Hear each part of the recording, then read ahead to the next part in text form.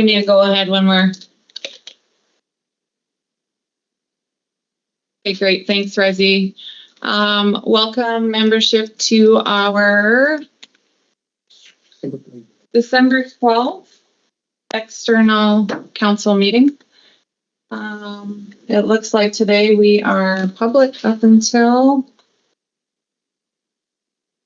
4 p.m. So most of the day we're public. So welcome. We will start with calling this meeting to order. You got Resi, your mic's on. mic's You on. got to turn your mic off, Resi. Thank you. So it is 10:02. I will call this meeting to order.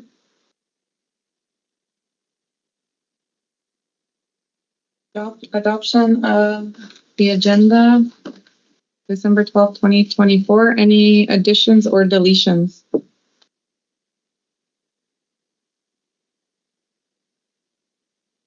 Move that we accept the agenda. Seconded. First it. And all in favor? Aye.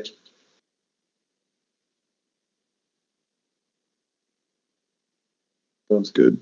Kyle's good.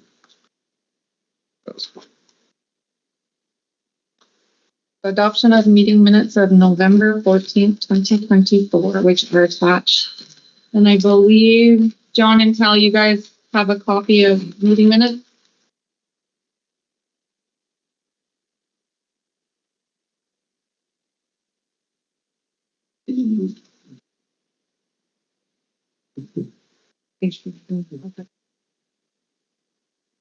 Okay.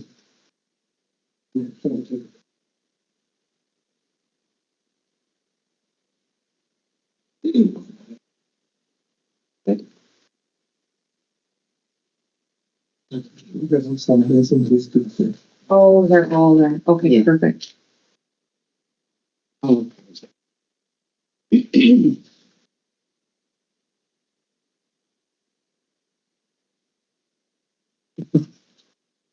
Very well done. Yeah. Thank you. Simon. Nice. So first action item, public, Adam Kim, patients, meet separately, brainstorm, refine wildlife recovery plan. Ongoing. Yeah, I believe that's ongoing.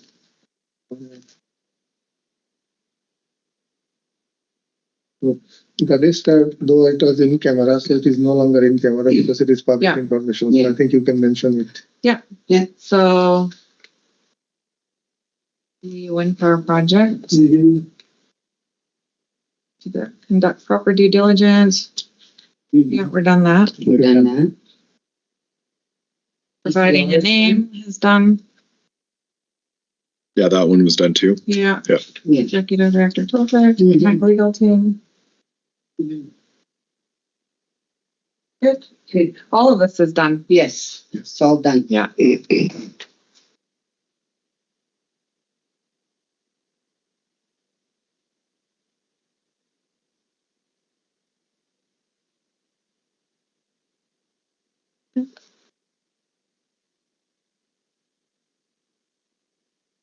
With that, can I have a motion to adopt meeting minutes on November 14th?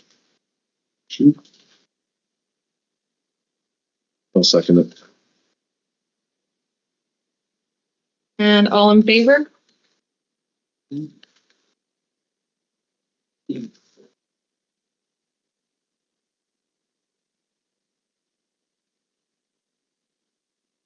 Natural resources. Gbenga.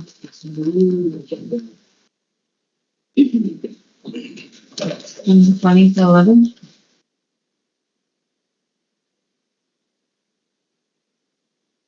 Going first. Yes. Yeah. Oh, I like what's going on. I like that everything is on one. Yeah, I know. Yeah.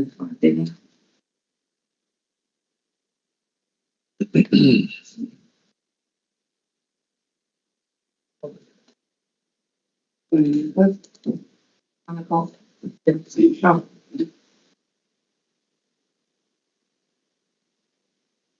With Meteor Lake Wetland Wildlife Management Area.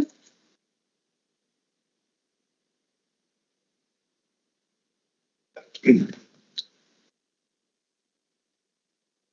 there is a report, some report that we can probably read a little bit because he is on.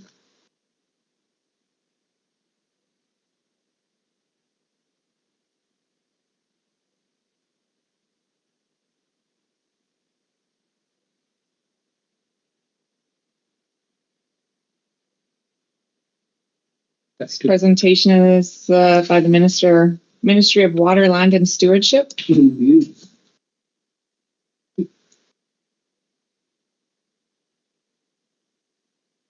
Hey, Gbenga. Hi, Gbenga. You can talk. You wanna? I'm waiting for those guys. Yeah, they could come. Meanwhile, you can start that. Oh, yes. Are they in person? Yes. Okay. They will be coming in. They work with the ministry. So they hide it. Are we live? Yeah. Yes. So welcome, Gbenga. Gbenga has the floor.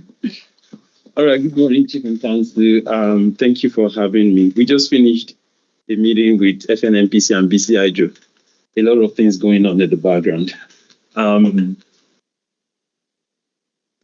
So the project is the Metro Lake. So if you remember, early this year, I brought a matter to council's attention about Nature Trust, their proposal to purchase some properties by that Metro Lake. I don't know if you recall in one of my presentations, probably March or April.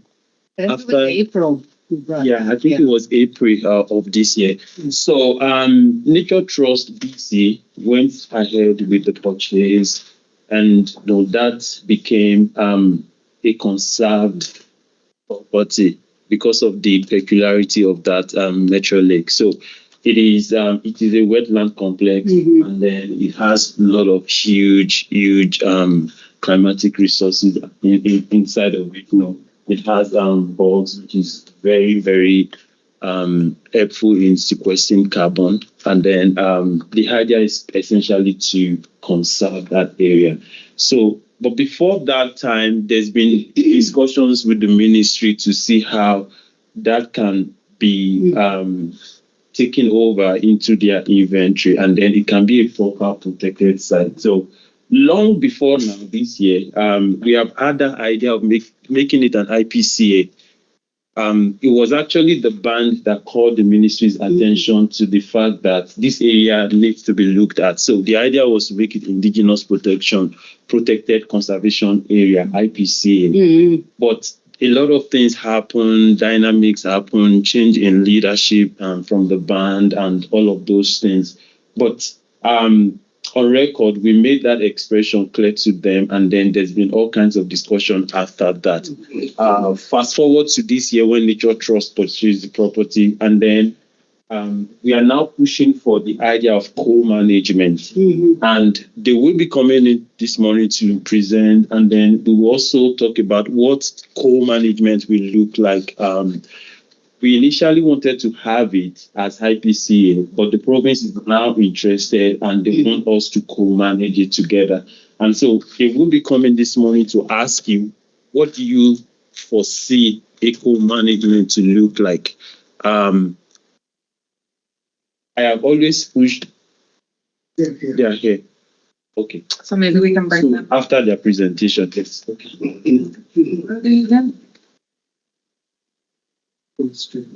Oh, management. Outline.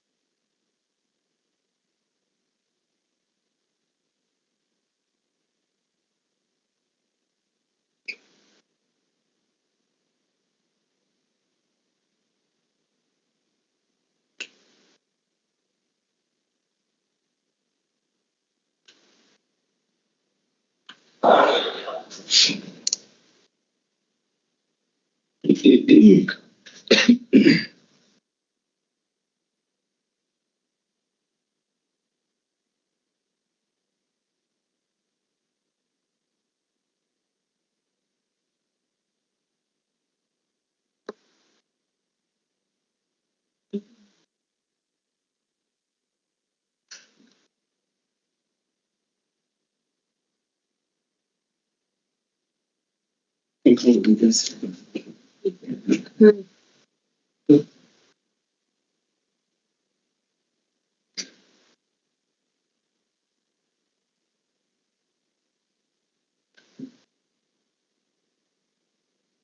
Should are you going to be presenting? Yeah, I do have a presentation. Okay, on the stick. Yep, I'm going to stick on my computer with everything. Yes. I can help with that. All right.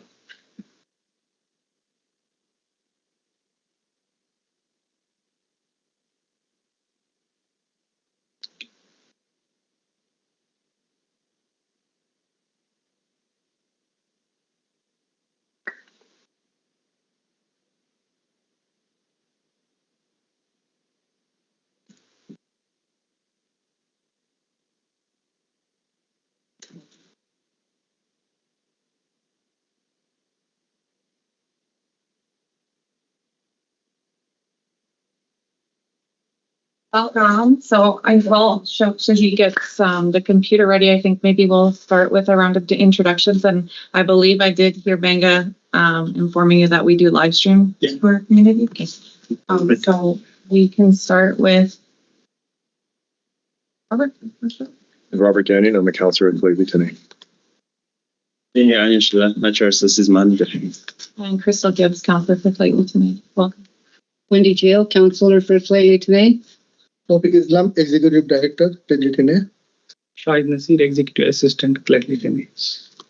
Dr. Allan, minute taker for Lheidli tonight. Couple online. Hi, good morning, Kyle McIntosh, Clayton Counselor. Hello, John West, Clayton Tennant Counselor. And yourselves? All right. Resi. No, that's she's just the one who just broadcasts all this. She's the main person in all this. Sure, do you want to introduce yourself first? Sure. My name is Sherry Elwell. I'm a senior ecosystems biologist with Land-Based Stewardship Group and with the Ministry of Waterland and Resource Stewardship based here in Prince George. And I work with Duncan on our regional conservation land program. Yeah, hello, everybody. My name is Duncan McCall. I'm the section head for land-based stewardship for the Omineeka region. Just like to thank everybody, folks online, community, and all of you here for inviting us and allowing us to present to you today and provide a little bit of background on our program with the government. So our land-based stewardship team, we are a small team. We have 9 core positions. We're a little bit shorthanded right now with some maternity leave or paternity leave and some temporary assignments, but small team. We have aquatic specialists and terrestrial biologists on our team. We deal with pretty much everything in region, everything from major project review and permit conditions with the EAO office, right down to more transactional things with base referrals for lands, water, and mines. We do like forest planning pieces as well, so reviews of FSPs for licensees. And then we also do a bunch of proactive work and some researchy things as well. Part of our work is our GAR program, which are the ungulate winter ranges, wildlife habitat areas. We're looking at starting to look at wildlife habitat features. And we also do the conservation lands program, which Sherry's going to present on today. In addition to that, some small research projects. Some of you might have come across Jeff Werner, who's part of our team, who works on a lot of the moose research in region on our behalf. Luke Turcott's our aquatic specialist. He's been working a lot on bull trout and sturgeon. And yeah, we touch a lot of things. So it's we have a small team, vast amount of experience, and we're really looking forward to working with Lheidli today on some of these projects. And with that, I'll pass it off to Sherry Elwell for the Meteor Lake All Lake Management Area proposal. Yeah, and thank you. Can we have it in full screen, please? You have to enable. F5. That's fine. F5. You can press F5.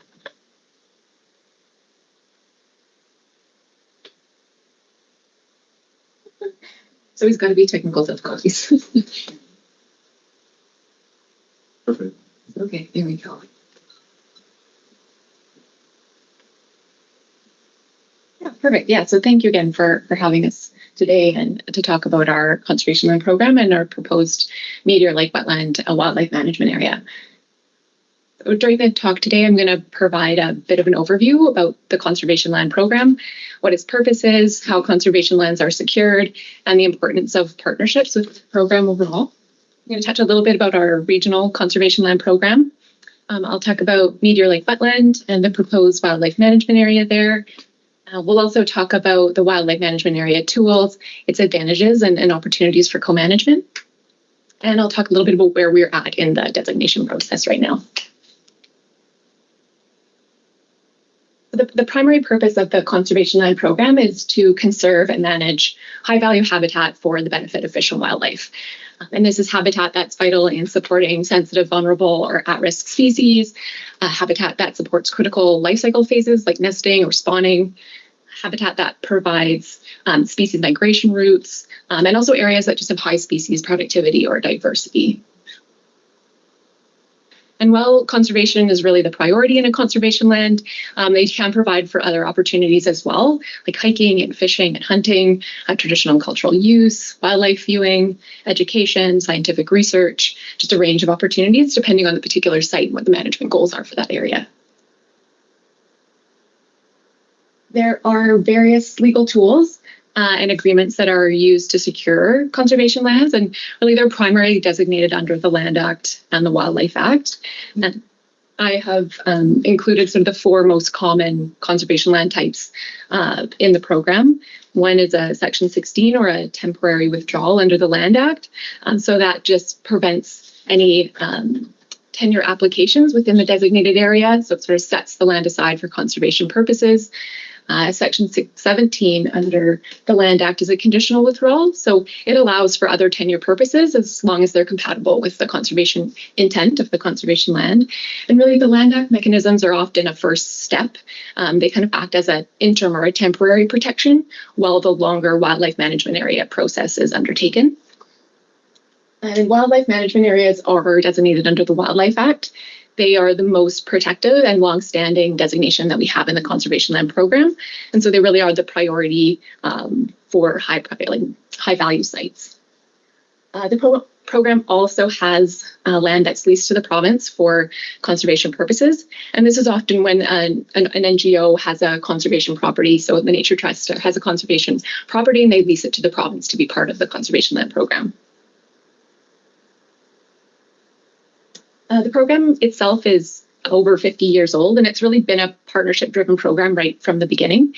There are relationships with provincial government staff, there are regional staff like Duncan and I, and then there are external to government conservation partners.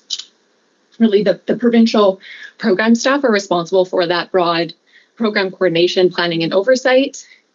As regional staff, we are responsible for in-region program implementation. We do on-site specific management activities. We work with conservation partners in region, and we lead the development of new conservation lands.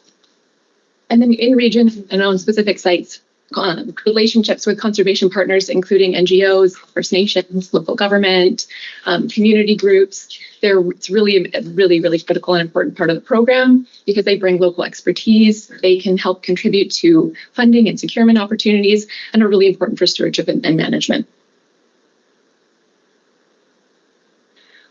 More broadly, the conservation land program has some connections to larger provincial wildlife stewardship and conservation initiatives, including the Together for Wildlife strategy, where there is alignment in acquiring new priority lands for wildlife stewardship, and also commitments around collaborative partnerships and co-management of fish, wildlife, and their habitat with First Nations. I'll just touch a little bit on our regional program. In 2020, we developed an internal strategic plan that was endorsed by management that helped provide direction and helped to sort of steer the growth of our program over time. And some key goals that we identified in that plan were to expand the conservation land network in our region. We do have a number of conservation lands that are secured under the Land Act, but we only have 2 wildlife management areas currently. And so we're looking to expand that network. And also, we would like to build new and strengthen existing conservation partnerships. I think we certainly recognize that the success of Goal 1 is really not going to happen unless we continue just to build the conservation partnerships that we have, but also develop new ones. And working with and collaborating with First Nations communities to identify, secure, and manage conservation lands is certainly what we acknowledge as being really important for the program. We also are hoping to maintain and enhance ecological integrity on these areas, while also providing compatible recreational and cultural uses. In the plan, Meteor Lake Wetland was identified as a priority for wildlife management area designation. And really the ecological importance of this area came to our attention from Lheidli when it was included in a broader Indigenous protected area proposal under the Federal Climate Nature Fund in 2018. There's also been recent research from biologists at UNBC that really indicated the high diversity, both in species and ecosystems at the site. So we acknowledge that it's a really important area. We are considering the Meteor Lake Wetland Complex to be all the wetland, upland, and riparian habitat within that large meander of the Fraser River across from St. Clair Mills. And it is regionally significant. It is the largest bog complex on the upper Fraser River. It has at least 15 different wetland ecological communities. That includes bogs and fens and swamps and marshes and open water wetlands. Also approximately. Sorry, that's on this side of the Fraser, right? Yes. I just, I've got your map here, but I'm just looking for more clarity. Do you have another map up there that shows a little more detail of what we're looking at here? We have a few maps. More than happy to leave them and the presentation with you. Yes. For review, but detail. Oh, yeah, okay. And then you have a few more slides coming. So this is all the upper Fraser is what this is? Yeah, it's exactly. Okay, yeah. Like a league closer to Eliza Lake? Or Eliza Lake is on the other side, right? Yeah, it would be down here somewhere. Yeah, okay. Okay, good enough, sorry.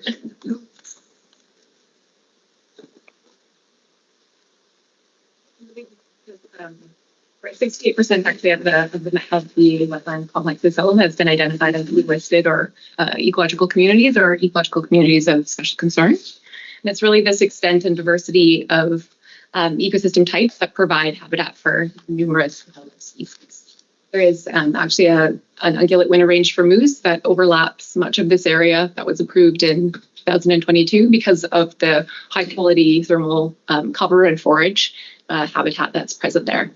And it also provides other functions like carbon storage, water filtration in the extensive peatland habitat. There are just some maps here on the left there that just shows the overlap with the moose ungulate winter range, indicating high value moose habitat. And over on the right side there is the distribution sort of extent of ecosystems that are considered of special concern.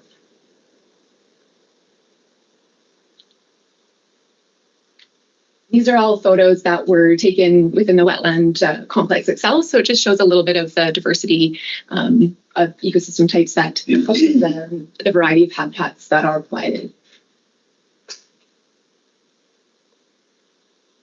So since the area was identified as a potential candidate for wildlife management area designation, most of the area has been set aside for conservation purposes, at least temporarily. In 2001, 2,045 hectares were set aside under the Land Act for conservation purposes as just an interim temporary protection. And in 2022, The Nature Trust of BC and the Nature Conservancy of Canada, they purchased 6 private land parcels that were overlapping the wetland, contributing an additional 320 hectares for conservation purposes. And it's really all of these different areas that we're proposing to be part of the wildlife management area. The Nature Trust of BC, which has the orange parcels there, they are planning to lease their parcels to the province for inclusion in the wildlife management area and would be involved in active management once the WMA is established. Whereas the Nature Conservancy, which has the yellow parcels there, they're planning to transfer their parcels to the province for incorporation into the WMA, but won't be involved in further management once it's established. A little bit about wildlife management areas. They are designated under Section 4.2 of the Wildlife Act, and they do require consent from provincial council. Conservation management of fish, wildlife, and their habitats really is a priority, which is a little bit different than other common habitat protection mechanisms such as parks, which really have a high recreation mandate as well. Within the conservation land program, they are really the preferred tool for high priority sites because they are a long-term enduring designation, and they do provide really great opportunities for conservation partnerships and collaborative stewardship. They also provide a flexible framework and additional tools to manage and restore habitat for fish and wildlife. Each specific wildlife management area has a specific management plan, and this is really the guiding document for the site, and it is developed collaboratively with all conservation partners, and it identifies both the natural and cultural values, as well as the goals and strategies that the site will have to maintain or enhance those values over time. And it also identifies activities that would be considered compatible or non-compatible to be occurring in the wildlife management area based on whether they're going to be compatible with the goals and the conservation intent. Also, once a new WMA is designated, new activities, so an activity that's sort of not described or covered under the management plan, it requires permission from the regional manager under the Wildlife Act. So this just provides an opportunity to prevent or accept other activities, say a proposal from an outside industry or what have you. It gives us some opportunity to determine what activities can occur in there based on the goals and the conservation intent of the site.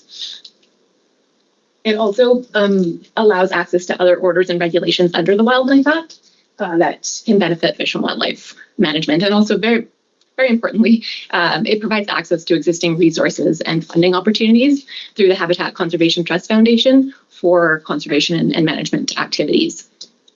I mean, Meteor Lake Wetland is an pretty intact area, and it's also fairly remote. So it's not going to require as much active management as, say, a site that's more degraded or that has higher recreation pressure. But the wildlife management area designation would provide a long-term protection from the area. And it will also still provide opportunities for existing authorized uses, for ecological inventory, for traditional and cultural use, for scientific research or monitoring. And so we feel that this wildlife management area really provides an opportunity for collaborative stewardship between the province, Lheidli First Nation, and the Nature Trust of BC. And during the designation process, we want to ensure that Lheidli's values and interests are respected and incorporated appropriately within the wildlife management area proposal. And we would also like to work collaboratively on the development of the site's management plan. We have shared a very skeleton copy of the plan with Chelton and Gbenga just to aid in guiding any future conversations about management planning. But this process can really happen at any time in the designation process. The plan could be prepared before a WMA or wildlife management area is established or afterwards. There is flexibility there. And then once the wildlife management area is established, we would look to co-manage the WMA or the wildlife management area. And so we really do appreciate being here today so that we have an opportunity to discuss what co-management would mean and look like to you. And just before I conclude, I'm just going to give a bit of an overview of where we're currently at in the designation process. So we started seeking support for the project and pursuing those interim protections under the Land Act back in 2021. And since that time, in between that time, we've had several discussions with Gbenga and Chelton and Chesapeake before that, as well as with the Nature Conservancy of Canada and the Nature Trust of BC about the proposed wildlife management area. We also had an ecosystem mapping and classification assessment completed in the area just to provide some baseline information about the habitats that are there. And in early 2024, we initiated the formal consultation on the wildlife management area with Lheidli natural resource management staff, with other government agencies and stakeholders, and so far has received some general support for the initiative. And so we're still currently sitting in the engagement section and working to complete that part of the process. And so our next steps are really to continue collaborative stewardship discussions and secure support for the designation. Also to collaboratively develop the management plan with our conservation partners and to prepare that ordering council package. And that really summarizes the outcome of engagement. It provides official maps and communication materials. And we are sort of hoping to or have a goal of having the site designated in 2025 and are really looking for like spring or early summer as sort of a goal for our timeline. Yeah, I think before I open it up for general questions and discussions, I'll just pass it off to Duncan in case you have anything else you would like to add. Yeah, at this point. I guess one way to look at the wildlife management areas is it is almost equivalent to being a park under the Park Act, except it's under the Wildlife Act. So it's essentially a similar type of protection, except just under a different piece of legislation. Within the Wildlife Act, we've been talking with our manager, who would be the signing authority under the Act, and it's James Jacklin, and he's really supportive of the idea of developing and formalizing co-management within the management plan. So once that management plan is developed, it can enshrine essentially a co-management relationship. So we have a similar one with the Nature Trust on some of the leased lands, where it's written right into it that prior to any sort of activity occurring on that land that we haven't already agreed to in the management, well, those are more management direction statements for those, that we would seek formal agreement from the Nature Trust. So it's one of those tools where we can form a very strong relationship, and that relationship can really guide management. I think it's a great opportunity for us to kind of step into that world a little bit more formally.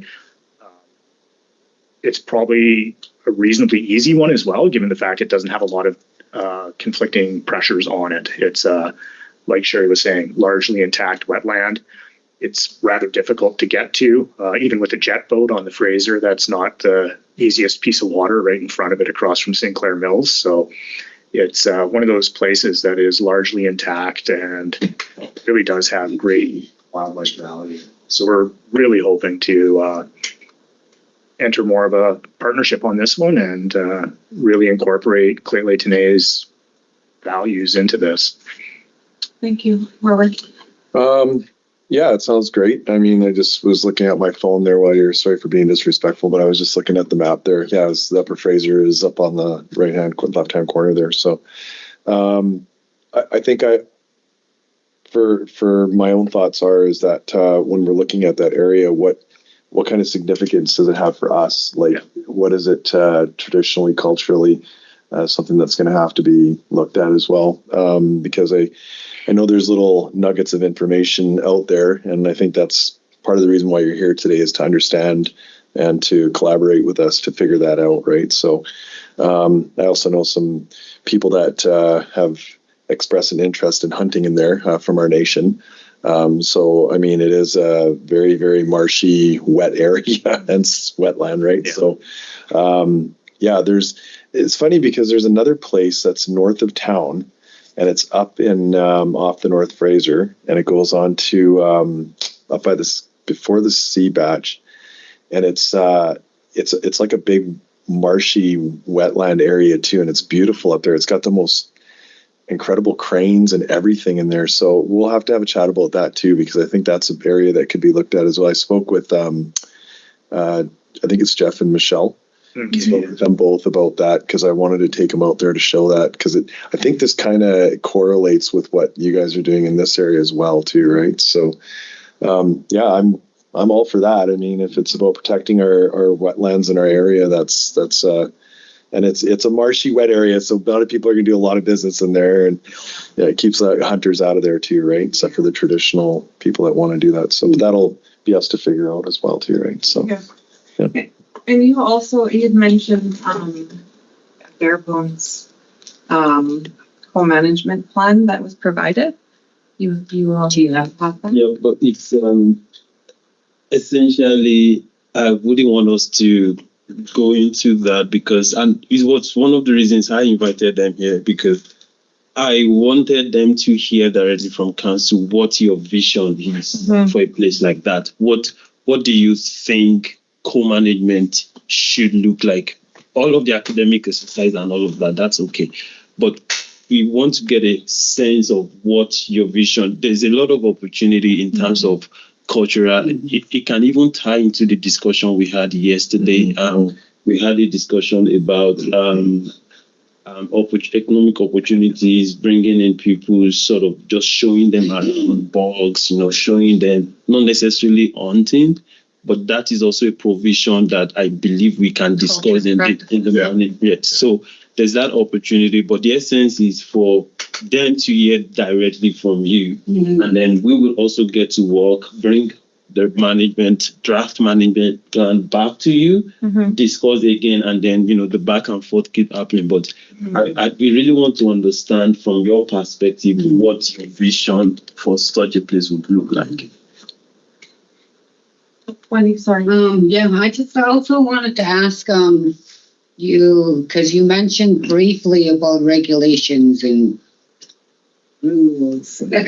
You said that it's different with the co-management thing or the whatever, this kind of thing that you just talked about to the province or whatever regulations. So what's the difference, like, because you said there's a difference, between both parties, and I want to know, like, is it better for us to have it this way, or is it to follow the other regulations which are more stricter? So she's asking essentially the difference under the Lands Act and in the Pact.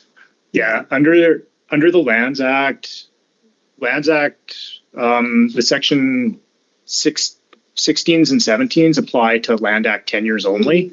So it's very specific. The wildlife management area, it removes that entire place and places it underneath the Wildlife Act. So if there's going to be forestry, would have to be a compatible use that would have to be agreed to by the managing parties, the co-managing parties. Mineral exploration would be the same. Commercial recreation would be the same. So it's all encompassing. Basically, any activity in that area would require a formal letter of approval from, it would be the manager under the Wildlife Act. But if we're enshrined in a co-management regime, then it would be the agreement of all three parties in order to get that sort of agreement, right? So Thank you. But we're viewing this as a great opportunity to have these legitimate, equal partners. Okay, thank you for clarifying that. Thank you, Gbenga.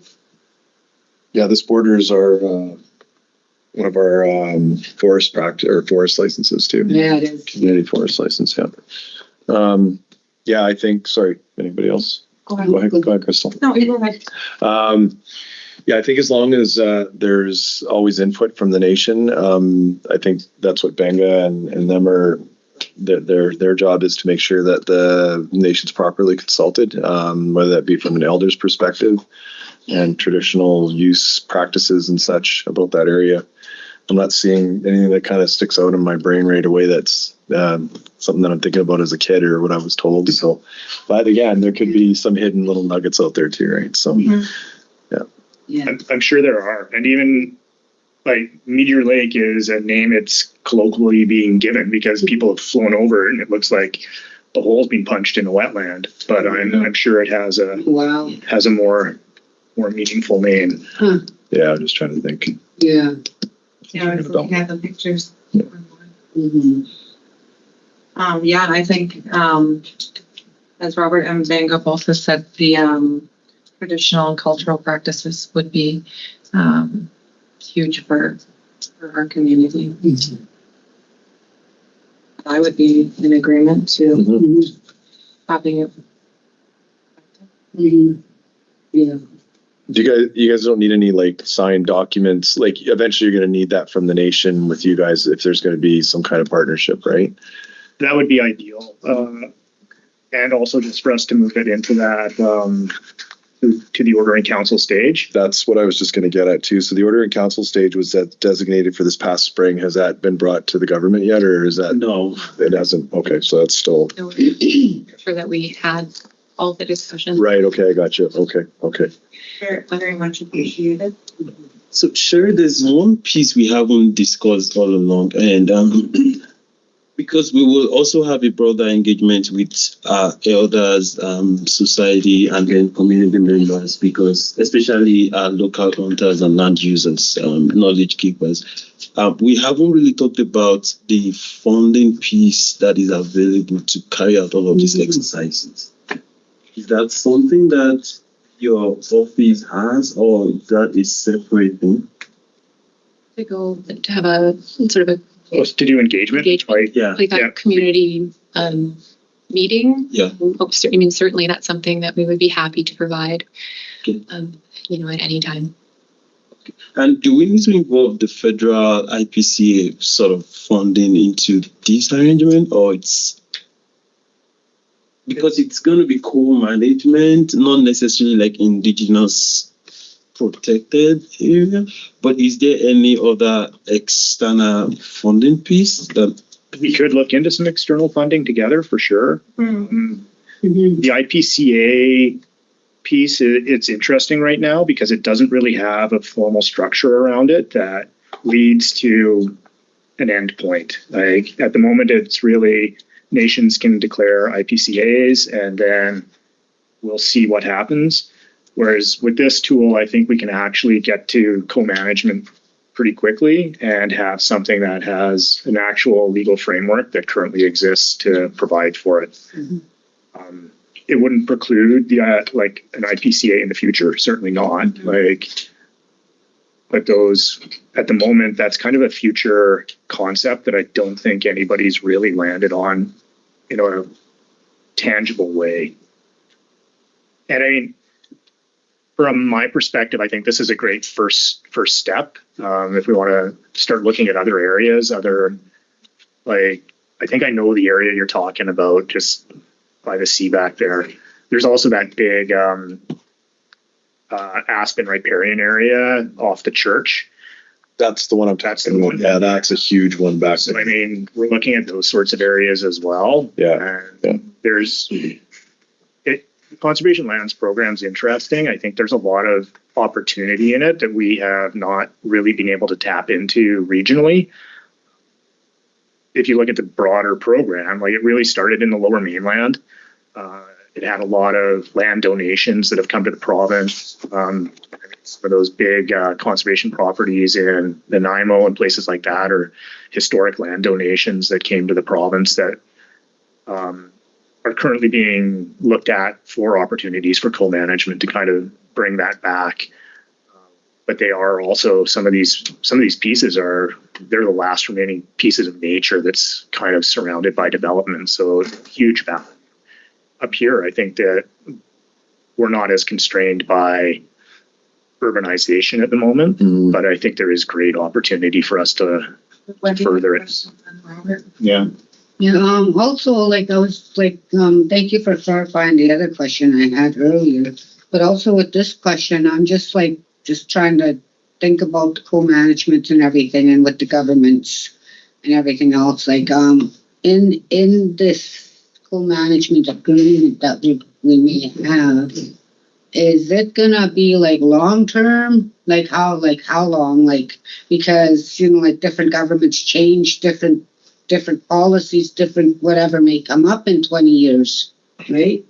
So is there gonna be clauses in there that we maintain the co-management system? Like, God forbid if it dried up, then what? you know, then what you're gonna do? You know, what are we gonna do about that? You know, God forbid if that wetland ever did just naturally just disintegrated. With the co-management, what are we gonna get together again and discuss, you know, the impacts and whatnot?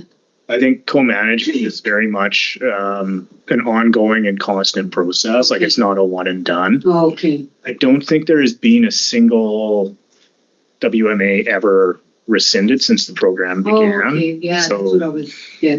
it's a bunch of work for us to get in front of an ordering council to get it accepted by government, and there hasn't, not that I'm aware of, been any rescinded. Oh, okay. So. Thank you. So that being said, like, we're talking about other areas as well too, right? Like up by the church and stuff like that. I guess this would be part of where we would get involved, and we would go maybe along with you guys to identify areas and figure that out and just kind of look around. Because again, these are places that, you know, this was identified by my dad, and he's like, man, we really need to get this place protected. Like, it has to be that, whatever it is. So I guess that would probably be more as we're working out an agreement that we could come along with you guys, right? As like, for sure, right along. I don't know. I'm just kind of looking at it as when you're working together, you're going to go out in the field together, right? So, yeah. Definitely. We kind of, because we have a structured process, they kind of are dealt in individual pieces. So moving forward, we would definitely be interested in like putting some more of these pieces into play. Same with Moose UWRs, if there's a desire to formalize some of that. I know there's been a lot of work done by yourself, Gbenga, and Chelton and community to identify high value moose habitat. We're like, all of these things kind of fit within our shop, and we're interested in them.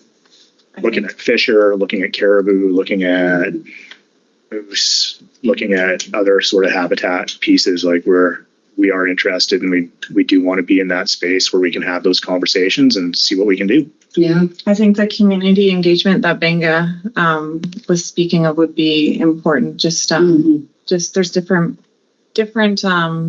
places for different people. I know somewhat of yours, you know, mine's the other way. So I think you'll find the community will have a lot of input as to what their vision is.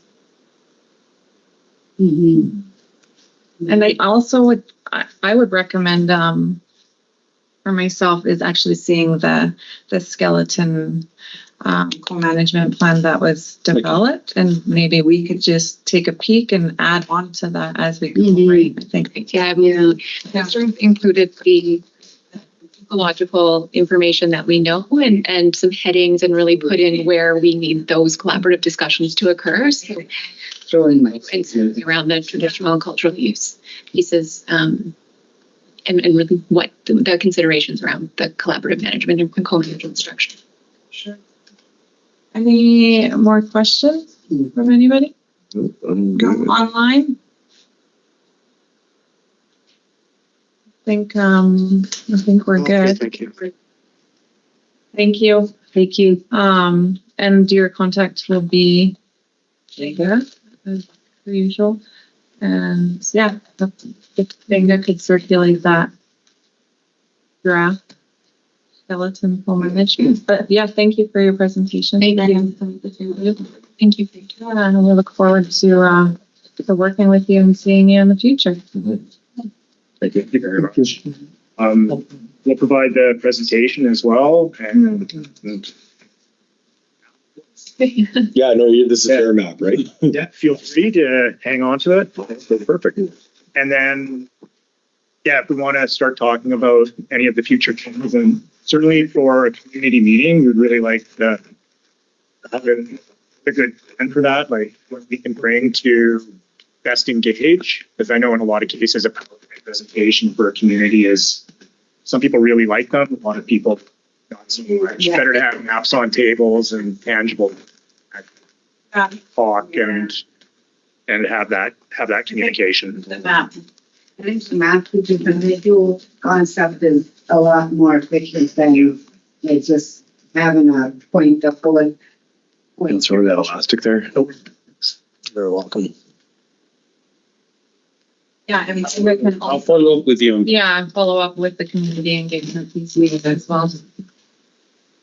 Thank you very much, everybody, and happy holidays. Hopefully winter shows up with some snow and No, not sure. Yeah. Today heard it great. Was it skeleton management stuff? What they're asking about? Well, skeleton means like they're just Take care. Thank you. They are framing it out. What Thank phrase you. they are framing it right now? Like that, yeah. well, it's the words, yeah. Yeah. And there was something else that they, I think we got 10 minutes. Break, we Yeah. be back at 11:10. Yeah. Yeah, so Crystal, I have just something to say. Yeah. That Allan is here. Hold on. We're still live. You want it to not be live? Yeah. Okay. Okay. So this is, We're live still, Resi. so we have a G2G meeting today with Province of British Columbia at 1 o'clock, right? Mm-hmm. So Allan, you are presenting here. So how do you think, like, can I engage Malcolm to talk about the Hickson wind power land? Mm-hmm. At 1 o'clock 1 o'clock, with the G to G. G2G. So that's City of Prince George and the regional or the province. Oh yeah, Yeah. It's ATR federal. that's federal. Yeah, so I don't know if the province. Is it here for I federal? think ATR is federal. So that's what this meeting is today. Is with The ATR. one is the province is the G to G meeting is provincial government. Okay. Oh, that's. But I'm wondering if the federal. No, ATR is like the next step, right? Oh, That is the land. Who belongs to the land? That Oh. land. Is it provincial land or different land? I'm pretty sure it's crown land. Crown land? I mean, we're deferred. So where the wind farms go. Mostly crown. Provincial, federal. Oh, I have to check that. I think the last time they were saying was from like. I'll check now. But I know the interconnection line goes through private land. Yeah, but just the interconnection. But the project itself, where all of the. We're just talking about where the wind Yeah, it's turbines are going no, but to. I'll check it. Please do. Yeah, I think the Yeah, last G2G meeting today, if it is in provincial, Okay. you can tell Malcolm to initiate I'll the check discussion. Malcolm and Chelton will be in that meeting as well. Oh, good, okay. So, yeah, I'll check. Chelton will be the Crystal's the chair. Crystal's the chair. So, you're asking for Malcolm and Yeah, so I'm just like, so. Yeah, if, because Allan is presenting at 1. So if Gbenga confirm us that it I'll is do that. provincial land, then I can engage Malcolm, that Mhm. please. Yeah. Start the conversation. Yeah, I guess it depends on what the outcome is Yeah. with Gbenga, really. I'll check. Go from there. And then I think we are on a break until 11:10. So we will see you all back at 11:10. Rezi, you can go to break. Thank you. Yeah, once.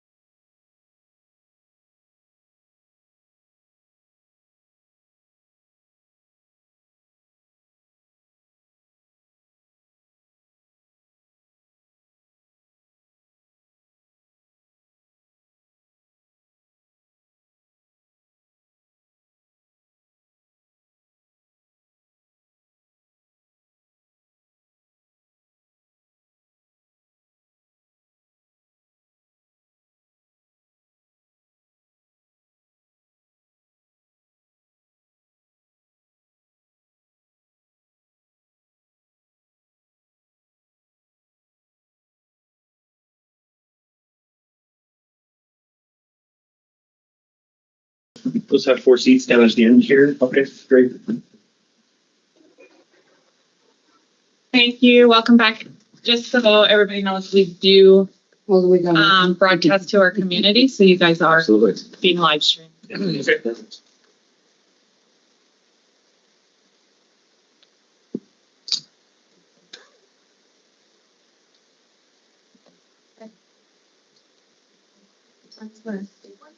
Ready and seated, we'll do a round table. Just Oh, okay, great. Thanks. Hook up the computer here.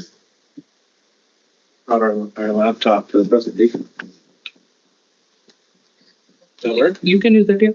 Yeah. I just didn't know if you had anything else going on, but I can unplug that. I don't have a USB, so Okay. just use my laptop.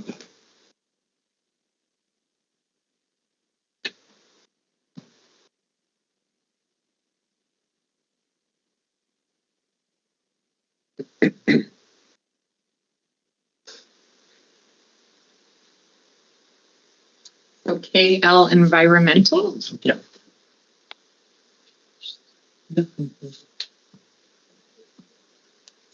No. Just this one? So we'll start with the round table. introduction. Maybe we'll start down at Lheidli. Sure. My name's Ian Levitt. I'm one of the owners of Kale Environmental. Brennan Krantz, the other owner of Kale Environmental. I'm Brendan Brown. I own Evergreen Environmental and Land Reclamation, and we work closely with these guys in multiple projects. Robert Gagnon, I'm a counselor with Lheidli today. Means you all, but Carl Robler with Care. And I'm Crystal Gibbs, counselor for Lheidli tonight. Welcome. Wendy Jail, counsel for Lheidli tonight. Tawfiq Islam, Executive Director at Lheidli. Welcome. Shahid Basir, Executive Assistant, Gladly Tene. Barbara Allan, minute taker, soon to be retired after tomorrow. From minute taker. Shahid will be the minute taker Your last meeting then, or? tomorrow. That's fun. Congratulations. Thank you. And then we do have a couple counselors online that will introduce.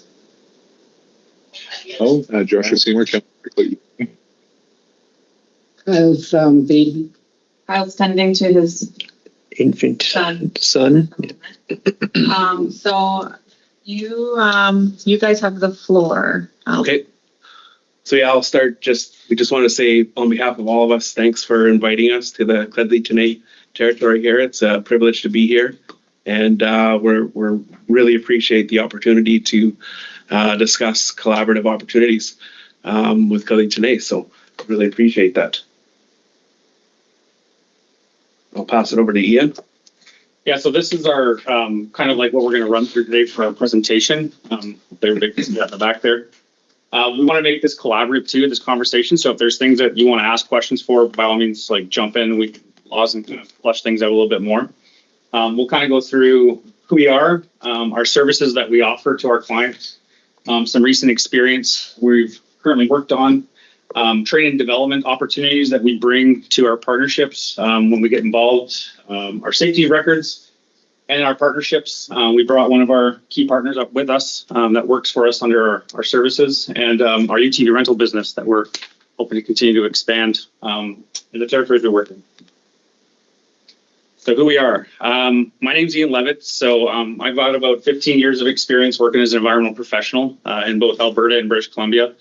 I've been in BC here in the Lower Mainland for about 10 years. I'm a registered professional biologist and agrologist. I've worked for various companies, and we started our company about 4 or 5 years ago. We saw a gap in the marketplace for an environmental construction management services company. So we're not quite an environmental consultant, which is full of a lot of degrees and PhDs, and I call them the ivory tower folks. But we're also not full contractors where we, our skill sets aren't just in the blue collar world. So we have basically found a gap where we've merged the two together. So we have practical solutions backed by environmental sciences with our consulting, but we also combine that with folks from a contractor background to make sure that our solutions are field fit, construction forward, and we can have development occur while at the same time balancing the environmental requirements to take care of the land. And this is Brennan Krantz. Yeah, I've been in the industry for 20 plus years. Kind of the other side of things, Ian, with more of the technical biology side, where I started out in Metro Vancouver in compliance, and then I moved into inspection. So started with TransCanada 15 years ago, and I've been doing environmental inspection since. Landed in Trans Mountain 7-8 years ago, and that's where Ian and I met as both lead environmental inspectors. From there, we developed our team and our company. So here we are. And so, yeah, our team, we're not large. We're still in our boutique phase, and hopefully we stay there because I don't really want to get huge. But our company's kind of composed of a lot of environmental inspectors and monitors, so pretty senior folks in the environmental field.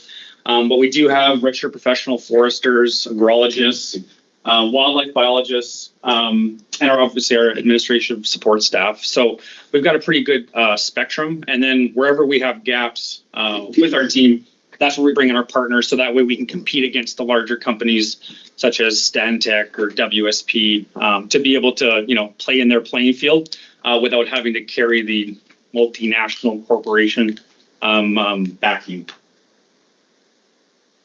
So I won't get down into the nitty gritty on this list. I just wanted to bring this up to kind of show you that we do have a wide breadth of services that we provide. Everything from environmental inspection, wildlife management, soil and water quality assessments, pipeline and facility construction, wetland assessment, environmental permitting and planning. We kind of come into that phase on the project where the EA's been acquired. They're moving into construction phase of like permitting, and then they're getting down into the actual practical execution of how do we build this thing. So a lot of the projects that we get pulled onto are in the early stages of construction. A lot of our relationships in the industry are with owners and also contractors, because we will speak both languages. And that's kind of where our services are best employed for. Any questions on that before? Sounds good so far. We can share that after too. Yeah, I'm not just being disrespectful. I'm actually blowing it up with my camera. Okay. Oh, smart. Yeah. With my contact. So here's some of the projects that we've been on, just to kind of like demonstrate where we've been and what are our experiences, even in our short years. This doesn't include the projects that we've been on when we were prior to Kale. These are the ones that we're specifically working on from our company from last 4 years. So the first one, which you're probably quite familiar with, is the Sunrise Expansion Project with Enbridge. So on that project, actually, Brennan, do you want to take that one just because it's your Yeah, it's been what I've been focusing on over the last season pretty steadily is the Sunrise Expansion Project. We've had contracts with Jacobs and with Enbridge. So with Enbridge, we've provided environmental inspection. We've done that in the region of Lower Mainland and Thompson, Nicola. That's a lot of why we're coming to you guys. We'd really like to expand our program into this territory and work in this region. So yeah, we had a couple of environmental inspectors down there. There's going to be only coming. The project's just begun, as I'm sure a lot of you are aware. So this is the preliminary stage, and I think over the next 6-7 years, project coming up. So there's a lot more positions that are going to be needed. So that's the environmental inspection that we've provided to Enbridge. The other stuff we've done is wildlife monitoring, specifically for Jacobs, we've contracted to, as well as a couple other companies, but for wildlife monitoring, it's different than the environment wildlife monitoring. This is a protective position where there's an individual out with a firearm working with a crew that is accessing some sort of terrain that has the potential for wildlife conflict.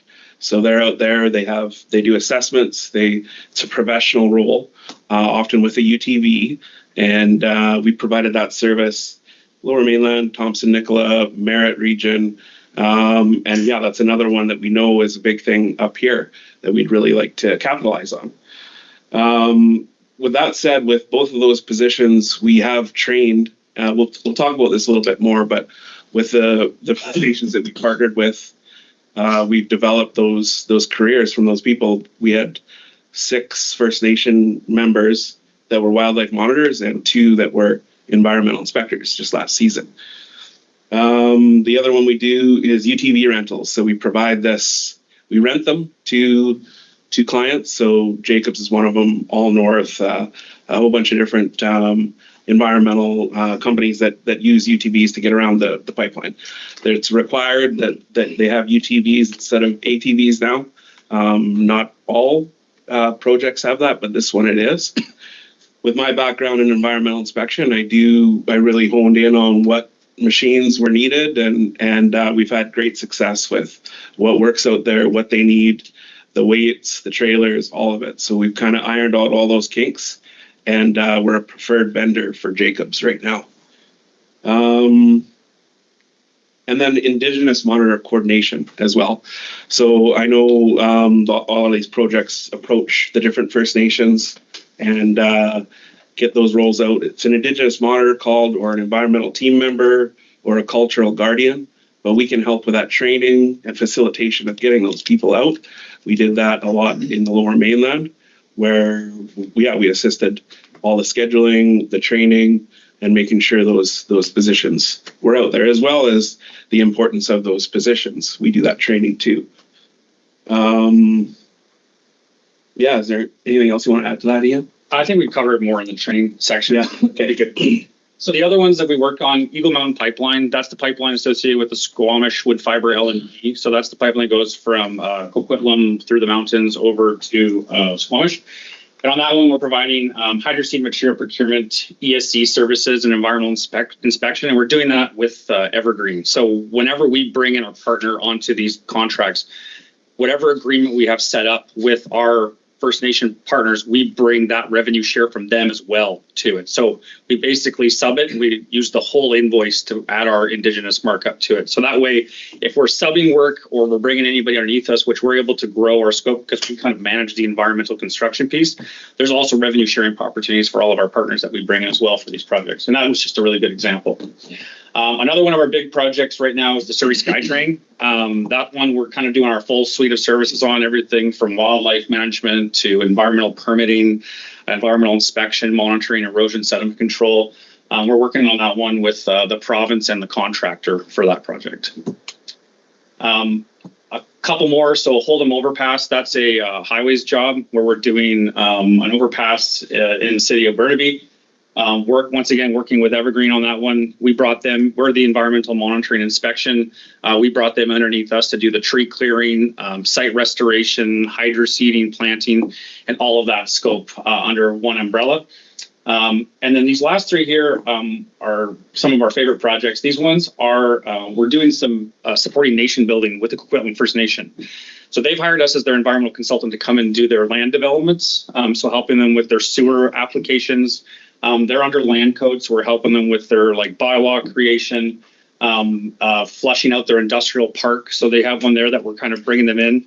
We're doing ATR support applications with them. Oh, we have a question here. Yeah, I was just wondering, because we said that Evergreen is their co-contractor, or what are you again? Yeah, we're a sub.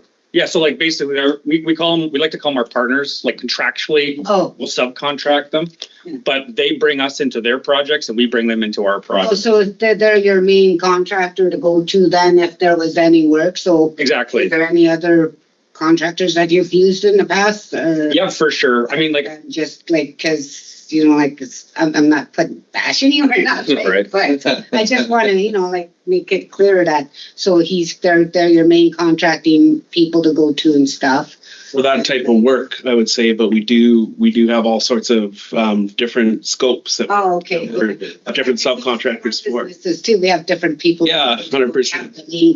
Yeah. Totally. Yeah. And I'll let you know, just clarifying that is all. and Brennan will have his one up here where you can talk about. So he collaborates with contractors as well. Because it was just a little bit confusing there for a minute, because that you're talking about your company, but then you're talking about this guy's company too. So I was just wondering if you guys were partners in everything, or just some things. Some things, and then those projects that fit. Yeah, exactly. Not everything's a fit. Oh, okay. Thanks. Yeah. And then Brendan's company will also partner with. Great question. Yeah, thank you. So yeah, to go back to the industrial park. Sorry, we have another question. Oh, sure. Sorry, you mentioned that you provide support for the ATRs, right? ATR applications. Yes. So yeah, what are the area do you support for the ATR application? So a lot of times through the ATR process, especially for the Coquitlam First Nation, for example, ISC requires liability assessments conducted prior to handing over. So we'll provide like phase ones, contaminated soils work, go out there and do some of the drilling programs that they have to kind of provide that environmental component to the ISC application.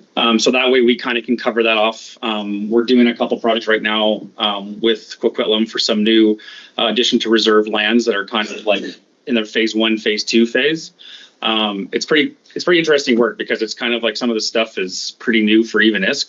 Trying to figure out how to expedite it because Our land code. Yeah, land. Exactly. Yeah. And they're trying, like right now, the goal is to basically find a way to expedite this because it's getting stuck in the application process for years. Yeah. Which I'm sure you guys are well versed in. I don't have to preach to the choir on that one. But yeah, that's some of the stuff that we've been kind of like supporting them and helping them. And there is starting to be a little bit more built in intellectual knowledge on how these applications work on both sides. And there's some consultants that are kind of like independent consultants that we've found and partnered with for these ATRs that, have services that they can provide outside help with, especially with, I'll get to the training development, but funding grant applications. So how to like pay for these ATR applications and pay for the environmental work from government grant programs. And the last one is a reef slough management. So this one is a pretty cool one. We're rerouting a river into some traditional territory of Coquitlam to bring salmon back into a parcel of land kind of on the west side of the reserve that's been historically diked by Metro Vancouver. So we're basically doing some habitat restoration, fisheries work to kind of find a way to bring back the salmon to their traditional territory in this one region. And that's a partnership with the DFO, the province, and the city with Coquitlam First Nation. So I wanted just to highlight these to show that we are working for obviously the industry to run our business, but when we come in to work with a partner, if there's appetite or desire, we're willing to jump in with both feet to help, build and the communities what they care about and the projects they want to work on. Okay, so probably this is like our more fun slide to get into for us. So obviously, top of the list for us, and I want to spend some time on this slide because if there's questions and stuff like that, like I think this is where it's pretty important to highlight. So revenue sharing, this is something we're very familiar with on our projects. And one of the reasons why I did bring one of our partners was just to show that whenever we get on our project, we're in a unique situation sometimes where we come in as the environmental construction management piece on the project. And underneath that piece, we have the opportunity to bring in multiple types of partners, whether it's contaminated soils, I like to call them the bugs and bunny people, so like fisheries, wildlife, or the reclamation piece of it, so planting, topsoiling, all that falls under that reclamation piece. When we bring those people in underneath our umbrella and we put our revenue share on it, it's on the entire umbrella that we do our percentage on. So that way there's no missed opportunities or missed scopes of work that we can get in. Like that's our background as environmental inspectors. A lot of times you're the head guy on the construction site of dealing with the environment piece, which, as you know, has many facets to it. So it's not just what we do, it's also what we bring in. And our partners are extremely collaborative. They partner with local contractors all the time based off their reach, and all of that gets bundled underneath that umbrella of revenue sharing. Typically, like, the industry standard, but we always like to at least start at 7%. Our goal is always to increase that as much as we can. For us, it's all flow through. So like, why not try to get it as high as possible? Sometimes we're limited based off of what our clients can accept or what they brought forward as their percentage. But our goal is always to start high. And, I'll come back to our partner if they're like, okay, it's too expensive. Well, then we'll work collaboratively to try to find it. Or maybe our First Nation partnership has an avenue to push that I do not have. And maybe that's something that can increase the value. These next ones, Brennan, do you want to? Sure. Yeah, environmental inspection training. So I touched on it a little bit. We had those couple of environmental inspectors that were First Nations from the Lower Mainland. They started out, both of them, as Indigenous monitors or environmental team members. So really an entry-level position. And with our team of inspectors, got them the right training, got them the right experience, the right exposure, and into the right work where they were able to be, elevated into junior environmental inspectors and are moving up the ladder now. So just an example of we definitely want to collaborate with the communities that we're working in and provide those opportunities. So, yeah. Wendy. So with saying that, what you just said, is that all certified training in that? Like who provides the certifications to them? Is it your company or is it where you're sending them to? Typically, the environmental inspection doesn't necessarily need a certificate. It's a based on experience and education. So in these roles, one of the individuals went for a 2-week training for environmental awareness, and then that combined with his experience working alongside an environmental inspector got him into that role, got him that seat. So it is different per project, though. It's a good question. But as far as the certification for environmental inspector, there isn't one for that one. It could be lots of people have a diploma or a degree, and we don't provide those, but we do provide guidance to where they can get those. Okay. Yeah, for sure.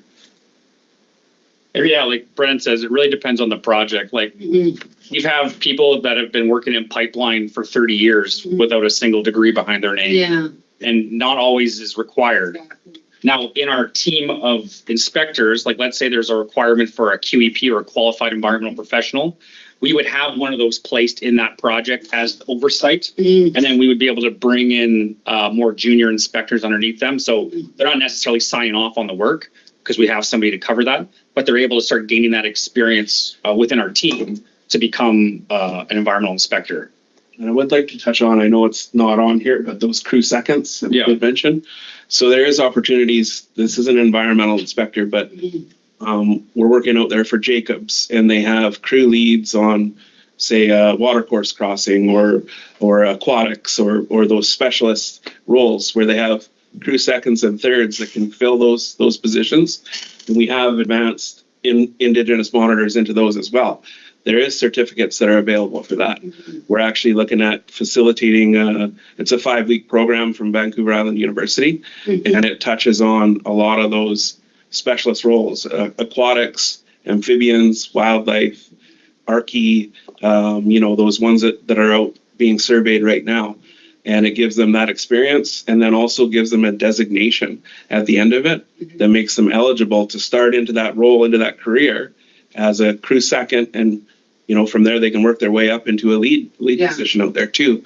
So we have worked with Lacamo First Nation on the Lower Mainland and have the ability to facilitate that course. So if that's something that you guys had a bunch of people that were keen on, we definitely have those connections and can make that happen. Yeah, there was a lot of missed opportunities, I think, on this, like we saw even for the Enbridge work this last summer, where we had members having to go outside of their territory because there was just nobody there to service that work.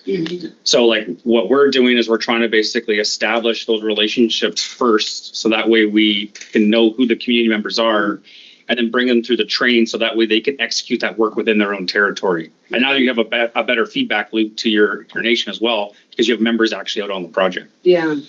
So there's a lot of missed opportunity, I think, there, which just means that there's a lot of opportunity coming up for the next, this project's going to be 5, 6, 7 years. Yeah. Probably longer, yeah. Yeah, with the post-construction monitoring and absolutely. The reason I asked is because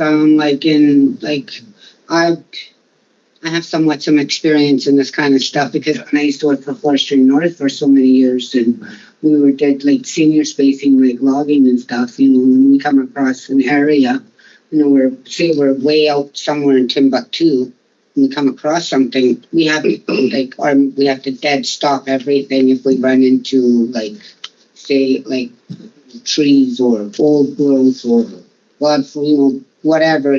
It could be with the environment or animal or whatever.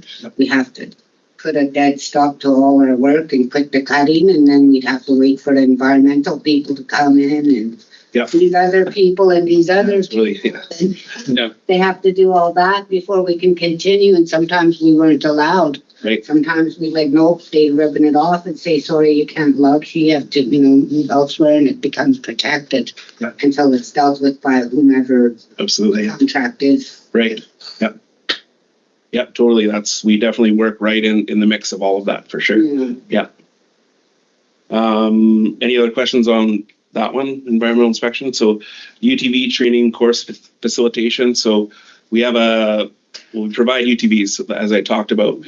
And a lot of our team requires that UTV certification to be out on the job, whether it's an environmental inspector, wildlife monitor, or an environmental team member. They're using UTVs to get around the project. So we do offer that course. We have a number of trainers in the Lower Mainland and all the way up to this region as well. So we can facilitate that and get the certification that's needed for the Jacobs or for the Enbridge project. But through Jacobs, there's a number of criteria for anyone to enter the project, and we know that well. We help facilitate it and provide a lot of that training ourselves. Even UTV training course is one of them, but there's trailering course and defensive driving. So we can provide all that and make sure all those boxes are checked too. It's great because Barb is also our course promoter. Yeah. Oh, Not just our minute taker. Awesome. Push that off your plate. Members too. That's awesome. On to wildlife monitoring course and hiring. So I did touch on this a bit already too. Like I said, we hired 6 individuals from local First Nations to go through the wildlife monitoring course, get certified, get all the appropriate training, and enter that field as a professional wildlife monitor. So develop those careers. Just last season, we started that. So we really want to expand on that, and that's a lot of why we're here too. But the big opportunities there in this region, there's lots of, as you know, lots of potential conflict with wildlife. So those roles are out there. We do provide facilitation of that training and the certification, as well as all, helping figure out, because it's not just that certification for wildlife monitor. They need a possession acquisition license. They need the proper firearm. They need, there's a whole another list of courses that would be in addition to other positions on the project. So yeah, we've done that. We've had great success with that in the Lower Mainland, and yeah, it's kind of plug and play for up in this region. Bear awareness course facilitation. That's a requirement of the project for a bear awareness course. We have that course available. We've done the training. We can provide bear string training out in the field. So kind of a one-stop shop for the wildlife monitoring requirements. And then Indigenous monitor training. So again, there's a very specific list that people need before they enter the project. But in addition to that, Ian and I developed a bit of a checklist of our own for what those First Nations might be looking for. It's not just a participation role out there for an Indigenous monitor.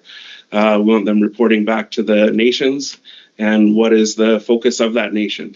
Is it watercourses or wildlife or all the different things that they're viewing, archaeology, to get as a professional role, not just participation. So we definitely promote that and provide training wherever we can on it, and have had great success working with whether it's environmental team members, cultural guardians, or Indigenous monitors on this project. But it's our background as well and others. Yeah, like Trans Mountain was a 7-year project of working with Indigenous monitors across the whole thing, and we learned a lot through that. We learned a lot of ways, just importantly, not how to do it, but also how to do it, and trying to move it from just a symbolic position to an actually integrative team member. We build really close relationships with our IMs as environmental inspectors that last the entire project and afterwards. And a lot of times, even when those IM roles are done, unless there's another project coming up, those are great individuals if there's opportunity to move them into like crew seconds or wildlife monitors, or even two of, like Brennan said, 2 of our Indigenous monitors on Trans Mountain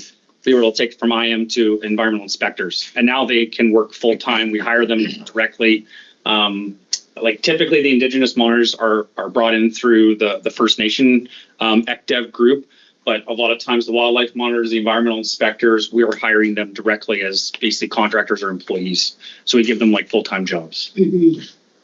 And then going on from it, so we have on-the-job erosion sediment control. That one's kind of more like if you're an environmental inspector. There's ESC courses. There's 3-day courses you can take, but the best way to learn that is be in the middle of a rainstorm on the side of a mountain with an environmental inspector. That's when you really find out how to fix slopes and that kind of stuff. With one of Brendan's crews. Yeah, exactly. And that's kind of like that on-the-job training where even as like Indigenous monitors or junior environmental inspectors, that's where we kind of really lean into teaching. We and then staff development and hiring support. So, you know, with Enbridge, job is a good example. We helped facilitate. We came out and talked with community members. We'd support any kind of job fair that was occurring. Because sometimes the hardest part is just finding the interested individuals in the sea of community members to see who would want to come do that, so it's not so intimidating. So we try to make that a bit more like interpersonal. They meet who they're working for, and you know, we're not trying to like, you know, toss them into the fire and just hope it all works out. Catered to each community too. Like it could be different, done in a different way too, and we're open to that. We've kind of done different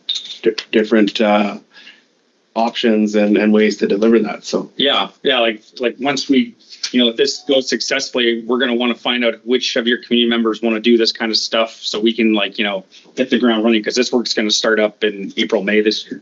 So there's some pretty quick low-hanging fruit that's coming.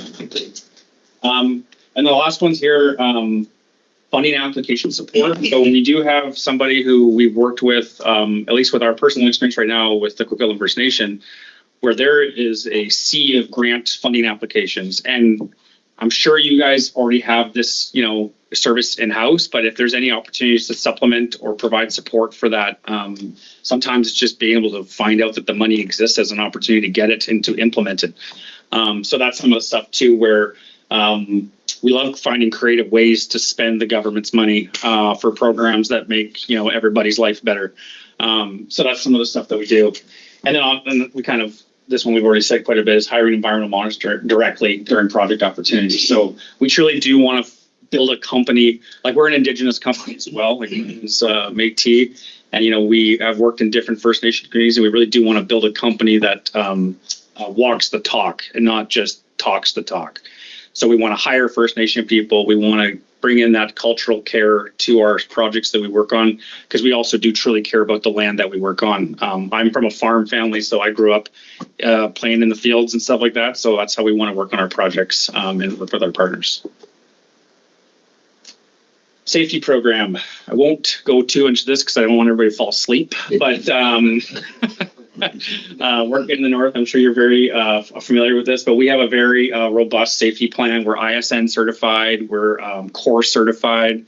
We use SiteDocs. It's an app that makes everything pretty seamless in the field, so it's not a big learning curve for maybe people who aren't familiar with the technology side of things.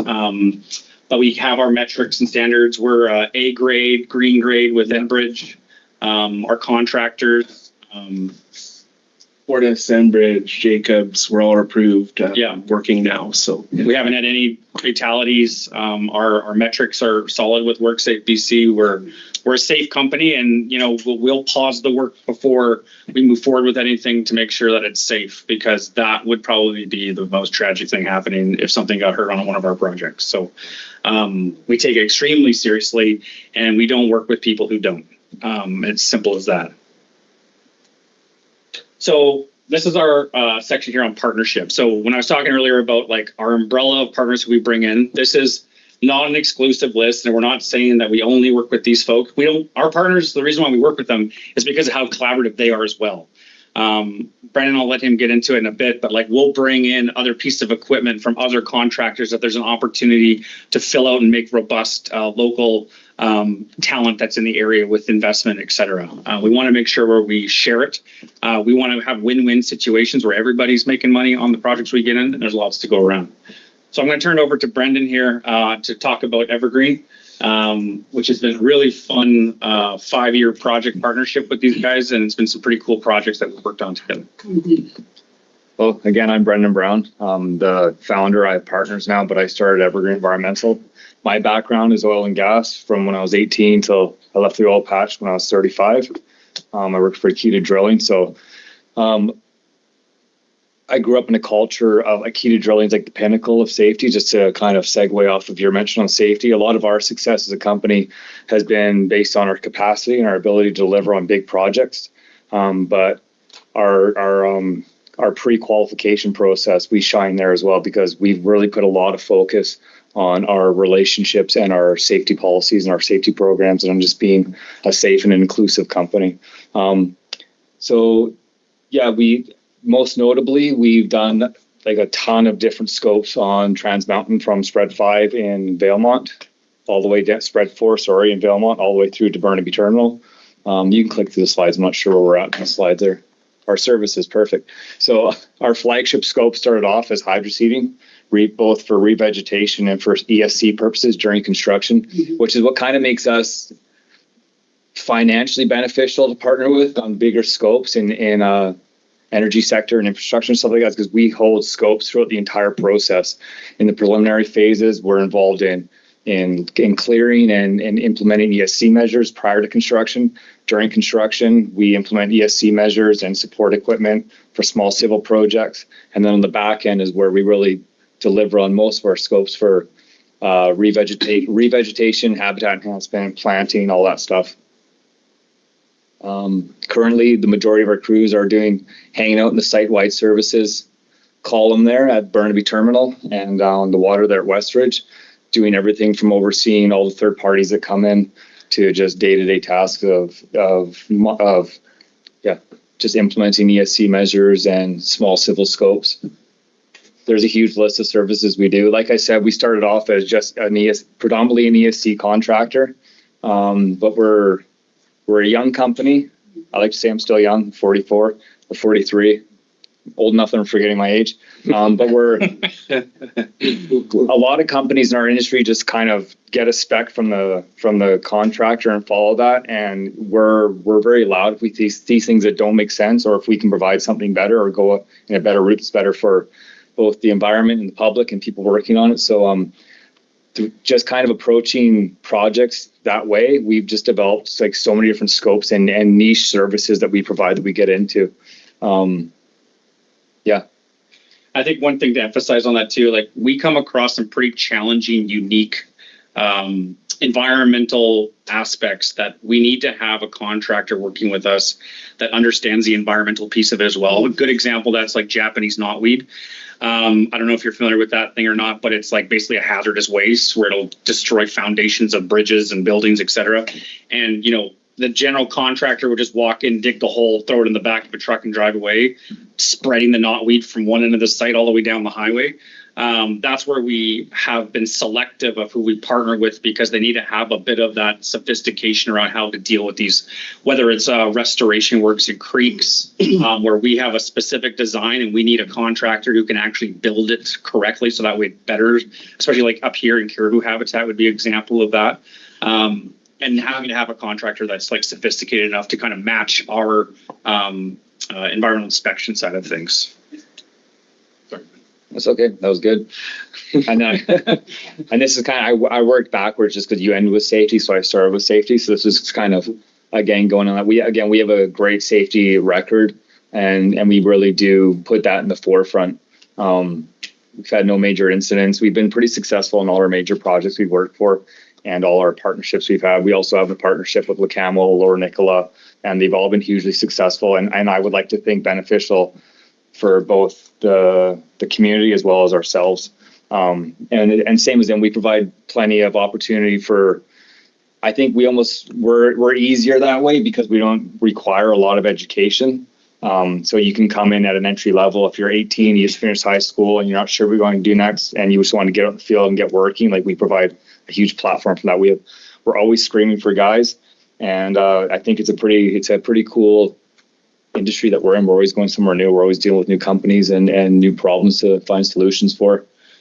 And that was the reason why I wanted to bring a partner up, because like a lot of times when you come into a community, sometimes you don't know what kind of talent you have available to get involved on your project. So we have everything. And on the next slide, McTavish is another one of our partners. So like, we have everything from the unskilled labor role all the way to the PhD educated role, depending on where they fall in that spectrum. We're not trying to be exclusive, and we're trying to get people involved as much as we can.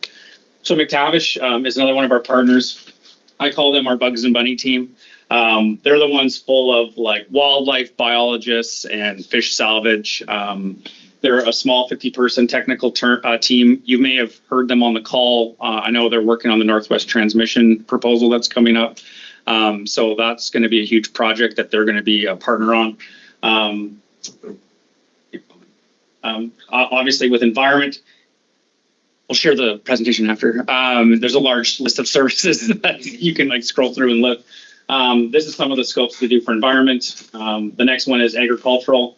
So anything with ALR, agricultural soils, they work with us hand in hand on these types of scopes. And the last one, which is a big one, is forestry. So they did all the timber salvage work for planning for Trans Mountain, for example, but they're also on pipeline projects here in the Northeast and Central BC. And have been around for over 30 years. It's a family-run company. It's also like, it's grown quite a bit in the last 2 or 3 years, but their core group is still like in the size where you can still sit down with the owner of the company and, go for dinner. He's not far off in some province that, Toronto or something like that. And then lastly, Whitecap. So these guys are a material supply company. So they're the ones on projects that provide everything from concrete to building supplies, safety supplies, industrial supplies, tools to projects. And we provide markup on all of that. So anytime there's a big project that happens, we can also bring in that revenue sharing opportunity for these supply companies as well, which can be a massive, like our business is consulting and reclamation, doesn't hold a flame sometimes to this partner that we have, because they can kind of get into every scope of any kind of build, whether it's civil or industrial, pipelines, mines, whatever it is. They provide the materials and tools and safety implements, and they're national. Like these guys are all over the place, so there's no place that they haven't been. I think they're up here. I think this is formerly Brock White. Yeah, you guys might recognize that name. I'm pretty sure they have a warehouse in PG here. Yeah, they purchased Brock White, National Concrete, and Brafasco. So they combined all of 3 of those companies into one. And we've partnered with them and helped them kind of like build out their Indigenous relations and procurement team. So whenever we go, we bring them with us because there's a huge revenue sharing opportunity. They're selling the widgets on projects. Yep. So the concrete company. Yep. So what is your partnership with them? Like you buy concrete from them? So like for concrete, for example, they don't sell the actual concrete, but they'll sell all the tools and implements and forms and everything associated with concrete. So the contractor on a project will buy all of their materials from Whitecap. Mm-hmm. All of that purchasing would be a revenue share back to the nation. Like, how do you mean, like? So like if there's an invoice going in for $50,000 worth of like safety gear and tools, etc., our revenue share percentage would be added to that invoice, which would be if the project is facilitating that. So say like we have a project, a construction project, and we need like say a big volume of concrete. Yeah. Concrete and like for the infrastructure. So how can we get the revenue share from that? So like if you're talking specifically about the concrete, like a batch plant or like ready mix or stuff like ready mix. Yeah, like their concrete isn't exactly, they're not providing the actual concrete material, but with a concrete job, there's a whole bunch of things that go along with the actual pouring of the concrete, like your forms, your hand tools, like the precasts, any large project that you kind of see, like rebar. Yeah, exactly. All of that stuff. All the geosynthetics that are on pipelines, like they use thousands of rolls of stuff like that on pipeline projects. That's what these guys do. And if you can get them onto a project where they're providing those materials, they revenue share all of that. So it's, Will they share the revenue through you to us? well, we've done it different ways depending on how big the size is. Typically it's through us because we're the ones out there and helping them facilitate these relationships. And that's how we would basically revenue share that stuff. But these guys they have reach that's beyond, like with this new acquisition, they're down in the States, they're in Canada. They're a big player, and I can get. They're very personable too. Scott, he's our Indigenous relations guy that we've worked on this. He would love to come up and meet you guys. So, that's something too that he can come and help and flush it out. Sure. So if you could kindly share that contact information with Allan. 100%. Thank you. Just being mindful of time, we have about 6 minutes. Just so everybody. Okay, we're just down to one more quick slide. I think that we covered. Pretty good. I can rip it real quick. So we rent UTVs. Okay. And so we want to grow this fleet, obviously, and it's very active on our projects. We're wanting to get a yard up here in PG. We want to put machines up here and we want them to service all these projects, and we would revenue share all of these UTVs back to Lheidli today. And thank you so much once again for inviting us up here to have this presentation. Forever. Yeah. So your partnerships are with this Coquitlam band and Musqueam? Is that what it is? No, the Camel. Okay. And then Lower Nicola. Okay. Yeah. Do you guys still have a partnership with Triton Consultants? No. Good for you.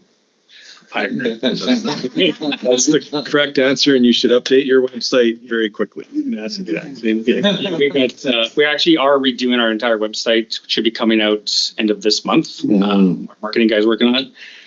We could discuss a lot of what happened there. We got burnt. No need. Yeah. You guys I think you're already picking up what I'm putting down. So, yeah, I appreciate that. So running. Robert. Just one other comment.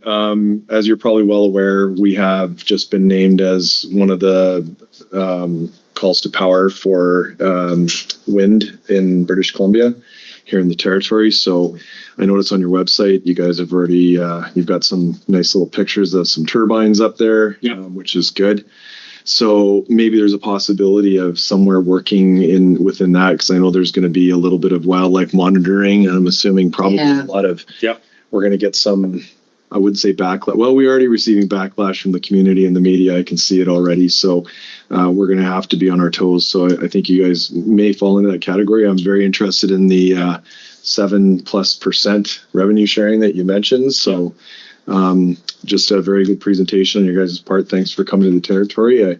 We're properly welcomed here, but welcome to the territory, and we look forward to seeing you guys again. We appreciate that. Yeah. Thanks for your time. Yeah. I worked for Stantec, Robert, for years. We did the Doki wind farm.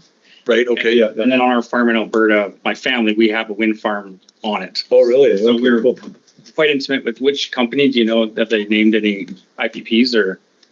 No, not yet. Little work or anything? So we haven't. Very. Okay.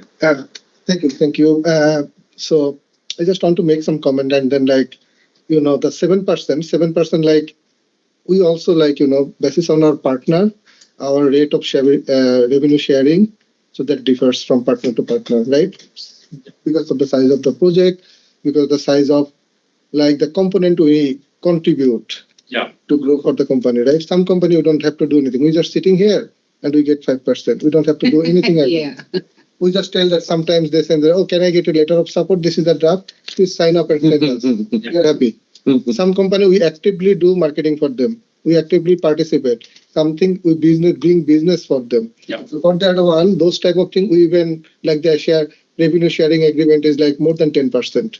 So there is some component here. So as Councillor Gagnon said about the wind power project, so from your presentation, the way I see it, the opportunity not only limited to the wind power project, we have a bridge project coming up as well. So I see that there could be some component there too. The business opportunity there too. So, not only the revenue sharing part, so what other things you can offer for the nation? Employment, any other thing you can offer for the nation? Well, that training development slide really kind of showcased and fleshed out things that we want to provide. So whether it's direct hiring, wildlife monitors, environmental inspectors, training, that kind of stuff. Training, career development. 100%. Yeah, like, I mean, if we get a yarded PG to run our UTVs, like, as long as the guy's got a driver's license and doesn't crash things, you know, there's opportunities there. Because, like, we do want to, like I said, we want to walk our talk. So we want to make sure that we have those opportunities. Sometimes it's not in our control. It's driven by our clients of what they're looking for. But we always have that in mind of how do we get another person hired, especially in that territory. Right. So. And it benefits us too. We chatted about it this morning. Wildlife monitors from this territory, they're going to know the terrain. They're going to know where this river goes, and you know it's local knowledge. So it benefits us too. We're not flying someone out here to do wildlife monitoring. So 100%. It benefits both. And it's only a quick 8-hour drive up here. So I mean, like, you know. Guys, online, do you guys have any questions, comments?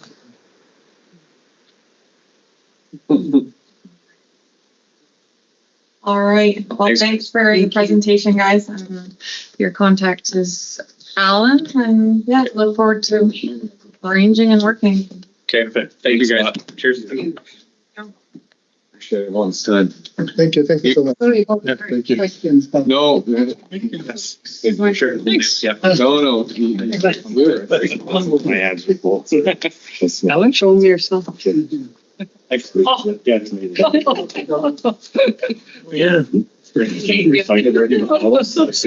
No, you can buy them at the, you can get them at tours in Prince George. I mean, when I got them. I thought it was like Krantz stuff in Fort Fraser. Yeah, over there. Yeah. Allan Krantz. Oh, Yeah. That way. Allan Krantz? Yeah. My uncle. He used to play, which is Another Allan, no. Is it, how old is he? I don't know. He's got to be in his 60s now. Okay, well, yeah. Oh, he's saying I lived up in Fort Fraser. Yeah. Well, Prince George, McKinley. I think it's the same guy. He never worked for CN or BC. The name of this gentleman that was sitting there. No, my uncle. Yep. Oh. Right. Hold on. He was more, he did PNAP actually out of Prince George for years. Yeah. Maybe it's. But I do have my brother's still here in Prince George, Jared Krantz. And I went to high school here too, so. Oh, yeah. Okay. Except. Yeah, be back on at 1. You can turn us off. What was this gentleman's name? Kyle Kyle. Robillard, yeah.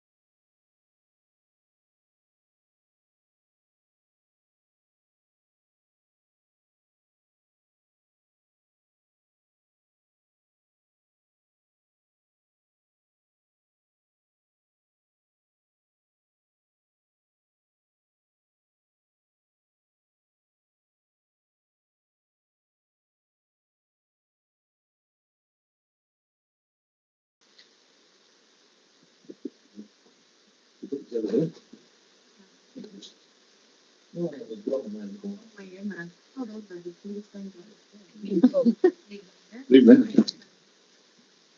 look pretty good, don't they? Good. I was like, Jesus, now we just finished a big lunch. Sure. Yeah, so we keep going. Oh, I could do that there too. Oh my God. I love the holidays, right? Or not, one of the two, right? And they meet the whole There's new year, new me, There you go. January 1st. Oh, yeah, sorry. Pretty good. Oh. You were playing hide and go seek with me. I was, huh? I thought you were playing hide and go seek. No, I was in my office. And Resi, we're back on. Perfect. So we are here with Capital Development Providence Living. And I guess you're with the whole Providence team, yeah. So capital development is one element, but yes, Providence living. okay. Okay. So I think welcome everybody. So I think we'll start with the round table. We'll start. Oh, yeah. So, good afternoon. My name is Sharon Parks. I am the Executive Director for Operations at Providence Living. And, with gratitude that you've allowing us to come and spend a little time with you to talk about our new project in Prince George. We're going to go. Or just go around the table. Go around that way. My name is Robert Gagnon. I'm Councillor of Clayton today. Welcome to the territory. If you haven't been properly welcomed, you've never been welcomed. I guess not traditionally. This is my first time to Prince George, but this is the first time. So thank you. In my welcomings, all I say is all we ever ask is that you treat everything and everybody with dignity and respect, and speak honesty and truth while you're here, and leave the territory the way you found it. I can do that. Enjoy your time. Thank you. Thank you, Robert. And my name is Mark Blanton. I'm the CEO and President of Providence Living. And I'm a big acknowledge that I'm here on the Click Lake today territory today. Thanks for having us. Really appreciate this opportunity to talk to you about our work. And I'm Crystal Gibson. Welcome everybody. I am Wendy Jail, Council for Lheidli today. Welcome. Hello, I'm Tawfiq Islam. I'm Executive Director for Lheidli today. And I'm sorry to hear that Scott is not here today because he has some family emergency. Yeah. So our best wishes for him and family. Thank you very much. It was a last minute thing. We were at the airport. We'd flown from Victoria to Vancouver, and then he got this message. So he's flown back to Victoria. So thank you very much. Who's the? So Scott is our Vice President Development, and he's been in contact with your team. Gotcha. Okay. Yeah. For sure. But he's our Vice President Development. So he's been working on the actual construction part. Okay. And he would have been here to speak to it, but as I say, he had this emergency that cropped up in transit. Okay. I'm Shahid Nasir, Executive Assistant, Lheidli. Hi everyone, Sherry Hanseth, Tansy Métis from Northern Alberta Region 1 Treaty 8 Territory. I actually work for Providence Health, the sister organization to Providence Living. I'm the Director of Indigenous Relations and Community Engagement with the organization. So really happy to be meeting you in your territory as well. Thank you. And I'm Christine Unger. I'm a Quality and Risk Consultant as well as Director of Special Projects for Prince George. And I am privileged to live here as an uninvited guest. I lived here in Prince George. So I work for Providence Living.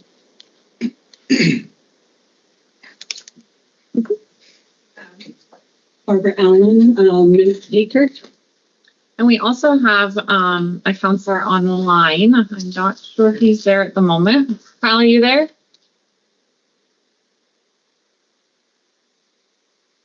Scott's been talking to Kyle, so Yeah, he's kind of on and off. He's on and off. Yeah. Yeah. So welcome everybody, and you have the floor. Okay, so we've got some slides, but we really kind of wanted to. The main purpose of today was to start a relationship, to come here as humbly as we can, to seek your guidance around some of the things that we're trying to do. And so at any time, just stop us. The slides are really here as a sort of guide for us to make sure we don't miss anything. And essentially what we want to do is talk you through who we are, what we are, what we're planning to develop and build here in Prince George, and then have a discussion around kind of what that could look like in partnership with the First Nation. There's a question. Whereabouts are you going to be building? I'm sorry, say again? Whereabouts? So we're building on the, I think the old Prince George diocesan land. Oh, right. Yeah. Okay. Just north of South here again. Oh, okay. Yeah. We had a few conversations in the past about that already. I kind of recognize you ladies. We've been looking forward to this conversation because we've been talking to Kyle for quite some few months. Yeah. Recently to Allan. And yeah, it just in words there, that's kind of how we want to enter this relationship. We're really keen to. We've already worked with one First Nation on Vancouver Island, and we're still working through that. We've had a good outcome, we think, there. But you'll probably do some research and figure that out for yourselves.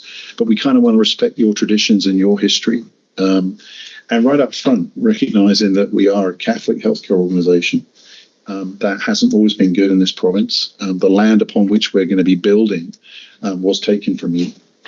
And it's been, the fact that we're able to do it is a good thing. But we do recognise that the land originally was your land and it was taken by the Catholic Church, stolen, I guess, from your territory. So that's where we're at. So we know that we have a lot of bridges to build. But we hope that because we're building as a non-profit organisation, we're building for the good of the whole region. And we're very sincere about a few things. And I think we've got a slide there that talks about with the First Nation on the Comox Nation on Vancouver Island. When we started, we really wanted to work on that culturally appropriate facility. Recognising that long-term care, particularly long-term care operated by Catholic healthcare, is not very attractive to people from First Nations because of the history. Living in any healthcare institution in BC, we've read the inside report, and so we recognise that we've got a lot of ground to make up. However, we are sincere.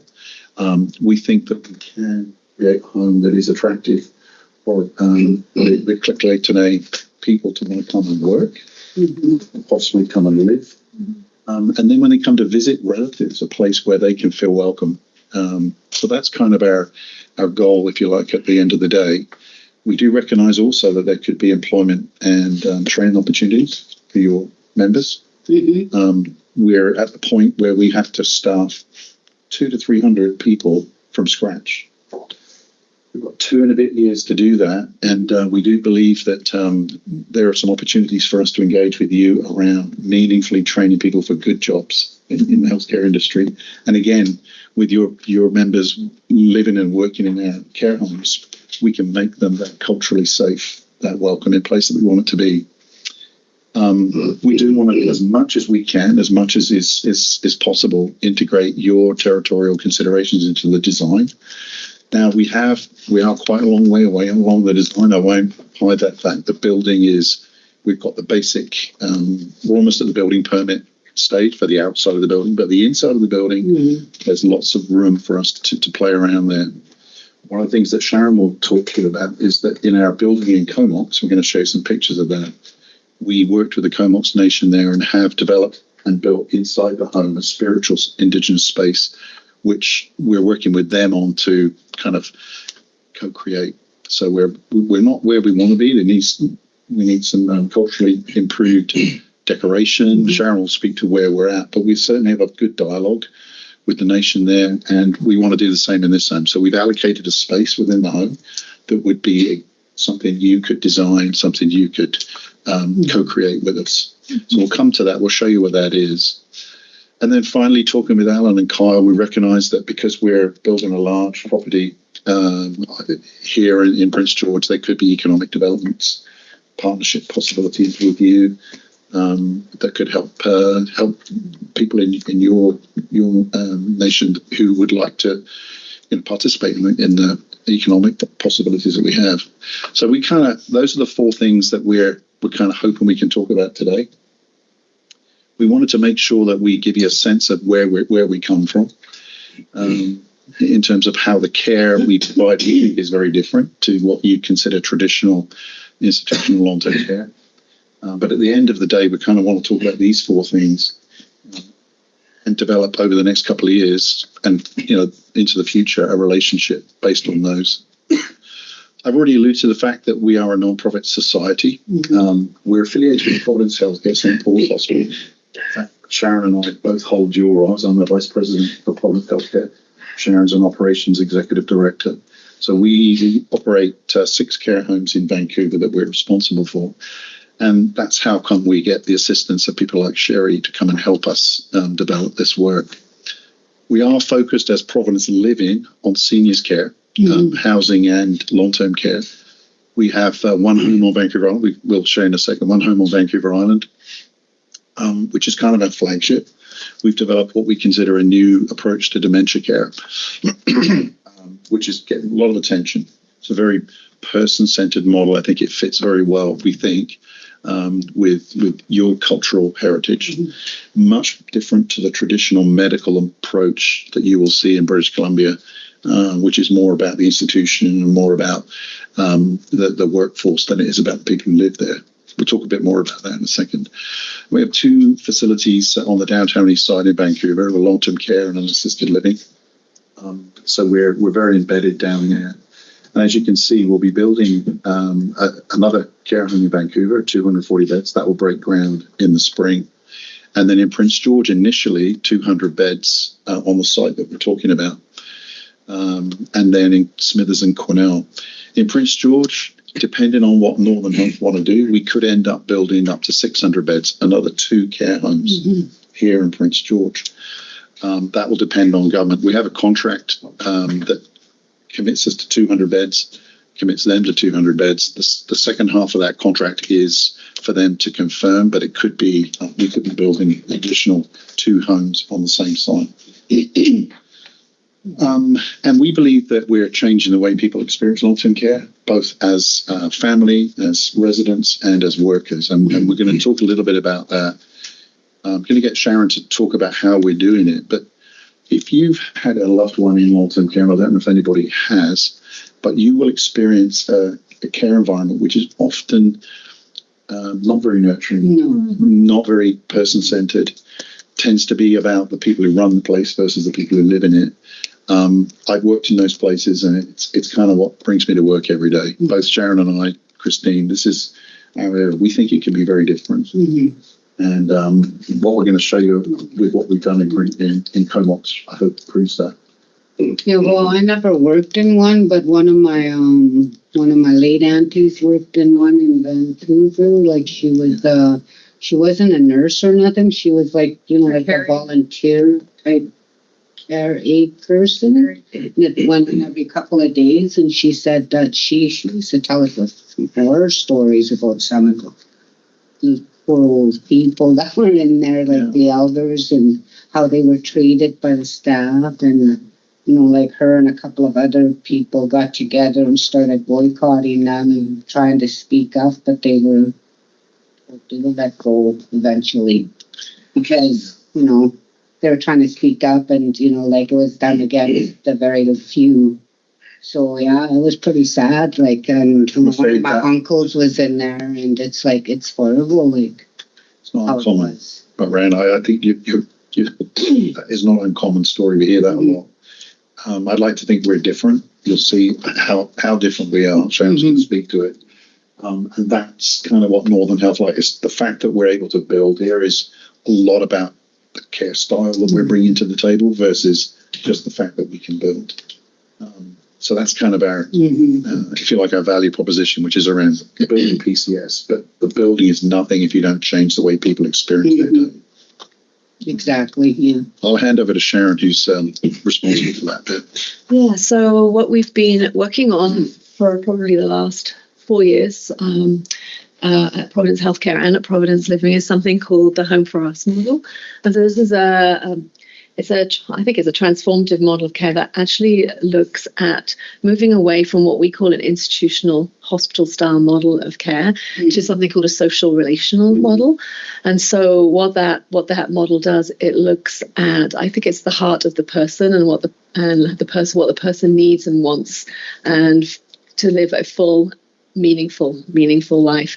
And so our vision, I was going to go back 1 minute. So our vision is about creating communities of joy. So it's not just about the individual, it's the community that we create, and that everybody feels like they belong in that community and feel like that they have a place. The biggest change, and Mark alluded to this, is how the care is delivered, and it's really around the care being around what the resident wants and not what the staff need and require out of the day. So it's very different. It's sort of shifting the whole paradigm on its head a little bit.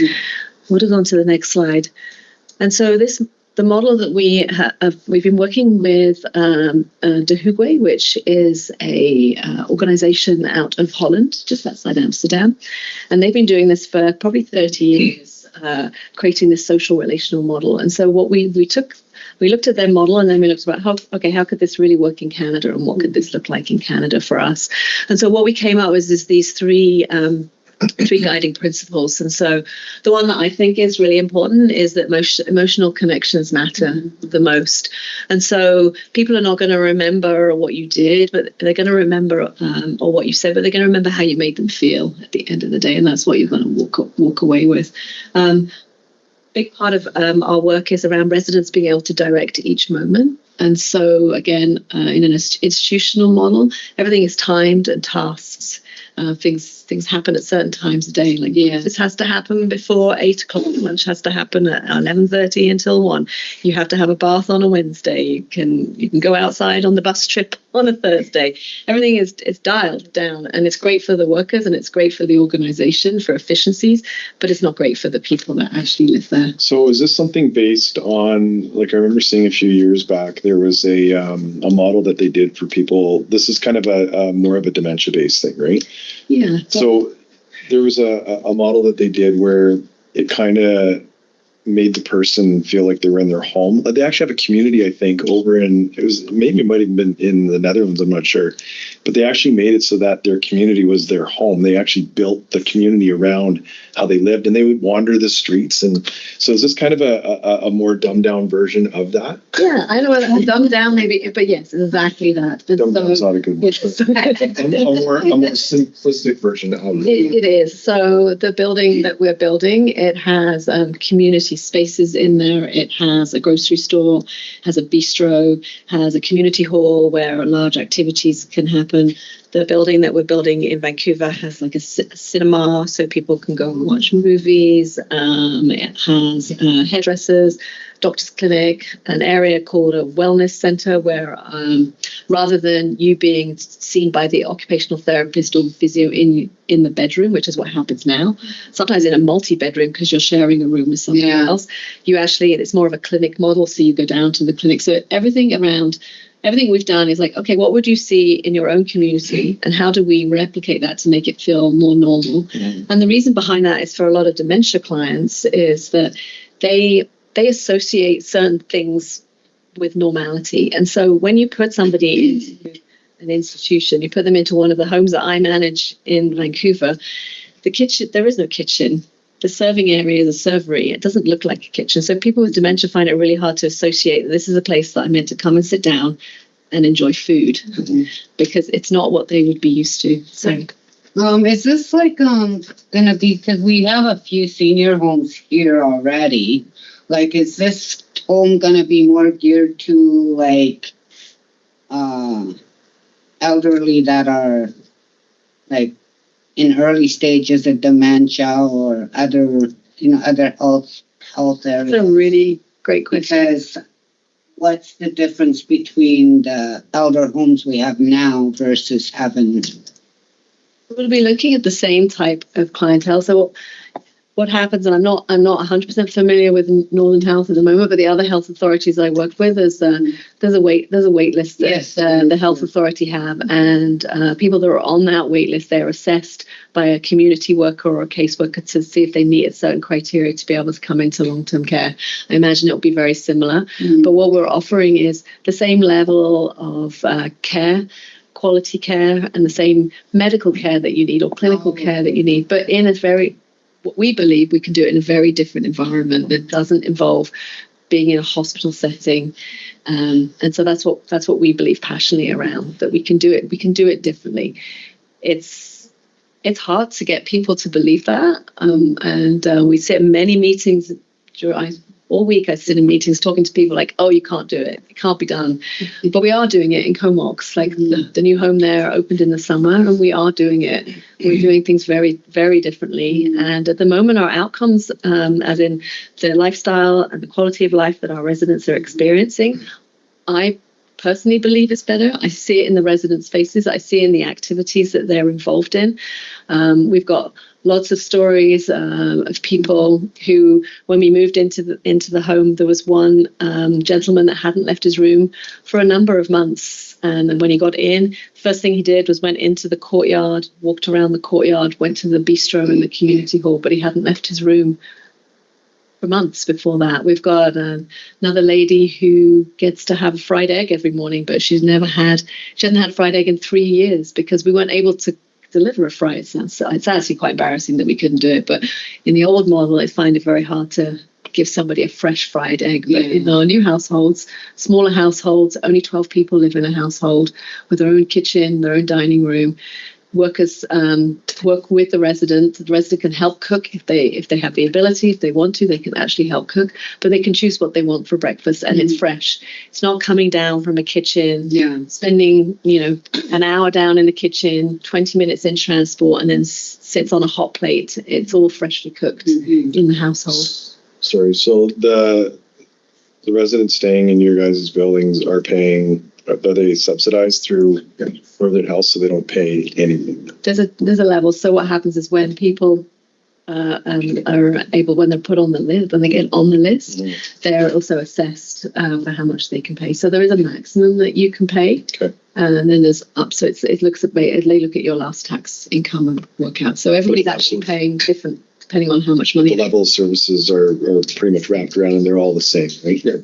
You don't pay. If you pay more, you get more. It's all the same. This means tested by the government. There's a formula, so it goes from 0 to maximum is 3,300 a month. Okay, but it's government.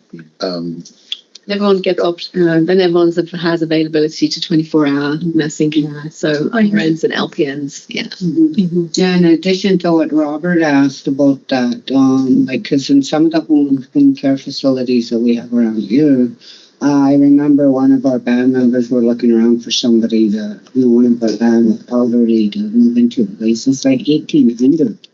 We couldn't afford that. So, how do you subsidize that? Well, there's a government formula. It's based on your taxable income. 80% of your taxable income. So whatever you can afford, up to 80%, that's what you would pay. But there are procedures for waivers. So, as I say, some people pay 0. But that might have been a private home. Oh, maybe. Yeah, that could have been the difference. I have a question related to the staffing and the housing.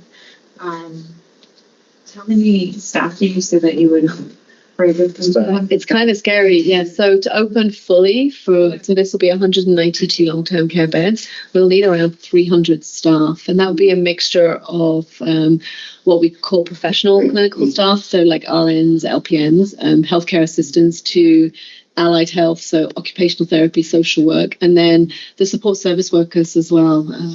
One of the things that we have done in Comox is we looked at the support service role and we thought, how do we embed that role into the household so they feel part of the community and they're actually embedded in working with and caring for the seniors that live in the home. And rather than them being very task focused and being just a housekeeper or just a food service worker that delivers the food, we have someone called it's a multi-service worker, and they're based in the household, and I compare them to, they act a bit like your mum. So they're the person that will help you cook, they will help you do your laundry, and they'll help you clean your room, and so they have like a multi-service approach. And so, but they're based in the household, so they're not just coming in, cleaning the floor, leaving, then someone else is coming in, delivering the food and then leaving. They do all of that. Okay, and then I'm sure there's probably a slide that addresses it, but the timelines for when. Okay. But basically, end of 27, we're into the ground. You may have seen we're starting to clear land now. Yeah. Construction will start proper in the spring, and then we open end of 27, early 28. Yeah. So we've got just about 2 years. A nurse, LPN takes 2 years to train. So we can tell you a little bit about how we're approaching it. And maybe how, considering housing.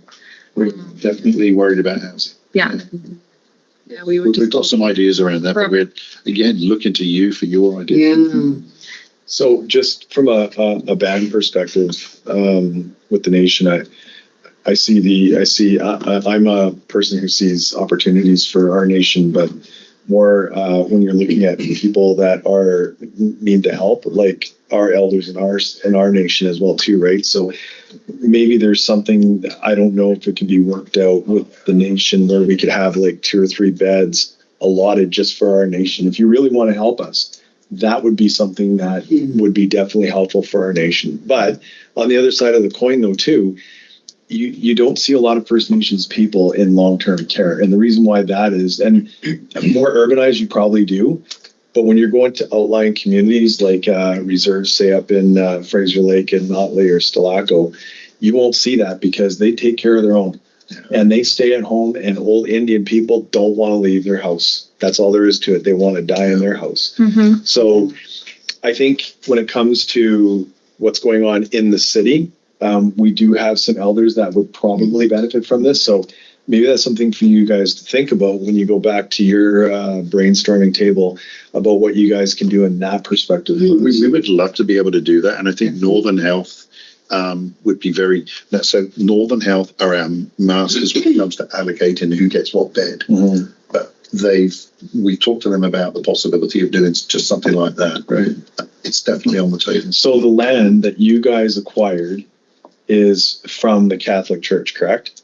So they own this land, and now they've leased it to you, or they leased it to us. So we may end up buying the land. We have a possibility to do that, but yeah. I'll stop you there. So the only reason why I say that, the only reason why I say that is because now that's going to provoke another conversation where we could go to the Catholic Church and we could buy that land, and potentially that's our land, and then get back for. I mean, if they really want, if the Catholic Church wants to reconcile their differences with us, what a nice way then to sell that land to us, and then it sits on our addition to reserve lands. Not to say it's going to turn into a giant reserve. That's not how this works. We buy the land from us. That's part of that piece of reconciliation and making good with the Indigenous nation, local Indigenous nation. So when you were talking about building 2 more places here, the potential for that's where it kind of perked my ears up. And I'm not saying that it's about money. Sometimes it's about people, but we can't, when we're looking at that, that's a big piece for us, because that's how we help move our nation forward. And it's how you guys reconcile your differences with us as well too. Right. So I think that's just also take a note there. I think everything's on the table. I mean, I think that's a possibility. Obviously, we don't own the land yet. We have an arrangement to lease the first piece to get the building going. But the second 2 pieces, I think we can talk about that. Okay. I know the bishop is very sincere about reconciliation. I know there's been some history. We're not privy to that. We weren't involved in it, obviously, but we do want to try and use this building and this goal to try and support reconciliation goals. Topic.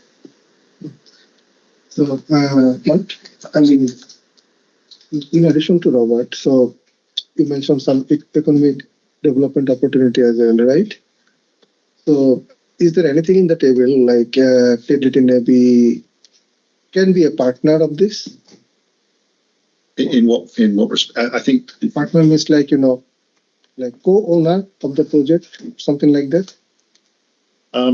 Scott's probably the best person to ask that. I'm not sure about co-owning the whole project because we're that far along with the contract with government. So we're we're building under a contract to the BC government essentially through Northern Health. So on the first project, we might be a little farther, too far ahead. For this project. For this project. For subsequent projects, though, because we have a contract to build 2 more homes on this property, up to 600 beds. I think that's a really interesting idea, quite honestly. Which means numerous housing needs. And we certainly would love to see some housing for our staff. The problem with that property, as Scott reminded me this morning, it's not zoned for housing at this point. So that would, on the current project, it would slow us down, and we need these beds urgently. So, but on the subsequent projects, rezoning to include housing, I think it's a really interesting idea. Sorry, where's this property again?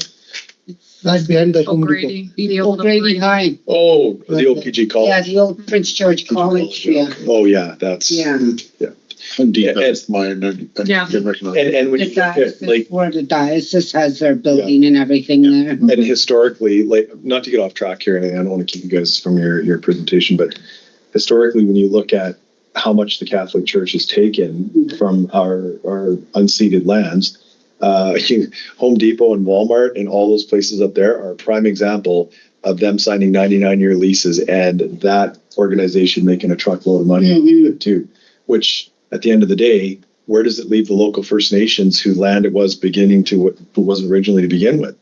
Absolutely nowhere. So was that land around the Home Depot land, was that all your land? Was that Catholic land? All 1,300 acres of what you're sitting on right now, all the way up in that area. Yeah, absolutely. So the traditional territory goes all the way to the Rockies. Like, if you look at this map over, actually, let that right there. See that map right over there on the middle there? Yeah, the big red thing that says Prince George. Yeah, that's us. All the way there. Yeah. So Prince George is inside of that, but traditional territory. That is our traditional territory. So, again, I think these are conversations that we can have with the church, also with your organization. But I think when it comes down to just what you guys are building right now, I think more of in this project, we're looking at, can you help us with our elders that need help too, right? Like people that really need a place to live because they are having dementia struggles or what have you. They're getting that bit is certainly, that's our core business. And when we worked with the Comox, we suggested to them at one point, why don't we have, because as Sharon says, we've got 12-bed households. They have their own kitchen, their own. Do we, for instance, want to have one of those households as a purely click-click-tane home? Now, in Comox, they said, we want to be integrated. We don't want to be separated out. But, that's something we could discuss. And I know Northern Health will be open to that. But for sure, we want to be able to show your members that they can live in an institution that is safe, welcoming, respects their values, respects their. I think the institution part. The community institution, the institution part. Well, I still want to dump things down here, but no, I'm just kidding. That's how we're referred to, but we consider it home.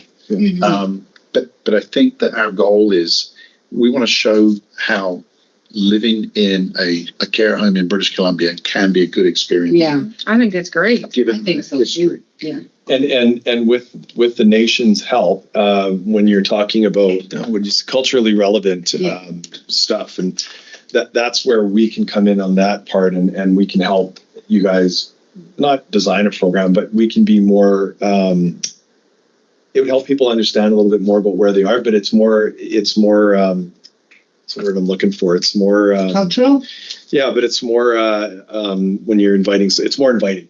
When you're doing it that way, because our practices and our culture is a little more inviting than what a colonial attitude I think would be. And I'm not saying that that's a bad thing. No. We want that. We want to learn from you. I think that we started in Comox with a real goal to try and make this home we built inviting to everybody, regardless of what their cultural background, but particularly Indigenous people because of the history. I think we have 6 residents who live there right now who are from the local nation. Got a lot of work to be done. Sharon will speak to that. But yeah, with you guys, I mean, honestly, this first conversation is blowing my mind because it took us a long time to get to this point with the Comox. You're obviously a lot more developed. Okay, sorry, you. Oh, that's okay. No, I don't. We didn't expect cut you right off. We didn't expect to do every slide. No, I don't expect. I can move on and just. I think what would be nice is to move on. Show some pictures. Yeah, show you some pictures. So let's just keep moving through. I just want to show you. Yeah, keep going. So this is the building we have in Comox. The building. Just go back there one, Christine. Yeah. Oh, yeah. Was that one? Yeah. Yeah, thank you. So this is the building that we built in Comox. This will be the building here in Prince George will not look the same just because the climate is different. If you can imagine the snow removal in the middle of that courtyard alone would be quite challenging. And so, but we have taken some fundamental pieces of this building into our new building. And so I mentioned that there will be 12-bed households. Each household, each resident that lives in that household has their own private bedroom with their own private full suite bathroom. So with a shower, a toilet and a sink. And so that's very different from the residents that have just moved into this home who are all living in 4 bedrooms and sharing one bathtub between 24 people. So automatically it's a very different experience. Each household has a kitchen that looks like a kitchen. So, it has a domestic looking fridge and a domestic looking stoves, and they have the ability to go into the kitchen and that they can cook with residents in the kitchen. They also have access to their own laundry facility. So again, with staff or by themselves, they can look after their own personal laundry. Usually a lot of the time it's the staff working with residents, because people with dementia, sometimes it's just the activity of folding is something they need a task just to be able to fold things. And so to me, it's kind of like downgrading what we do in a lot of the institutions is like, oh, here's a stack of napkins, just fold them.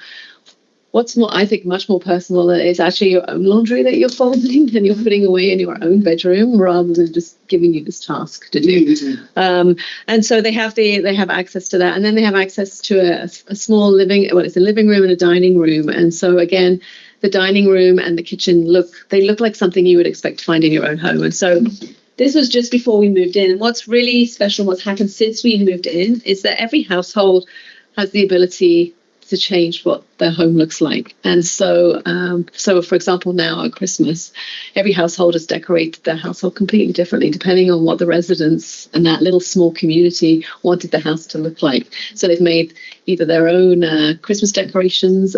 We've had people from the community come in and help them put up a tree and decorate the tree themselves, or whatever they would like Christmas or the holidays to look like for them.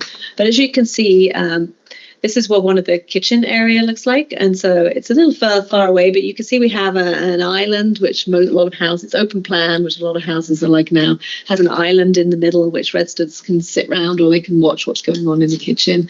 Has what we call a harvest table. And so the ability for people to eat together rather than just eating separately, either at the bedside or the spaces change. Like, are they all the same kind of spaces? Just because there are clearly different stages of dementia where both of my grandparents had dementia. And my grandma, you couldn't leave anything unlocked. Yeah, so we have the ability to lock down at different levels. So, for example, in the kitchens, they actually do have doors at the side. So if you needed to, you can lock. They're like a half door, so people find it harder to get into the kitchen. The cabinets can all be locked there. Whether we like it or not, we had some disagreements of whether they should be able to, but all the cabinets in the kitchen can be locked as keys. And so if you did need to stop someone from accessing something, you could.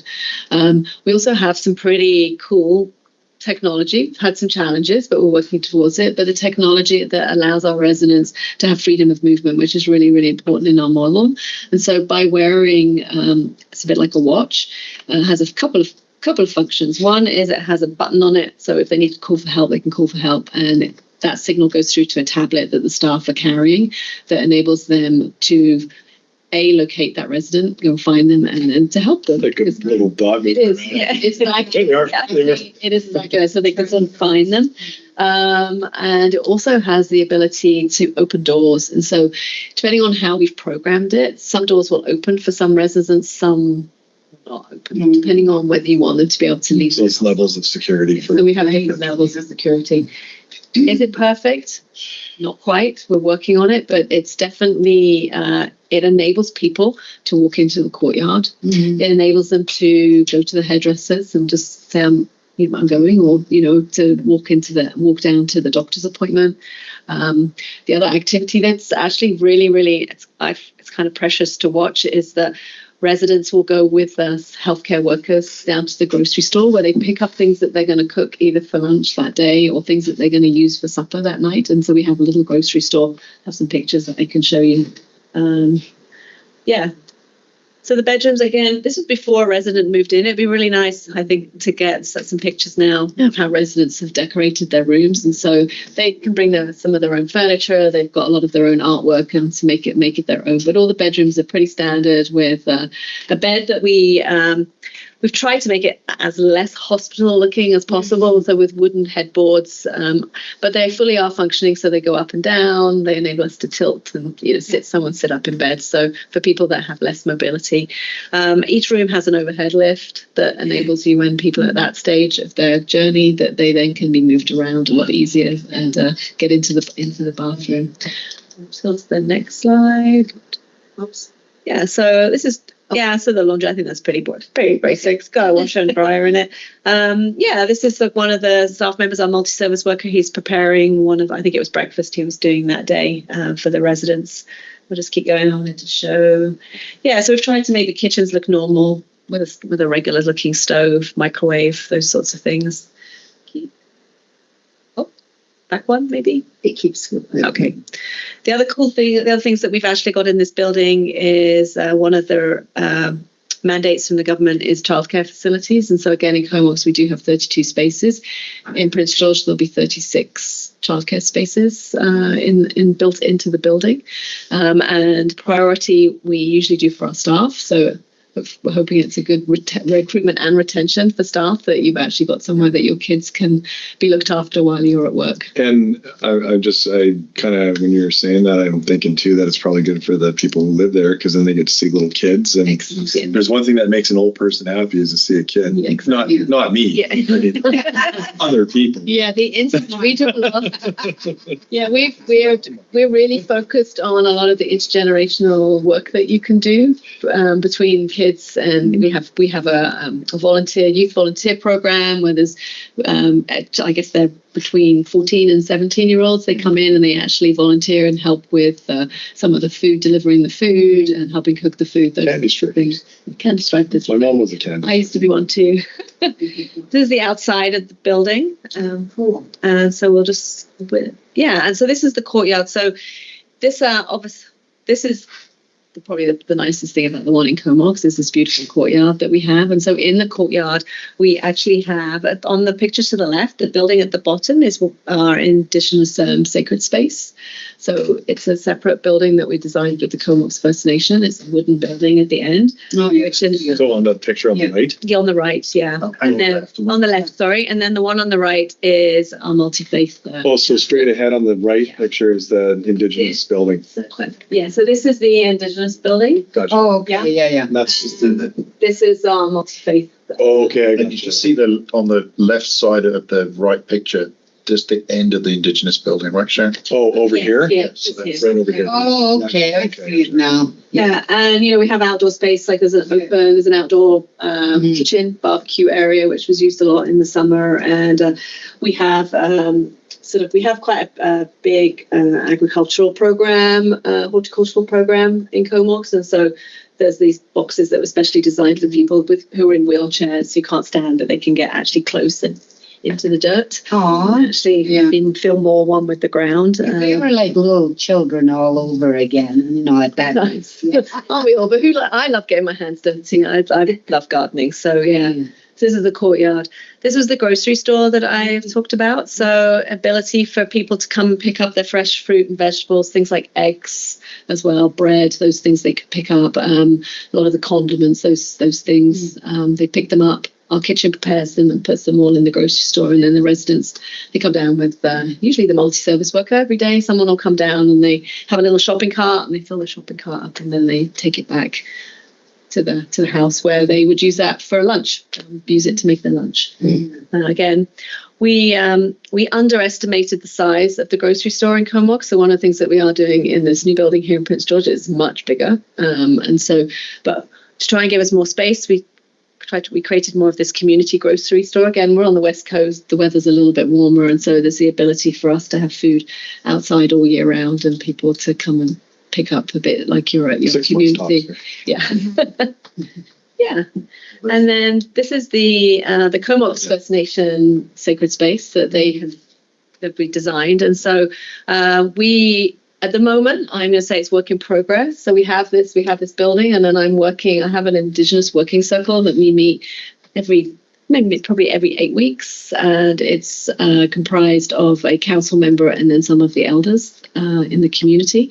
And we're just working through around sort of what we want the inside to look like at the moment. So now they can see the space, like what do we want the walls, the colors to look like, what type of furniture would we like. And then the other piece that we actually have just decided on, you'll see that there's some front doors. They're like metal doors. And so one of the things that the First Nations really wanted to do was be able to have some artistic design on the front doors. And so we had an expression of interest out for local artists in the Comox First Nation, and we've just awarded that to one of the artists who's going to be designing. It's going to be a wrap because you can't really paint on metal, but so he'll make a design and then we're going to have it put into a wrap to wrap the doors. And so it will hopefully be quite an amazing picture. When you walk into the courtyard, you see the sacred space, but then there'll be these amazing doors. Why is the doors metal?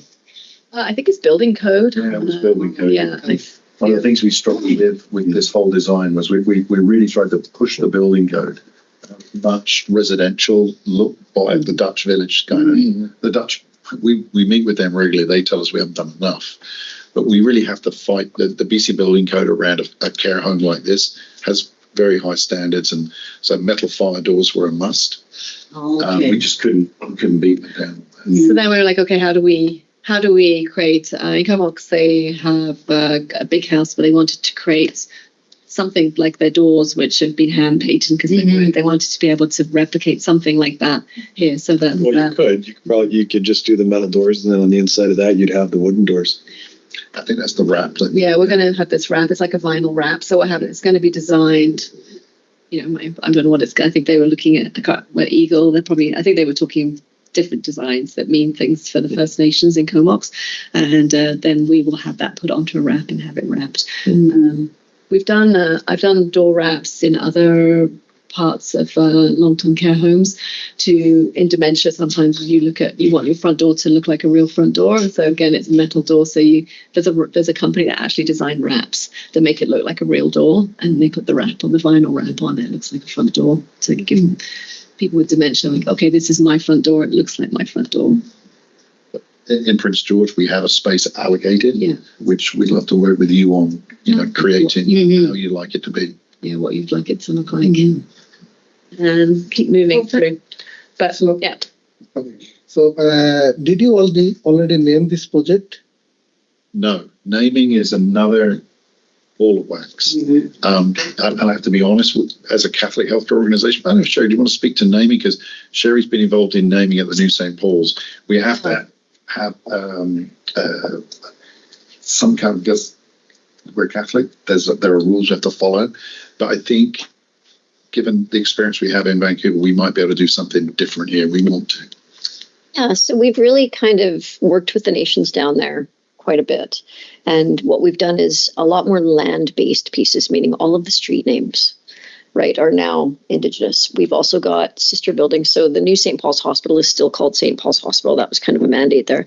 But we have a clinical research services research center that's just been given a Musqueam name or a Hokuminum name, which is great. So we're doing our best to kind of continue that naming piece as far as we can with everything. And working with the nations down there, and it's different with every nation, obviously, but working with the nations down there, they really wanted it to be the very land-based pieces and educational pieces as well.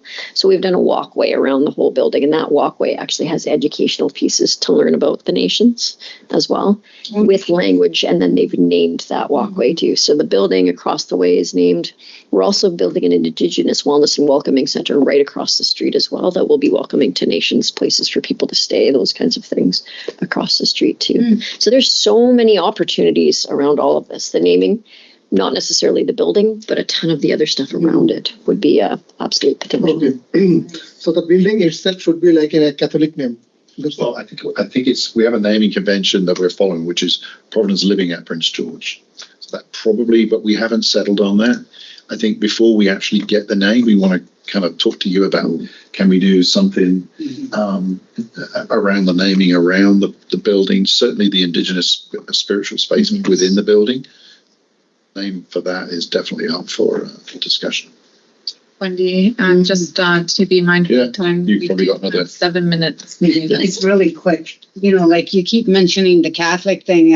It's not going to be like a whole Catholic type kind of building. Are you going to be like enforcing the Catholic? No. Okay, good. But we do have to. I mean, we have to be Because I mean, upfront like, about you it. know, like I don't think, you know, No. It's just, you know, We're very aware of whose territory we're on, where the land came from originally. And sorry, most of the people that these older Indigenous people are Catholic, and there's no really getting away from that. So my grandmother was, till the day she died, she was praying her rosary. So I hear where you're coming from. I still have, I know it's your building, and I know that there's protocols to follow in the Catholic faith and such, but sometimes rules are meant to be broken. That's all I'm going to say. I'm not going to say anything else. You guys can figure it out from there. But we're I don't know if we're being recorded here. Yeah. Everybody hears you. We will do our absolute best, because I'm with you. I think if you want to truly reconcile, you've got to break some eggs to make some. And you know, it's obviously it's Providence Healthcare, not Providence Living, but they're affiliated. But Providence Healthcare, we actually do have one of our long-term care homes where we were gifted a name, and so it's called Chin Chin Sway. And so it didn't used to be called that; it was called something else. And so it actually that's what it's known as, and we'll refer to it as Chin Chin Sway, which is a gifted name. I'm definitely trying to talk about it. Yeah. Yes. Yeah. Okay. And sorry, just one more question.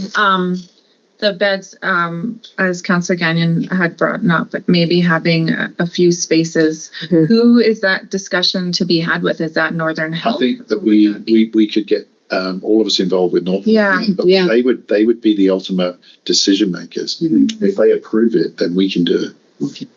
But Nicole Cross. Nicole Cross. We work with. We work with Nicole. And so I think it's really good. Yeah. Perfect. I think it's possible. Yeah, because I do know that there are a couple of our elders that are in need of the space, and I know of one who was at one recently and came home because nothing that they had promised was done there. So he Well, wanted to go home. I've made a note of that. We'll talk to Northern Health about that for sure. Yeah. But I'm hoping this is not our last of the time. We'll come to how we continue to work with you. We should show some pictures of the actual site. There it is. That's just the land that it's on. I wonder if we want to move forward to a little bit further. Yeah. There we go. And it's not going to be these colors, but this is the shade. Wow. Maybe the above shot, I think, is the next shot on this one. Don't get me wrong. Just going back to that one, just to mention that where you see the ground floor is all glass. The idea is that where we've got this amazing courtyard in Comox, that people will have access to the outdoors through the glass. It'll be a very light. And on the ground floor, as you'll see in the plans in a second, all the amenity spaces, like the Indigenous spiritual space is one of the corners of this building. The grocery store is there. They're like space. It's this sort of corner here will be, I think that's been allocated at the moment for the Indigenous sacred space. And then there will be, it's not shown here, but there will actually be a fence around here so residents can actually enjoy this area and not be out onto the road. Gone. Like just thinking of the space right now, it just looks so big. It is so big. So where's the road, like that Catholic T? Where's the road in conjunction to this? Maybe show the next plan there, Christine. Catholic T is the right hand side, isn't it? The current diocese building, and then I believe Home Depot is on Okay, so side of the road. There it is. That Catholic T right there. It's right behind the Home Depot. Yeah. Right behind the Home Depot. I live in this neighborhood. Yeah. No, I was just looking to see where the street was. I couldn't figure where relation to. Yeah, we actually here we have allocated space for something called a maker space, cool. which is an area where people, if they want to come and participate in more workshop style activities, so like in Comox we have an art studio, and then we were like, is everybody into art in Prince George, or do we make it more of a general space, like a maker space where lots of maybe woodwork can happen there, or maybe some metalwork, or it doesn't have to be just art. It could be different types of activities that might be more appropriate for the community and things that people have done for their whole life. Oh. Yeah. So that's there too. So the ground floor of the building here is what we were just looking at. So everything sort of on the top is kind of back of house, and on the bottom end is all of those amenity spaces. And as Sharon pointed out, your space would be in the middle pillar, right there. That's kind of and it's we have no design. That is a blank tapestry that we can fill. The orange stuff top left is all the back of house stuff. We actually use robots to move materials around. It means that we can transfer staff who would normally be in a support role into care. So it's just better use of staff. I don't know what else there is to say about that. And then the 2 floors above the ground floor are where the residential areas are. So that's where people live. We have a lot more elevators than you would normally need for this type of building, so that people can get easy access to the ground floor. And again, we'd be using the same technology so that people have that monitoring technology. They have freedom of access for the whole complex. We can see where they are all the time, just looking at the tablet. And then if they happen to go through or approach a door that it's not safe for them to go through, then the staff are alerted. So all that stuff is built in. It's actually, so 16, there'll be 16 households, whereas our one in Comox has 13, so it is a bigger site. So 16 households, each with 12 residents living in a No. We'll probably all try to sneak to Walmart. We'll find them at Home Depot, hey? I think the last slide here is just really, we've already I'm talked. just thinking it's so close to Walmart. So yeah, based on our work with the Comox Nation, there's just a list that you have this presentation. We sent it to you. So yeah, I would love to think that we could meet with you maybe monthly or whatever you'd think, so we could start working in a concentrated way around these topics and kind of what you're most interested in. So yeah, we talked about a memorandum of understanding. Only my colleague Harmony, who's our vice president of Indigenous Wells, I don't think, is Harmony known in this part of the world? Probably. She wrote the In Plain Sight report, right, along with Mary Ellen Trepelafond. So you've probably run across her because she's very good friends with Nicole Cross as well. So, yeah. I think we've met with her. Yeah, she's very close with Nicole. And so Harmony suggested, like, if we start a dialogue, we could get to a point where we have a written agreement that says this is what Providence Living will do, and we actually something we can live by. So that's entirely up to you. We're not suggesting that's where we end up, but we just want you to know that we're open to that. We want to make sure that we're here for the long haul, and it's not one and done. Definitely opportunities for employment and training. We're working with College of New Caledonia around curriculum and training. Yes. Close. We have a partnership with, what is the medical, MST Medical. MST Medical. So that could be something. Yeah, we supply all those. Well, they share with us with all the. Alan had mentioned it. You would have given our preferred vendors. Any economic opportunities. So we've been thinking a lot about foods as well, and I know that's not on here. We're starting to integrate Indigenous foods into the menus down in the Vancouver sites right now. So there's the opportunities, right? Yeah. So there's opportunity to start. We kill them, you grill them. Well, Scott, who's not here today, big hunter. He comes up here every year to hunt. I'll send him my way. I'll take him. All right. Yeah, Robert, You gotta go. scheduled to present at 2 minutes ago. Oh, okay. So we just want to say thanks for this opportunity. It feels like it will be great like a regular contact with you so that we can start working on this. Perfect. Yeah. And your contact will be Allan. Yeah. Okay. For that. And yeah, there definitely needs to be continued discussion. For sure. It's great. If anything comes to mind, you can fire us an email and we can happily, send you. Yeah. And, you've got the presentation and it's slightly different to the one we put on the screen because we changed it over lunch. But you've got the basic information. Perfect. Yeah. You can keep me in loop. Thank you. And yeah. As well. Yeah. Thank you for having us. Scott's my man. Yeah. Sure. All right. Well, thanks. Yeah. Thank you.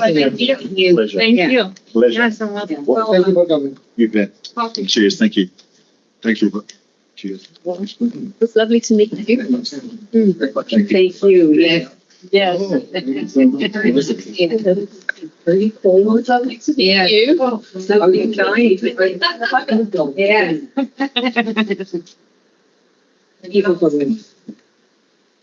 Thanks to you. Thanks for you. Probably all the. Thank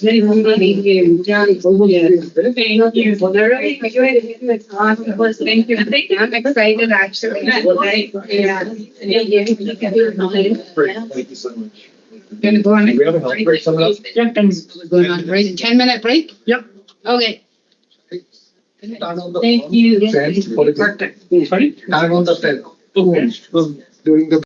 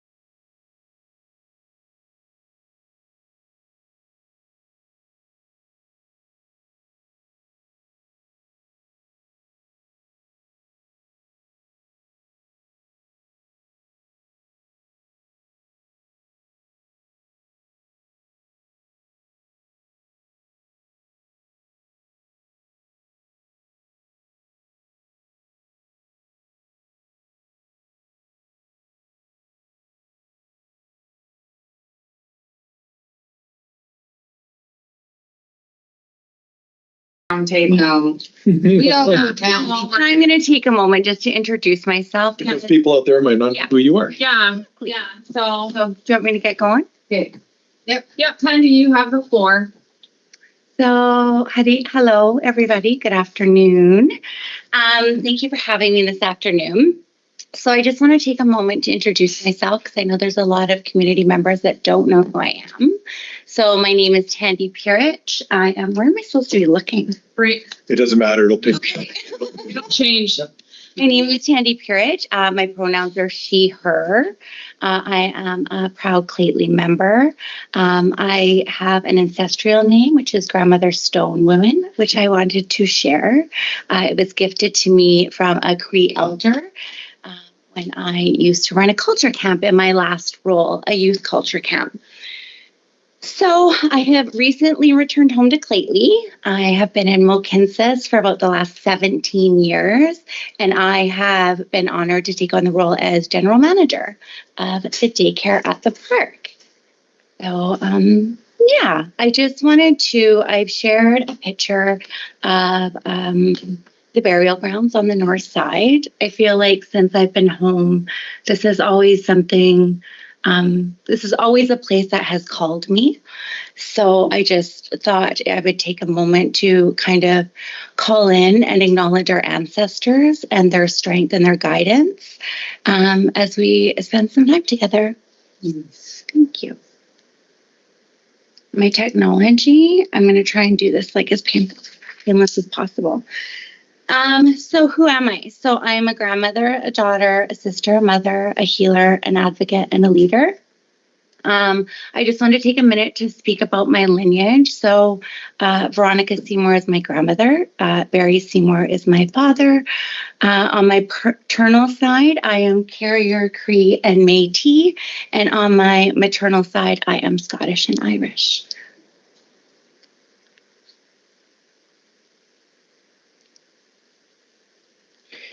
So I just kind of wanted to share a little bit about the two worlds that I've always walked in. I think it's very important as I come into this role as general manager. I have been honored to walk in the Western world and the Indigenous world for quite some time in a few different organizations. So I think I hold a couple of different perspectives, especially from when we're talking about community development and the business side of things. So when I'm thinking about like building out programming and policies and procedures for the childcare center, I think I kind of hold a unique lens when it comes to the two eyes seeing approach, which I think will be very important, especially because we will be serving, yes, our community members and our Indigenous children, but also our non-Indigenous children as well and their families. So I think, yeah. So I just want to share a little bit, my family, my dad, my siblings. Yeah. And some of you might remember me from, so I started my career with Lheidli quite some time ago. I used to be a receptionist at the band office and sold tobacco many, many years ago. So yeah, so I started this baby. I was a baby. It seems like so long ago. So I think I've always like had that pull to work for my community. So I'm excited to be back. So these are my boys. So I'm a mother to 4 children. I'm very community driven. I have 2 boys that have also worked on and off for the nation as well. I think when I look at this opportunity, like one of the biggest reasons I was guided to apply for this role is I think this is such a gift to give to our children and our future generations. And so I feel honored to be a part of it. Yeah, So a little bit about my background. So I just wanted to share, so I have a foundation in social work. I've recently finished my MBA in Indigenous Business Leadership. And then my work experience, as I said, I just have come back from Calgary, like literally we just moved back in September, end of September. So previous to this role, I was a family wellness partner with an Indigenous-led agency called Musqueam. They worked in partnership with Children's Services in Calgary. So we did a lot of collaborative work. I was a big advocate for the families to prevent apprehension of the children or whatever we could do around safety planning, those kinds of pieces. There's a lot of Indigenous work being done there. So ceremonies, pipe ceremonies, those kinds of pieces that I was involved with. And then I moved on to Trellis, where I was a housing support worker, and then I became a program manager. And in that role, I held many different programs. So there was I was part of the family housing program there as a manager. We had a youth housing program, and I also led the youth culture camp as well. So many relationships built, many moving parts. I think I've always kind of been a bridge builder. And so I think when it comes to really making change and stuff like that, I think I've always kind of been an advocate for that in any agency that I've worked in. So, and I've also always kind of led Indigenous initiatives such as Orange Shirt Day, and this was a round dance that we attended and held as part of our agency. So I just have always been really blessed to kind of do those pieces. So to the daycare, what have I been up to? So from a building perspective, I'm sorry this picture has the orange fence in it. I was like, I don't know how many people have actually even seen the daycare. So I wanted to kind of share it. And this was just a last minute picture I had on my phone. So first I want to thank Kyle. I know you're online. This is the most beautiful building that I get to work with. And I feel very honored to be able to take over in the way I get to. But yeah, Kyle, you have advocated and built a beautiful building for me to work with. So I super appreciate it. So I just wanted to honor that. I'm excited to say that I did get the keys on Monday. So we do have keys to the building. The contractors are still in and out. They're doing little pieces. So like little tiny like trim, speckles, stuff like that is kind of, so we're just waiting on the city to get full occupancy. But I have been doing things like looking up furniture and all those kinds of things. I did just put in a furniture order for the administrative offices. And then, of course, looking at the furniture for the children's rooms, for the program rooms. So there's a lot of logistics when it comes to licensing. So I have been learning a lot and really being mindful when I'm looking at things of the licensing perspectives as well, because it applies to everything. We recently so I took in a water sample to be submitted for licensing.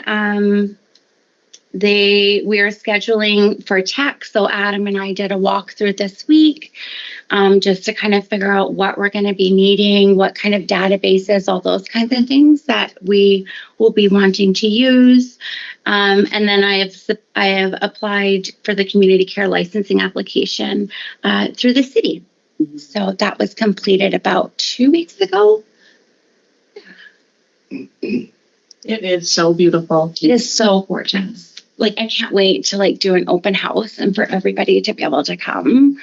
Just the feel of it. Like, it's so holistic and just, yeah, it's gorgeous. Okay, so from a building perspective, so I'm ready to post. We're going to be posting for an early learning coordinator role. That is up and ready to go. We just haven't got it online yet, but when we do, the community will know. And then, yeah, we'll get moving from there. I am continuously working on the licensing package. And part of that is meeting with the licensing officer as well. There's many pieces to it. I came in, so this is actually a pre-COVID, this building was a pre-COVID idea. So it's been around for a while. So it's sat with a few different people. And so I think just putting the pieces together and building the relationship with the licensing officer has just been something that I've gotten to do. And I've been doing that. I've been building out the staffing structure. And then I have also really, I think a big piece of me with the community development is I see this as an opportunity. I see this as an opportunity for our members, our nation. So what can I do to build that bridge between, for example, CNC and our members to be able to get them educated so that they have a role in this piece of our nation, right? So I think that's something that I've been trying to be very creative about. So I've been kind of collaborating with education. They have a post-secondary partnership program that they had already started. So it's conversations with Chelsea and I, like how can we collaborate? How can we build this together and build this relationship to benefit everybody, right? So those are conversations that are happening. The website's in the middle of being developed. I need to thank Adam. Like, he has just been so great. Like, I'm not a huge IT person, so I just want to honor that he has just, whenever I ask him a question, he's like, this is the fast. I'm like, tell me what is simple, what is easy, what is going to get the job done. Because that's what I'm about. So yeah, so thank you, Adam. You've been great. I'm also wanting to apply for, so the government has a childhood fee reduction initiative program. So this will enable us to be able to have, like, be part of the government ECE wage top-up program. And then they have reduction in childcare fees and those kinds of programs that we can be part of as well once we're licensed. I think that's really important for us to be able to provide affordable childcare, especially for our members, right? And be able to assist wherever we can. So I am trying to be mindful on the back end of how we can do that. And again, being creative. Yeah. So I've also been developing a mission, vision, value statement, philosophies, those kinds of things. Those are all kinds of parts of the licensing package. And I think relationship building, I am huge on that. And I think it gives our nation an opportunity to build relationships. And I'm also seeking ones that we've already started building that I can kind of be part of, right? So not starting from scratch, but what have we already been doing and all those things. And hopefully I can enhance those or support. Do you know what I mean? Yeah. So I've kind of been going in curious and just, yeah. And then also I've been actually developing some relationships within our management team and stuff. Like Chelton and I were able to collaborate and gain a $10,000 donation from Camp4, which was beautiful. It started out, they wanted to do a Christmas donation, and then I got curious with Chelton about what that was about, and they offered $10,000. So we're hoping that can go towards our appliances or something of that nature.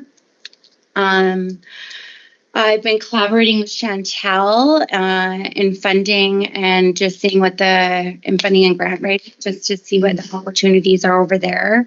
We have applied for a funding opportunity through Jordan's Principle, which I'm very, very hopeful for. And we've also been looking at things like looking at single parent employment initiatives, those kinds of pieces, just to see again what we can offer.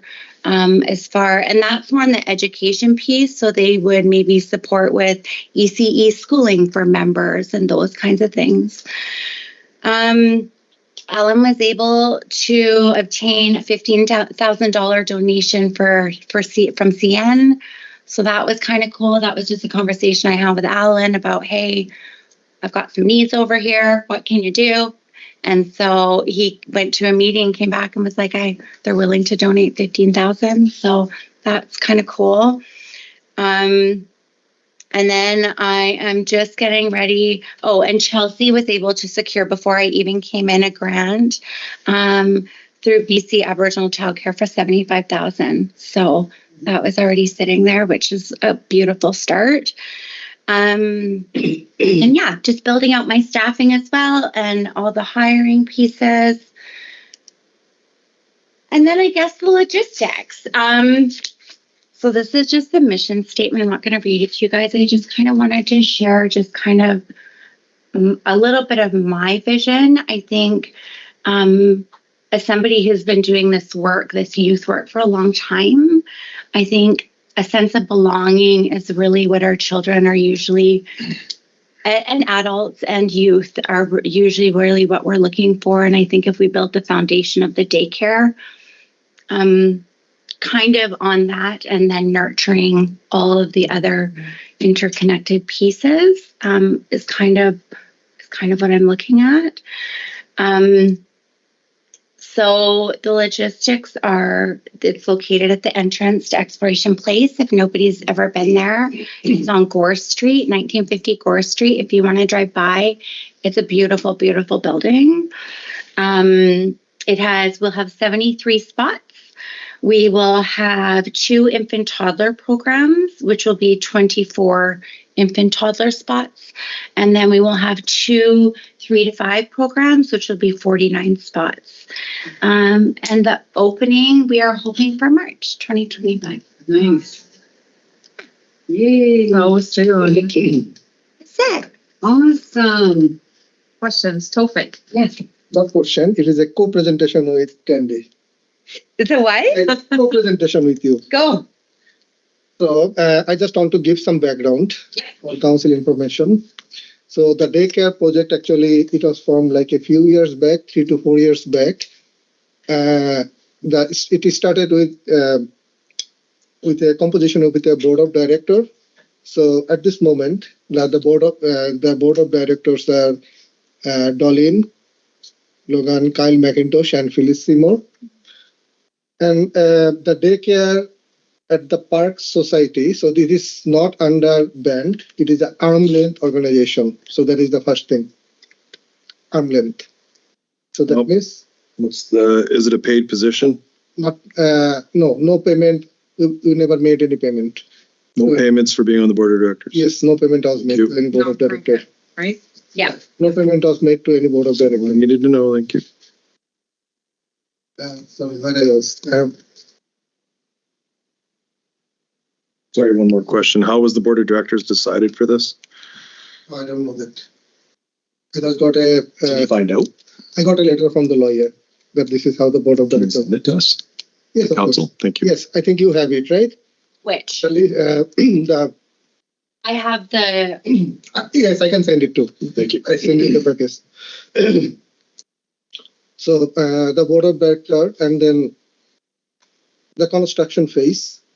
So the construction phase is like, finished, and then like,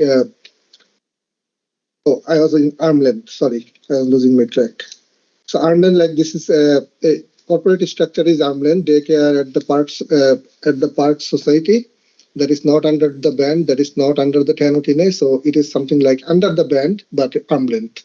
That means like the band shouldn't have any direct day-to-day activities with the operation of daycare of the society.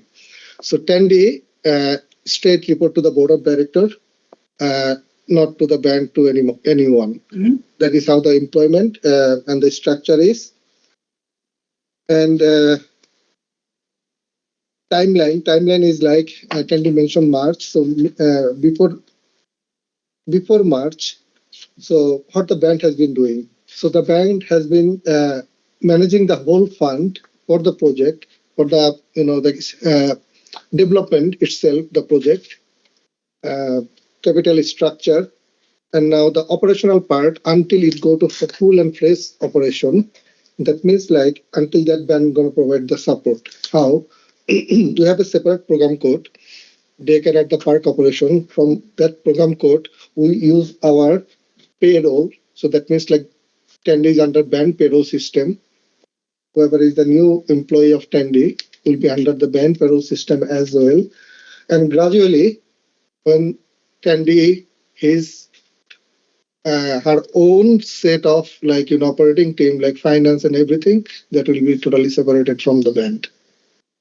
So we are waiting for that time. Mm-hmm. So every business we started, like for example, House of Ancestor, it was like that under band.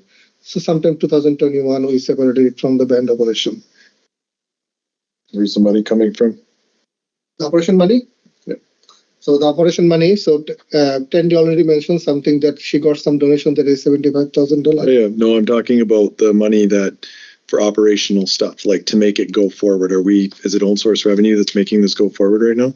So for the operating money of the daycare, so that is something like, Tandi can answer this, but the projection we got during the project that it will be charged like from the main revenue stream will come from the daycare itself. From the daycare itself. From the childcare fee. From the childcare itself. Yeah. Okay, but until then, the money's being funded through who?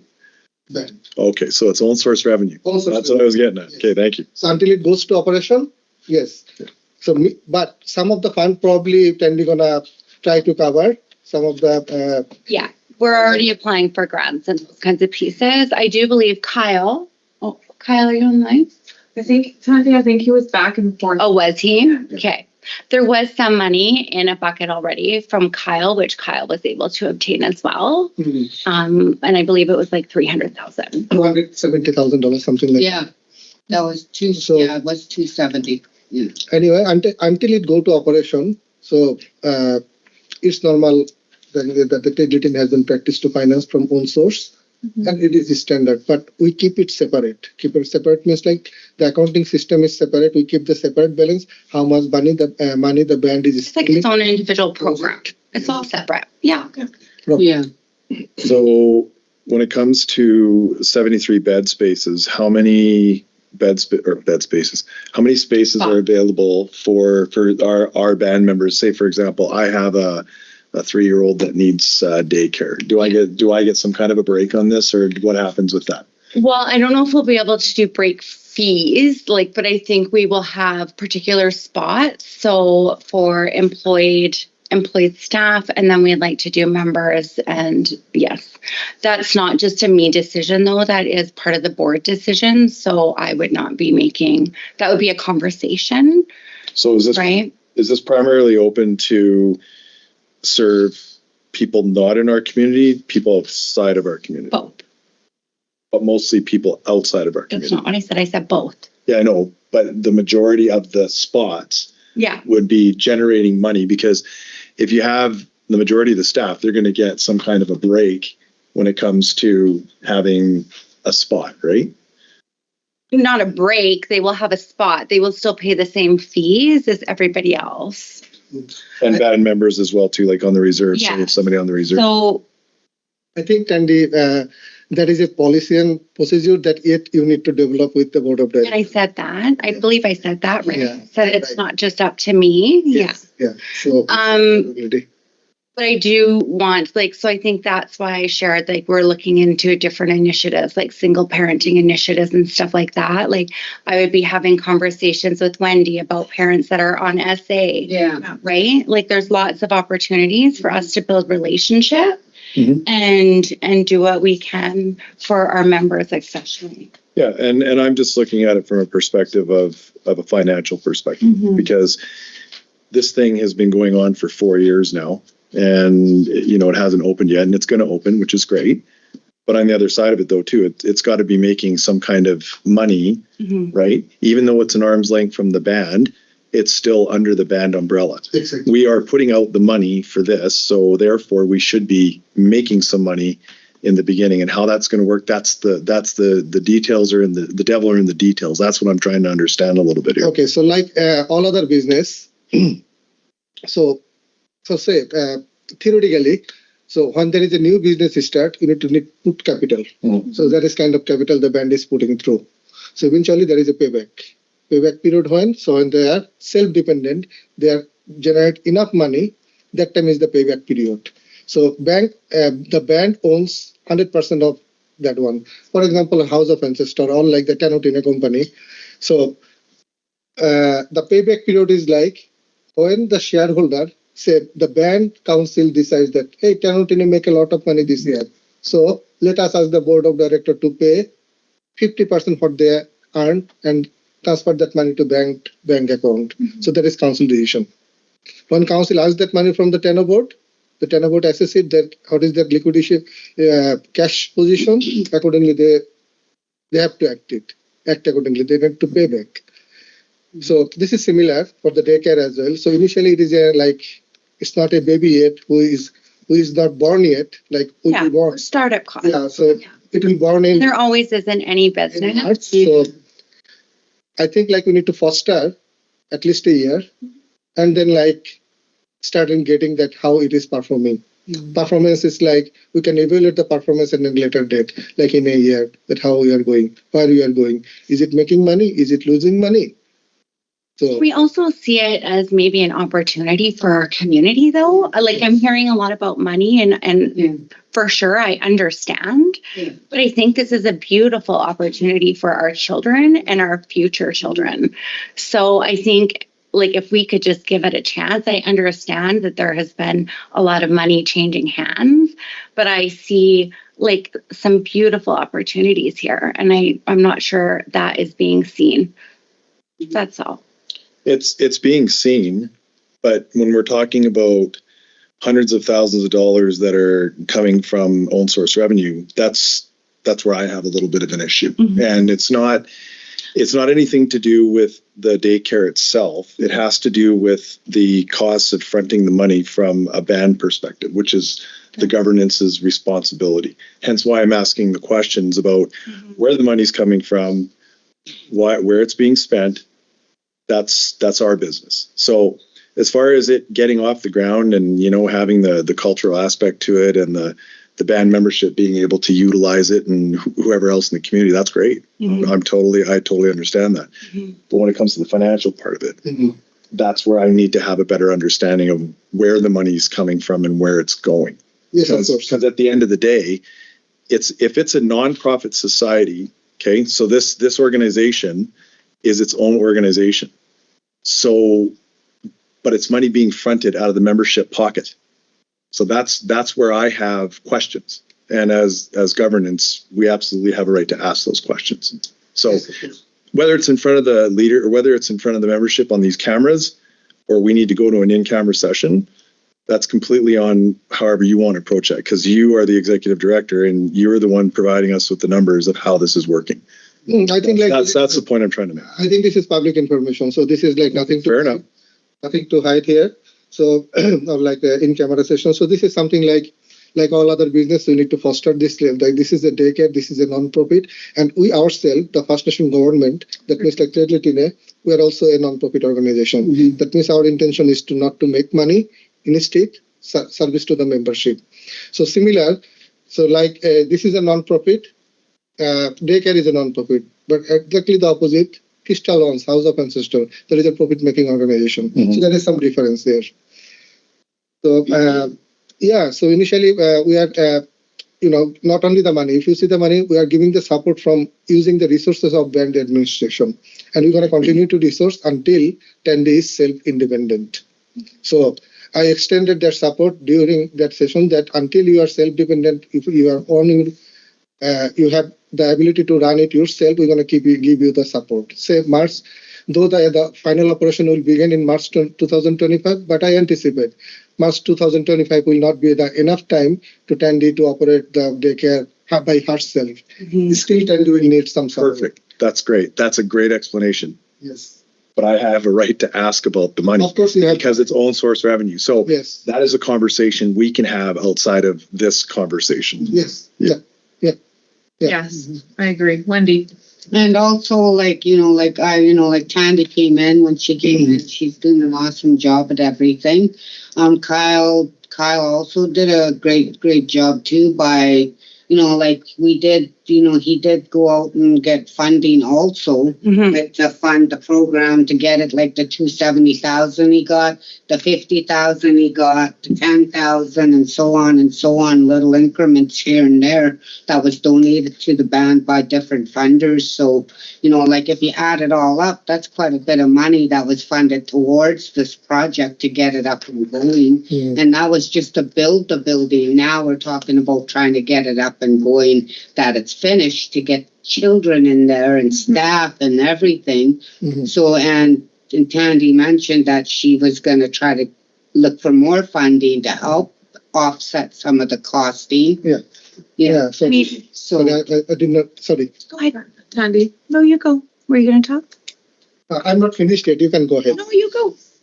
So, Robert is exactly the financial part. Yep. Robert told that is the so important part. That is It the is, internal yeah. discussion in band within the band itself. Because being administrator for the band, I need to come up with to the council that hey, I am anticipating this might be required for the daycare operation. So Yeah. that part I'm gonna come back. So Robert is exactly perfectly correct. Yeah. Yes, for that part. Yes. And And it's nothing against Tandi. yes, Tandi's doing what Tandi's doing. Tandi's doing her job. exactly. It's just when I have questions that Tandi can't answer, then you're right. It goes over into your realm, and that's for a different conversation. Yes, So exactly. whatever you're doing, keep doing it because you're doing a good job. I already noted 75,000, 10,000, 15,000. Kyle's got some money coming in, and that's great. And you know what? This thing's going to get up and running off the ground. Yeah. And that's where it's going to go on your end as an operational thing that you're doing. That's perfect. Yep. Yeah. So my two more things. So one is like this is something like I'm not sure I am elder than you or not. I am 49 years old. So from my experience, my job experience, I have management experience almost like 27 years. So from there, I saw like multiple companies. I do appreciate you for taking this role. The reason is like there are two things, you know. So one thing is like the role was there. They did some work. Everything is set up. Somebody left the organization, you take over the role. That means you get 30%, 40% ready-made stuff. You took a role that is like a brand new. That means like you have a lot of work to do.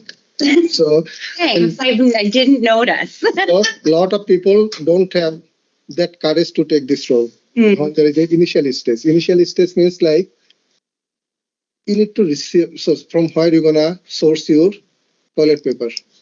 It's like this simple one, this little one you need to source it, and you need to source like this high one too, right? Like from where I'm gonna get the business, right? So everything you need to think at this moment. So this is Can I just say something before we go? I think that conversation can be had outside of this, outside of this, and I think it's just, I think the main point was made. Tandi produced what she came here to do. We see I see the big picture in it. Financiers are separate. Those conversations with her are separate as well. And I really think there's not anything else to add to this conversation because it's going to be a good thing. And I see the end game in it. So, yeah. Thanks, Tandi. Yeah, grow and it's gonna be beautiful. Yeah, I'm excited. A huge opportunity for our community. Thank you. Perfect. Thank you. That was more than 15 minutes. I was just gonna say. When you said 15 minutes will be okay. I'm just Oh, did you share my messages? Yeah. I don't think I see it till then they were like, oh, 50. I don't need 50. I need it 50. Yes. Thanks, Tandi. Have a good day. 10-minute break. Yes. Hold on a minute. Just hang on. Can we? Yeah. Ready? Can we go in camera for a minute? Right on. It is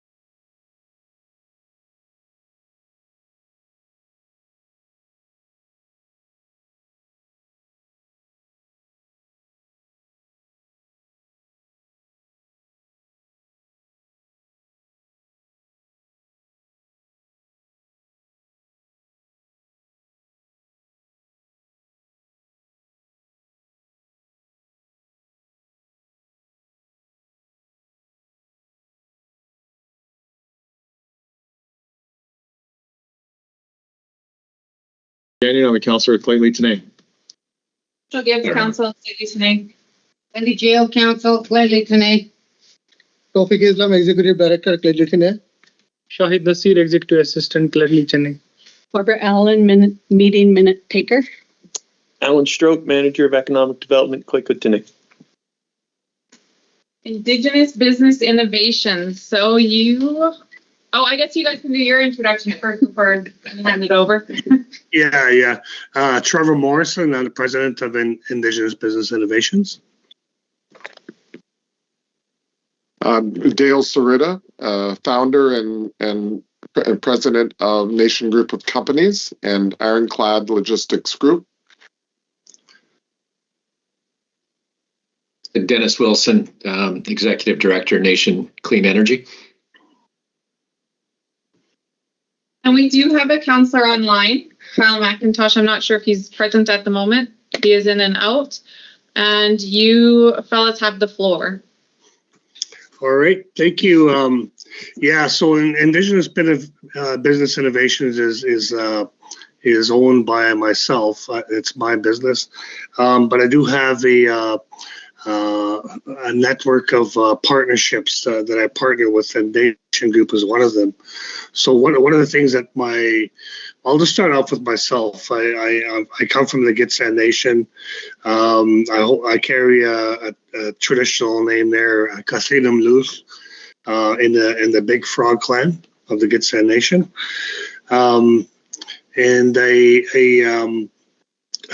So what I do with Business Innovations is I provide support for First Nations with major projects such as pipelines, and I've done some work with First Nations down south on the Trans Mountain Pipeline, and up north I brought some contracts and partnerships to Wetset First Nation on the Coastal Gas Link. So I have a network of companies that follow me because they like to do business with me, and they're trusted, and they carry similar values that I carry when I do business with First Nations. So Nation Group is one of them. But I also have some other companies that also pursue clean energy projects for First Nations. One of the successes is installing solar panels with the Wetset First Nation on residential homes. So right now they have 25 residential homes with solar panels. In the next phase, they'll be installing another 60 panels. So that's one of my success stories with Indigenous Business Innovations. And fuel is clean energy fuel. This is where a Nation Group of companies come in. So I'll leave it at that, and I'll let Dale and Dennis present on the clean energy, on the fuel and the clean energy. Yeah, thank you. And so I'll kick it off. Dale Saruta, again, founder of the Nation Group of Companies and Ironclad Logistics Group. Thank you, Trevor, for the introduction to your nation, and thank you all for the invite and spending time with us here to get to know each other. Dennis will follow me with more detail, but I can give you a little introduction of who we are and why we exist. So I'm Dale Saruta. Grew up in the Fraser Canyon, the Fraser Valley, off to University of Manitoba for a bit, and then back to Vancouver. So this part of the world's been home for me, thanks to grandmother. My mother is the last of 17 children to my grandmother. And thanks to my grandmother, we're all members of the Spuzin First Nation in the middle of the Fraser Canyon. My father was born here in Vancouver, but his parents were born in Japan, and he grew up as a child through the internment years here as internment years in BC. And humble beginnings, but thanks to my father, he was the Wayne Gretzky of sawmilling and from production and in his production years and in his management years, and was able to manufacture and export wood products very successfully to Japan way back when.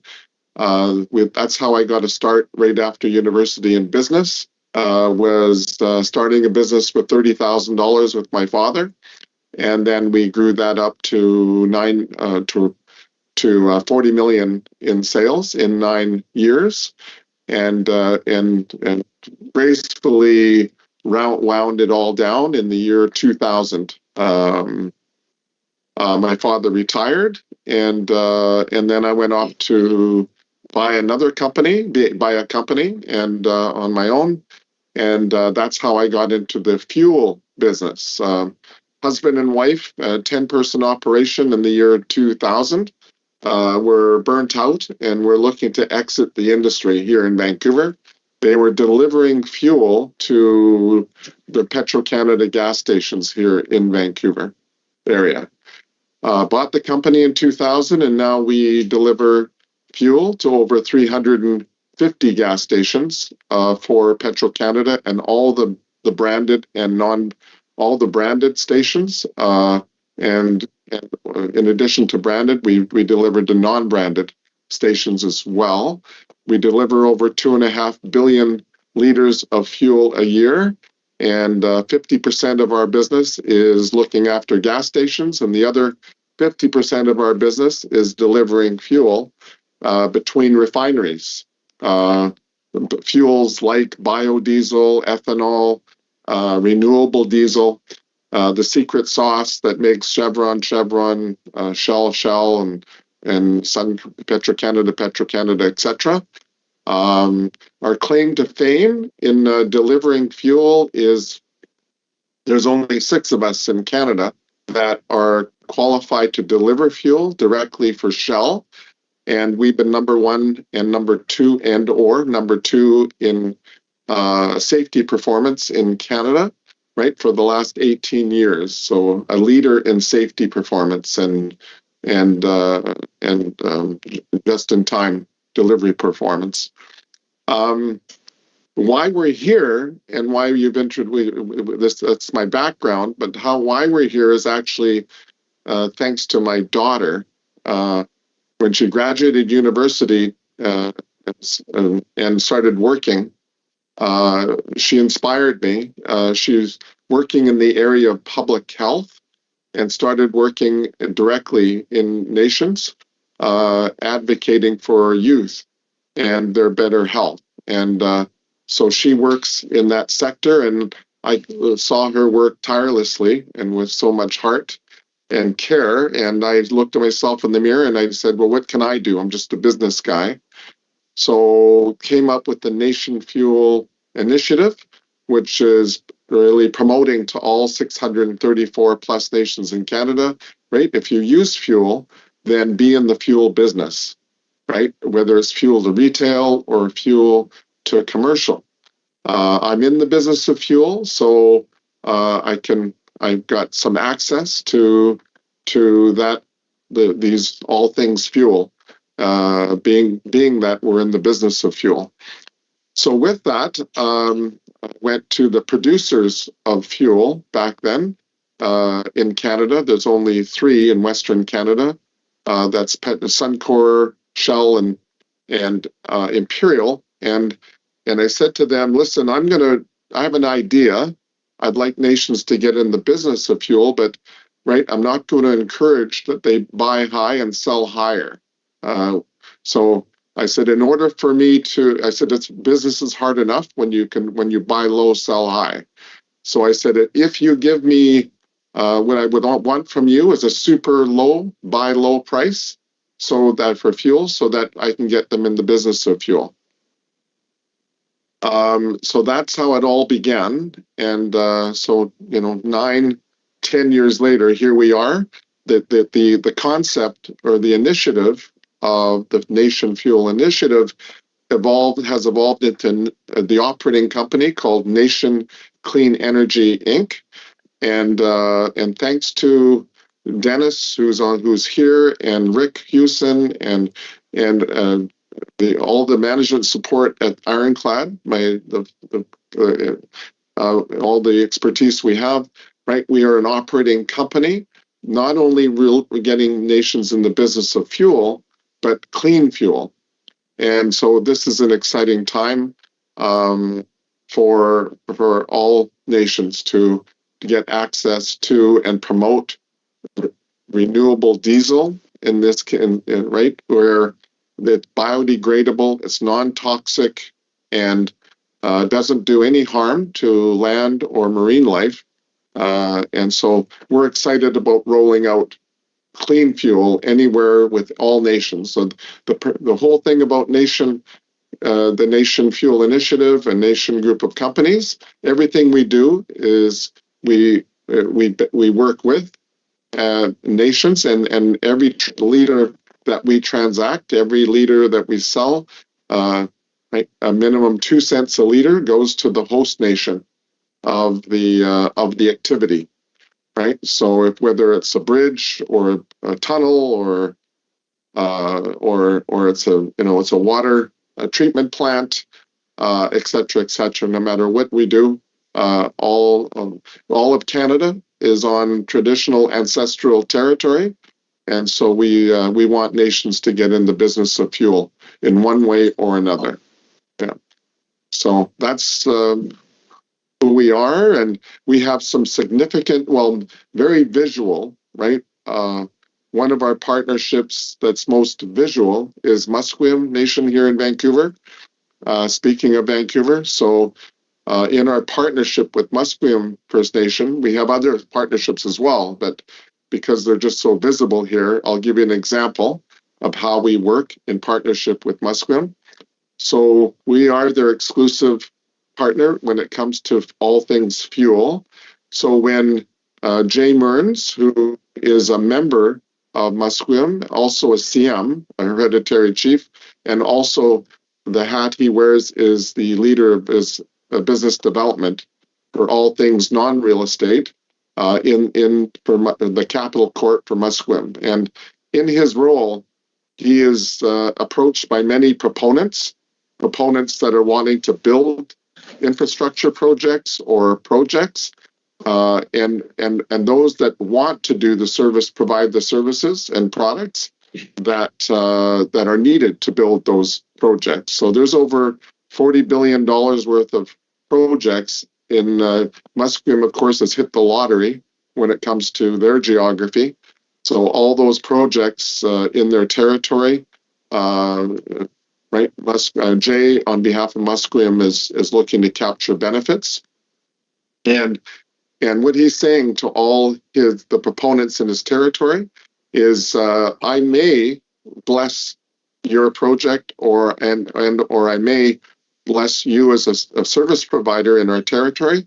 But one thing is for certain: if you are using fuel to diesel to build those projects, we want you to partner. We want you to buy that fuel with our partner, Nation Clean Energy. And I'll give you 4 reasons why. 1, it's not going to cost you a penny more for your fuel. Nation Clean Energy will provide you the fuel at the same price or better than you're paying now. Number 2 is that they have access to an allocation of renewable diesel, clean diesel, and this diesel is non-toxic, biodegradable, doesn't do harm to our marine life and land life. So we want you to use that diesel at the same price as normal diesel. Number 3 is that for every liter of fuel that you buy, whether it's clean diesel or renewable diesel or conventional diesel, the Musqueam Nation benefits by 2 cents a liter for every liter transacted. So, and the 4th reason is this renewable diesel is 100% fungible. In other words, Rolls-Royce, Cummins, Caterpillar, all the engine manufacturers have provided a white paper that gives assurance to any operator owner of their equipment that the renewable diesel that we sell is is identical to conventional diesel, and there is no issues relative to warranties, no engine modifications required, and there's no warranty issues by using the renewable diesel that we sell. So those are the 4 reasons, and I only highlight that because I know that your nation, and this is how we met. We thank you, Trevor, right, for setting up the meeting with Chief Darlene about a week ago when she was here in Vancouver, and it was just shared with her that I only use Musqueam as an example because your nation is hosting a lot of activity in industrial activity in your territory, and if we can be of assistance to help you capture benefits, fuel benefits in your territory, which I'm confident we can, and you want to do that with us, then we'd like to work with you to do so. We're here to get you in the business of business, right? We would like to facilitate that in any way we can, right? So that's me. It's Nation of Clean Energy, and I'll shut up now and give up the microphone to Dennis, or open the floor for some questions first. It's up to you. Sure. Why don't we pause there just to see if there's any questions or interest. I think you can keep on going, Dennis. Okay. Good. Well, I'll be brief. My background, I'm the engineer in the group, so I grew up in sort of the petrochemical world, so I've got a pretty solid technical understanding of these products. So I would just maybe add a few things to what Dale mentioned, is that the greenhouse gas reduction, and maybe you guys, I mean, I may be speaking to a crowd who's very familiar with the product, but for those who aren't, the greenhouse gas emission reduction by using renewable diesel versus conventional is about 85%. So I kind of use this analogy. You can turn an F-350 into a Tesla just by putting a cleaner fuel in the tank. So, for industry who have made commitments to environmental commitments to greenhouse gas reductions, it's a pretty compelling way to transform their operations without having to do a lot of investment into electric or hydrogen or different other alternative types of technology. We're not. Sorry, I do have a quick question. I don't know. I may have missed it. The price to the consumer, is it? It's much different than. No, the price is at par with conventional. So that's sort of one of the advantages, is that there is no premium. Some companies, when the product first was brought to market, we're trying to sell it for a premium, but we've got it to a point where we've basically achieved parity with conventional fossil diesel. So absolutely no cost to extra cost to switch over. Yeah. And I just wanted to clarify a little bit, right, is that we have access to that supply. Not everybody does have access to supply that can be competitively priced or priced equally with conventional, but that's the work we've done to secure that pricing, right? And we have an allocation. But Dennis is right? Not everybody is selling renewable diesel or has access to renewable diesel at the same price as conventional diesel. Usually there's it's sometimes priced more, right, than that. We do have another question on our end here, Wendy. Hi. I'm just wondering, there's a lot of companies now starting up with this clean energy type kind of, like material or gas or whatever. Is it solely for like bigger machines like planes, jets, or commercial vehicles? Yeah, so the renewable diesel is a drop-in replacement for anything that uses diesel, from a pickup truck all the way through to large mining equipment. And then we do have access to another product in the aviation side called sustainable aviation fuel. And that would be for your jets and things like that. Okay. And also the marine industry, Dennis, right? So we're because we're here in Vancouver, right? A lot of the fuel, renewable diesel that we're distributing is going into the marine industry here. So in addition to pickup trucks, heavy equipment, mining equipment, excavators, right? Also, right? Ships and boats can use it as well. Yeah. I might have a question. Yeah. Are you familiar with Tidewater Renewables here in Prince George? Yeah, we sure are. Okay. Yeah, we have a strong relationship with Tidewater. I've known them for many years, and And do you guys are you guys currently doing business with Tidewater, or would you like to be, or how's your relationship with Tidewater? By me. Yeah. They came by the other day and gave a presentation on their plans for expansion. Okay.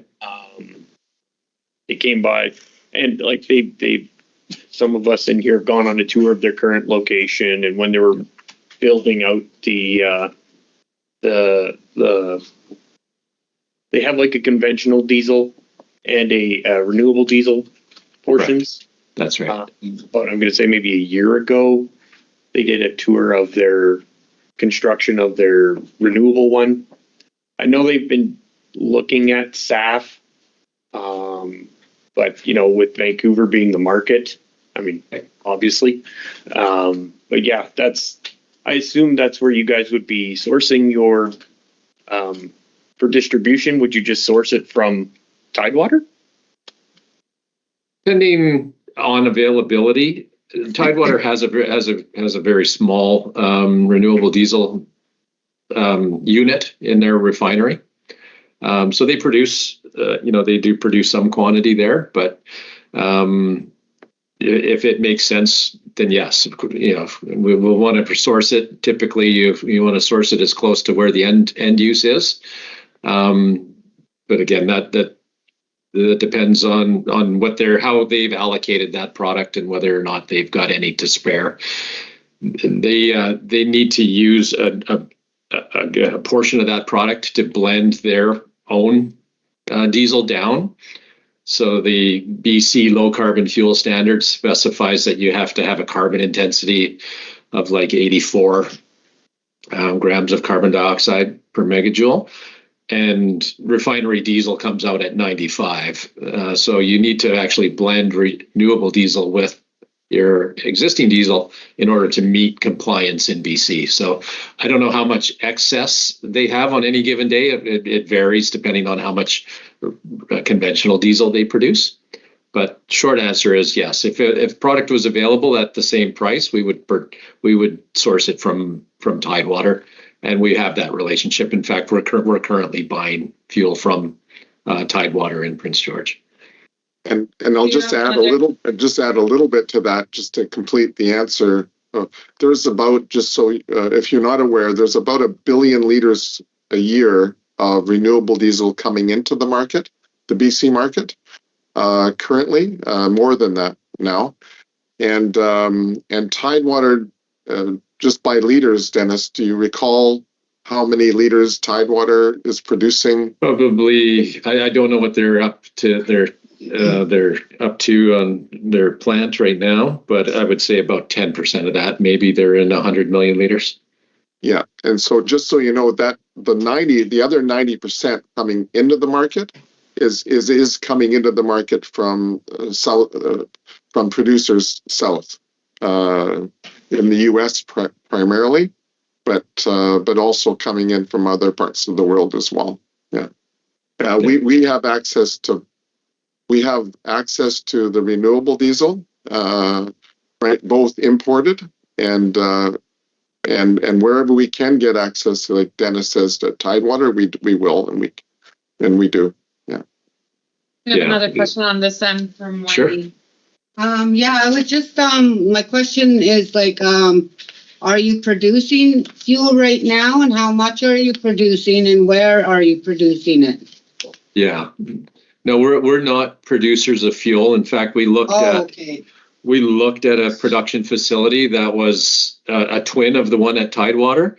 But the economics were such that we can actually import barrels more economically than to build a plant. So we have a global we have a global access to the product, and certain jurisdictions, depending on their tax structures and government incentives, can produce fuel at more advantageous economics than others. And currently, the U.S. is sort of highly subsidized their renewable diesel market, so a lot of the product that comes into British Columbia is coming up from the U.S. Unfortunately, the Canadian government hasn't quite kept up with some of the incentives that they had in the U.S. So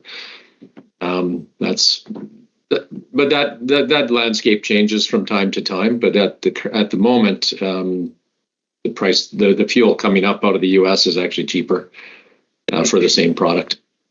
Okay, thank you. Robert? Okay, so what's the end game here, guys? What are we looking at here? You're throwing something to us. So obviously you're the middleman in all this, right? So you're going to make a connection. So what do you want from us? What do you need from us? Okay. Well, let's. I'll start, and I'll let Dennis fill in the blanks. What we'd like you to do when you see us, we have right. We're in the business of all things fuel, delivering it, and getting access to supply and reselling it, right? So producers of fuel rely on resellers like us to get the product to the customer, right? That's the heavy lifting, is getting the product to the customers by train, plane, by automobile, by truck. We have to, the whole goal is get it there. So we have the ability to get product to the customers wherever the customer is, right? And so we want you, the nation, to benefit from all of the consumption, not all, well, all ideally, but to start, we want you to benefit by the consumption that's happening in your territory.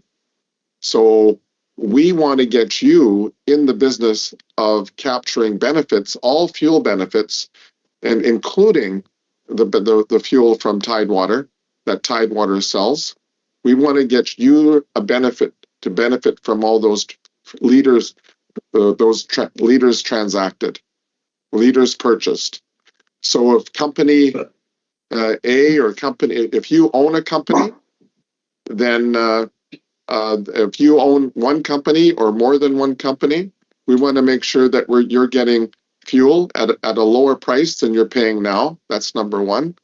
Number two, if there are companies that you have if you have an impact benefit agreement with any proponent, any project, we'd like you to benefit from the fuel being used for every liter of fuel being used to build that project, whether it's a highway or a bridge or a tunnel or whatever the project is, a mine. We'd like you to benefit from all those liters being consumed. So we would be like your partner. We're not looking for any capital. We don't need any capital from you for anything we do. We're looking to is to partner with you and to negotiate on your behalf and capture on your behalf the revenue, a share of the revenue for all the liters that are transacted in your territory. Right? We become your fuel professionals. Yeah. Dennis, did you? Does that answer the question? I mean, I understand now. Yeah. A good example is if there's, let's say, for instance, a forestry company is doing work in your territory and has asked is either partnered with you or asked your blessing to conduct those activities, they're going to consume fuel. This is a way for you to benefit from the consumption of that fuel, and also bring a clean product into your territory that won't cause harm to the environment. So I think this is more of a Allan thing where Al would talk to the companies that we're already involved with and find out from there which renewable, is it renewable diesel that's going to be utilized by these companies, and then just make that connection between himself and you guys. Exactly right. Like that's the low hanging fruit. That's very simple. If you've got an existing partner list and they're currently using fuel, then this is an easy way to convert again. And I don't even know really, like, Allan, do you have to know off the top of your head? I mean, besides Tidewater, what else is using biodegradable diesel, or like who's using it? Yeah, like coming in through the territory. Oh, I mean, BC Hydro would. Yeah, exactly. Like every single major project would. Right. Anyone who uses a generator. Yeah, but I mean, like, I'm talking. That's doing business with us right now. Like, how do we? No, they would be the only ones who are making it. They would be the only ones. Like, they'd be the only producers, because there's only like a couple, like 2 or 3 renewable diesel producers in BC, right? Correct. Yeah. So like Burnaby in here, I want to say. That's correct. Yeah. Parkland in Burnaby makes a little bit, and then Tidewater up where you guys are. Yeah. And so right now, Tidewater is looking to expand into the footprint of BC or of Canfor. Right. That space in there. Right. Mm-hmm. And so for this very reason, and to pretty much make SAF. Okay. And perfect. if you don't want to make SAF, like SAF and renewable diesel are very close, and you just have to change, I believe, the hydrogenation at some level. Exactly right. To make it suitable for airplanes or cars. That's right. And then they're planning on shipping it down to YVR. Yes. Right, because that's obviously where the biggest market is, and airplanes that's pretty much the only place they can decarbonize is renewable or with SAF. Yeah, exactly. Yeah. Not a lot of electric, No, we're not getting that. Yeah, I'm trying not to fly to London in an electric plane. That's right. And I just want to highlight one thing, is that we not only do we provide access renewable diesel, right, at competitive pricing, but also conventional diesel as well. So if there is a customer that is insisting on using conventional diesel and not renewable diesel, we still have access to the most competitive pricing, right, of that product as well. So we're not limited to just clean diesel. We offer all the fuels. Yeah. Okay. So you source from Parkland then? Where do you source from? Yeah, most of I would say down in Vancouver, and again, it's region dependent. We work across Canada. We have a global supplier that's not affiliated with any of the oil majors. They're a trading co called Trafigura.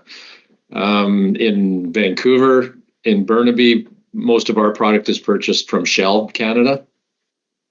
Up in the north there, we do purchase a lot of product from Tidewater, and so we do what makes sense. And then again, a lot of it's based on pricing and availability of the product.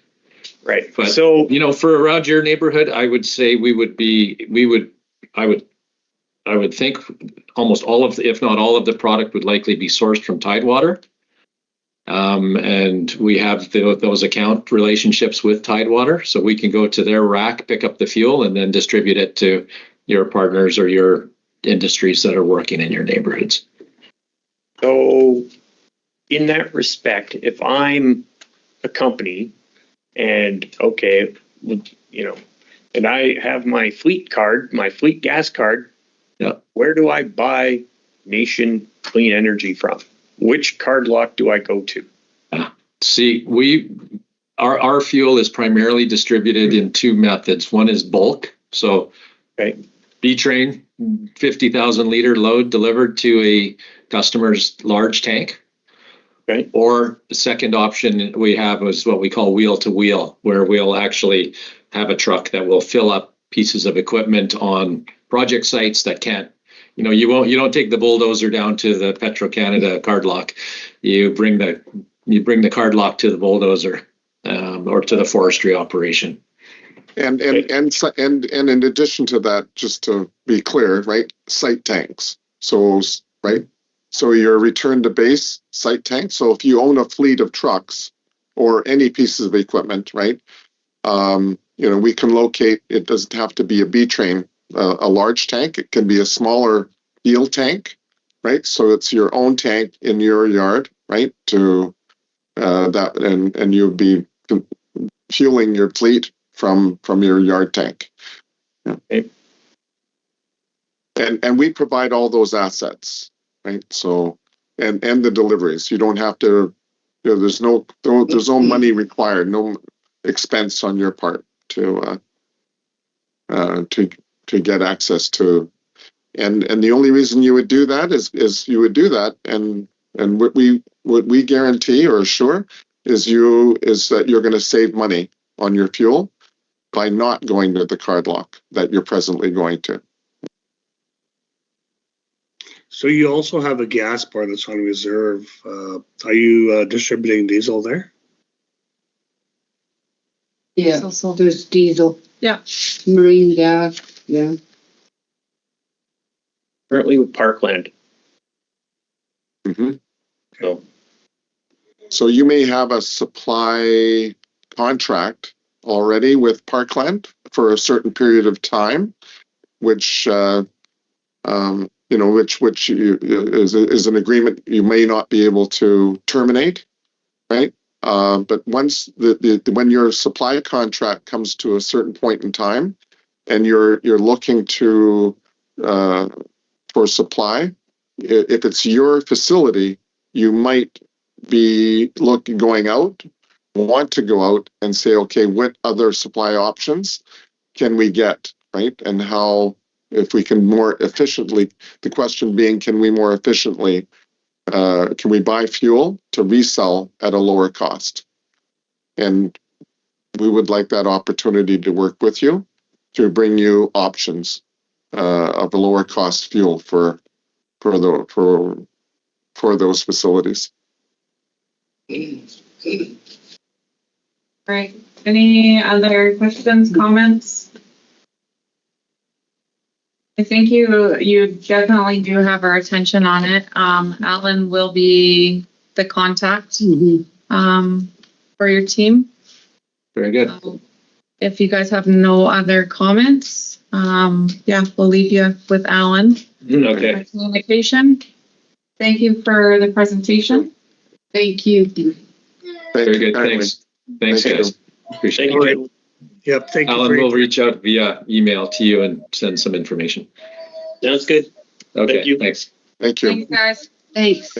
Take care. Bye. Yeah. 4 minutes to spare. And then we have finance. That was a little. I don't understand Trevor's part in it. I feel like he was just maybe the connection. You think making something off of it? I think he had a similar role to Derek Orr with the Reach group, where he just goes around and, hey. Either way, I mean, they presented and. Yeah. Trevor background is like Trevor was past CEO of Gbenga Nation. Yeah. So he was involved with the purchase of the Prestige. Oh. So he no longer is CEO. That makes sense. Yeah, he was a band manager. It's Trevor. That's right. Like the brother that you and Trevor was. 4 o'clock, is that the next one? The next presentation is, no, 3:45. It's this year. Oh, okay. Right. I'm here now. Last week, we called Chelton. Thing is, Yeah, that's right. Yeah, I need to talk with you all. We couldn't call in Chelton.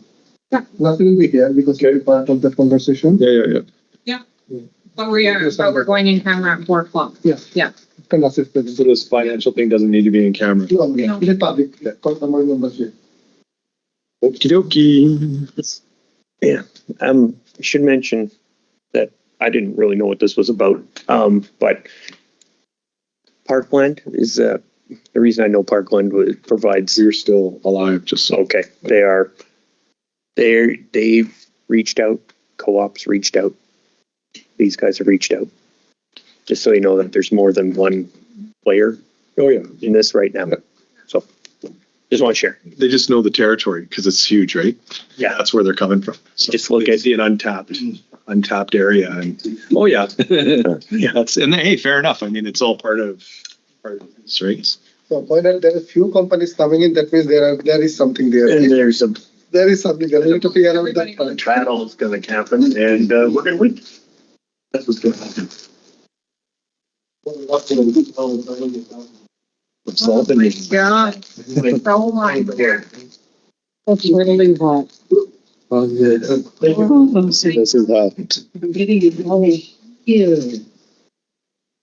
There's no air flowing.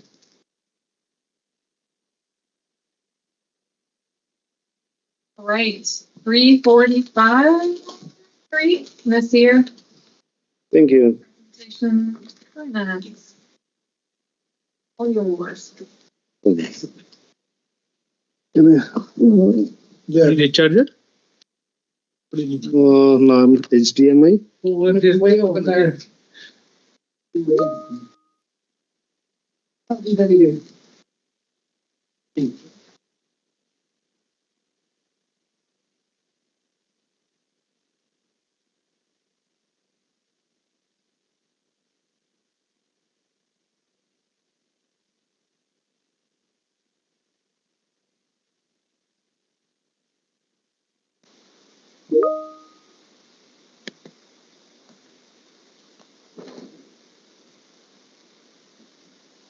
Good afternoon, everybody.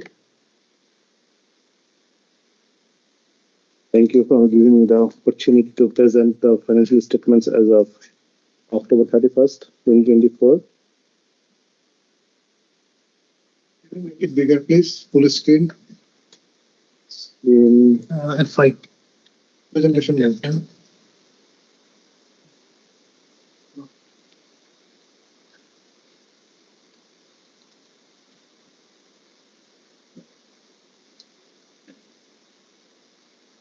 So this is our financial performance as of October 31st, 2024, comparing with last year this period and comparing with the budget for 7 months.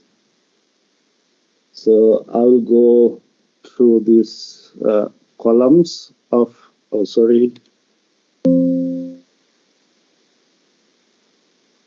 Our current revenue is 16.6 million this year, and last year this time it was 10.9 million. Adjustment for deferred revenue from last fiscal year is 3.2 million. Last year it was 2.7 million, which gives us total revenue 19.9 million this year, and last year it was 13.6 million. Operating expenditure this year 8.3 million. Last year it was 7.8 million. Capital expenditure this year 5.6 million. Last year it was 1.5 million. I have a separate slide to explain the variances just after a couple of slides. Hang on a second here. Sure. So this one's different than this one? Yeah, About the printed option one, I think he made a little bit updated in a different. Updated. Oh, okay, yeah, because I'm seeing a lot of negatives and reds on this one. Yeah. So that one was like initial version to submit. If you want to see this version, this is the one. Oh, okay. The surplus bottom line 6.03. Yeah. Plus, you need to give it to all council by email, hey? This one? Yeah, that's the big one. Okay, sure. Yeah, because I don't have that. This is the only one I'm like, ooh. Okay. So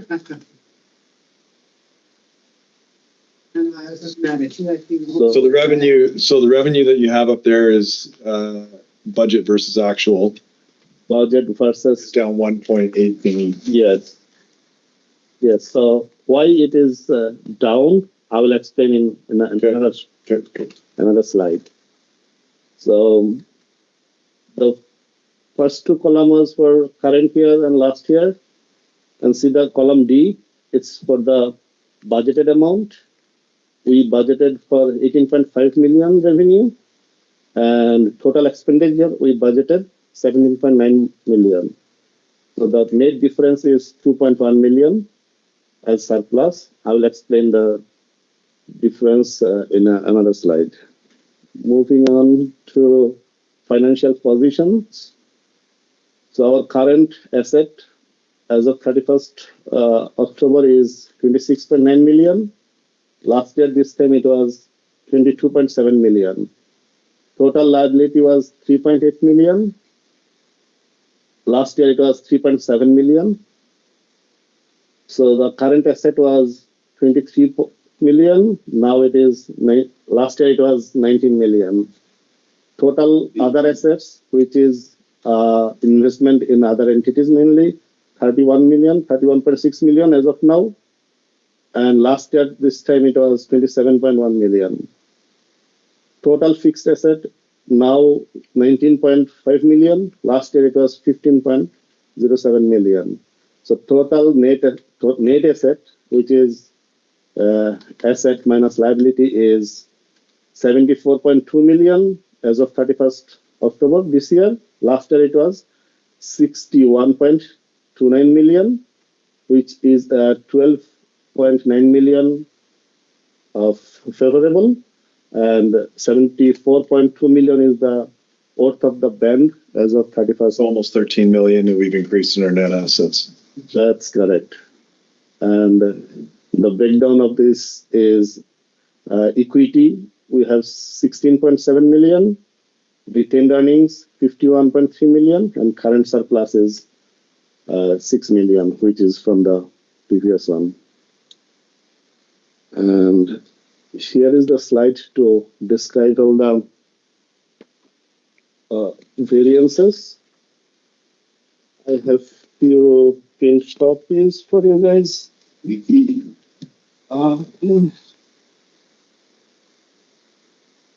It says that revenue is increased 5.7 million when we compare the financial performance current year versus last year. It was 5 million up because of the community wastewater and drinking water projects. Operating expense is increased 458 million when we are comparing last year's 7 months versus this year's. Yeah, 458. Another one this year? Yes, I do. Thank you. So it is basically for the our team size got increased. Last year we are 50 people. Now we are working 56 around. Capital expenditure increased 4.1 million.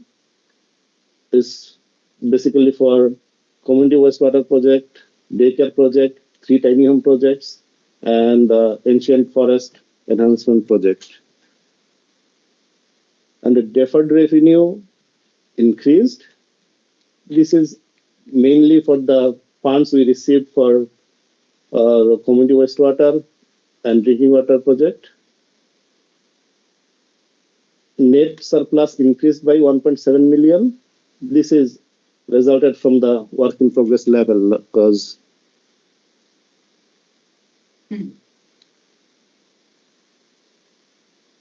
any questions on this part when we are comparing last year versus this year?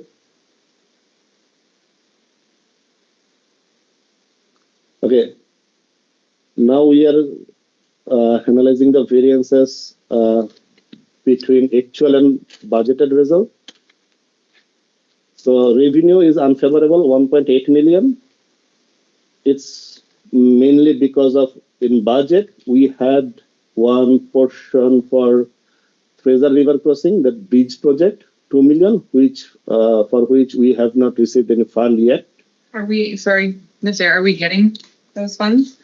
Not in next 3 months at least. I had a discussion with Zawad. Zawad submitted the RFP and he said that even in province level, it will take at least 2 to 3 months, then it will go up. So it'll go up by 2 million, which will make this over on the plus side then, right? So favorable variance in expenditure. So when we compare the, we actually budgeted more than what we spent. And again, it is for the budgeted work progress level was high. So like they expected more work would be done by this October, but it has not been done. That's why the expenditure is less, and that's why we are favorable. And favorable surplus is 2.1 million. Again, it's resulting from that less expenditure. Any question on this part? And then we are on the financial positions, current year versus last year. So last in current asset, it's increased by 4.1 million. And these all are whatever increased, it's in our account receivable, mostly in GIC investment and bank balance. Then liability increased by 118K. This is mainly because of the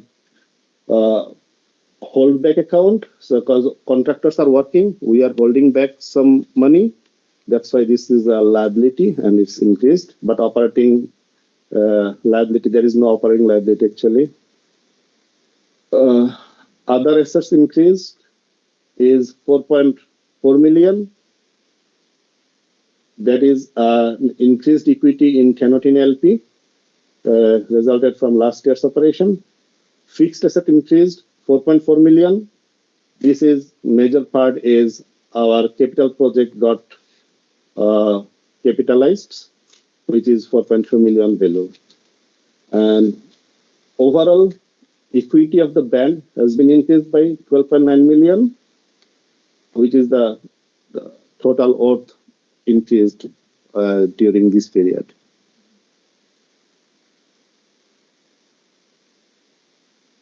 And this is a treasury comparison. So it's just the liquid asset what we have in bank in form of bank balance and GIC. So this year it is 3 million, last year it was 3.4 million. And GIC balance is this year 22.7 million. Last year it was 16.7 million. So which is showing the 6 million increase in GIC, the actual increment in our current asset. So overall, we are our bank balance has been increased by 3.9 million. This is a graphical thing that GIC investment is increasing. The blue one is this year. And few updates from finance department is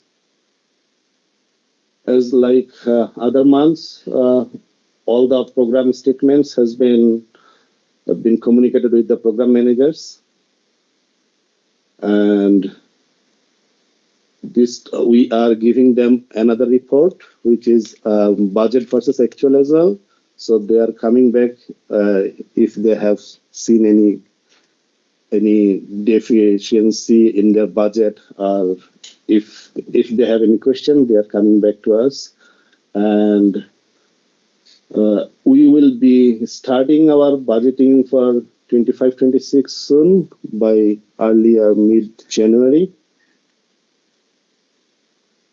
Then another one is staff bonus for staff and council will be ready for signing on 15th, and it will be distributed on our staff party on December 20th. And we have our audit plan laid for 24-25. We are expecting the auditors team in the building and by mid of January. They will be auditing. Didn't they just sleep? They will be doing audit up to 31st December, and we are studying it a bit earlier this year so that we can get the drafted financial statements by June 30th. We put our finance manager in a difficult spot now. Sorry, Council, can I ask a question to him? So, Nasi, could you please provide an explanation to Council? So, when you see a deficit budget from a program, what steps do you take for the internal control purpose? So, whenever any check rec comes from a project, we used to look into the program status, program health, so it's where it is. Whenever we see it's minus, we immediately email the program manager or call them, discuss, hey, program is negative. What is are you aware of that? He said that, yeah, I am aware of this. This fund is coming, or they have their explanations for going forward. And if it is a big amount, I always ask them to get it signed by either Chief and Council or Executive Director. And Wendy can probably vouch it that when programs are minus and how finance is gaining that. Yeah. Right? So just to give you an idea, in my program, minus in certain and say in one program, but I have some in another program, but I can't use that. I have to use the one that's the minus program. I would have to write a detailed information on, in a separate piece, I fill out this form, and then I present it to Chief and Council, and try to get, the higher ups to look at it and explain to them that, yes, I know I'm in deficit. However, after the new fiscal year comes, I should be able to move around some money from another program to cover that deficit. So yes, I'm going to be in deficit, but I need signatures from Chief and Council before I can bring it to finance.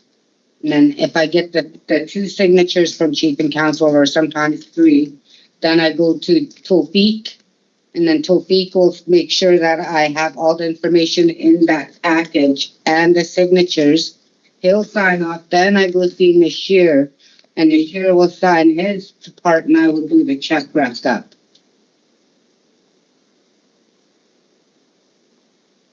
Yeah, Robert, sorry. So when you're getting the negative things, is there not a mechanism in place before you get to the negative part?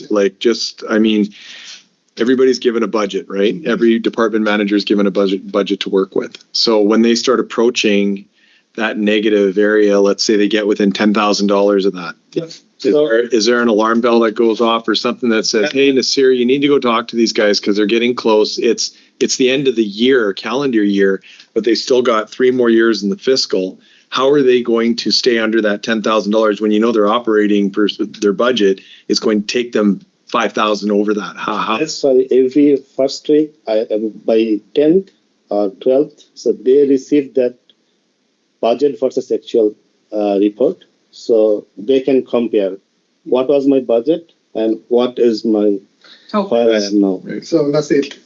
And I need to be very strong here. So I had a conversation previously with you and also program manager.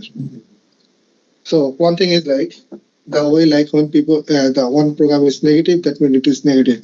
You let the program go negative. The finance department let the program go negative. So you're sending the monthly statement to all program manager. That doesn't mean that it ends your responsibility. The program manager responsibility is one big part, that they cannot manage their program properly because it is getting negative. Or like there is a procedure. Procedure means like the policy says that council approve a operating budget for this program $50,000 expenditure. A program manager should have ability to assess that $40,000 we have already spent. That means $10,000 is not good enough to run the rest of the fiscal year. That means I need to come up with a supplementary budget and produce it to the council. Hey, council, I cannot run it. $10,000. This is where I expend, so I need another $10,000. Could you please give me, or I need to lower my service level? So this is something that program manager should be able to do it. But the finance department thing is like sending the program statement fantastic. The program manager can assess that part, but not all program managers are as efficient as everyone, right? So in that point, there should be a check mark. You know that whose programs are running negative. That means like you should have a list in finance department in every accounts payable in front of everybody. Whenever you see the check requisition coming, you see the program, it is running negative. Hey, I cannot process the check unless I see a supplementary budget approval. Yeah. So this thing I discussed with all department managers, with you too. So finance is the gateway. Right. You know what I mean? So the problem is like, say, if you see that one check requisition came through, it is signed by Wendy, signed by second council, signed by third council, and it came to me. So do I have the information? Is the program is running deficit or not? On the spot. I do not. No. Right? Most of the time I push back to you. Go to Nasir, check the program. So, but 3 council member even signed that is not enough for that. Like, say, if it is a $10,000 negative and then you got a check requisition, next week you got another check requisition, next week you got another check requisition, that means your internal control is not working. Am I right or wrong? Yeah, so that's why we hold that those check requisition. You need a supplementary budget.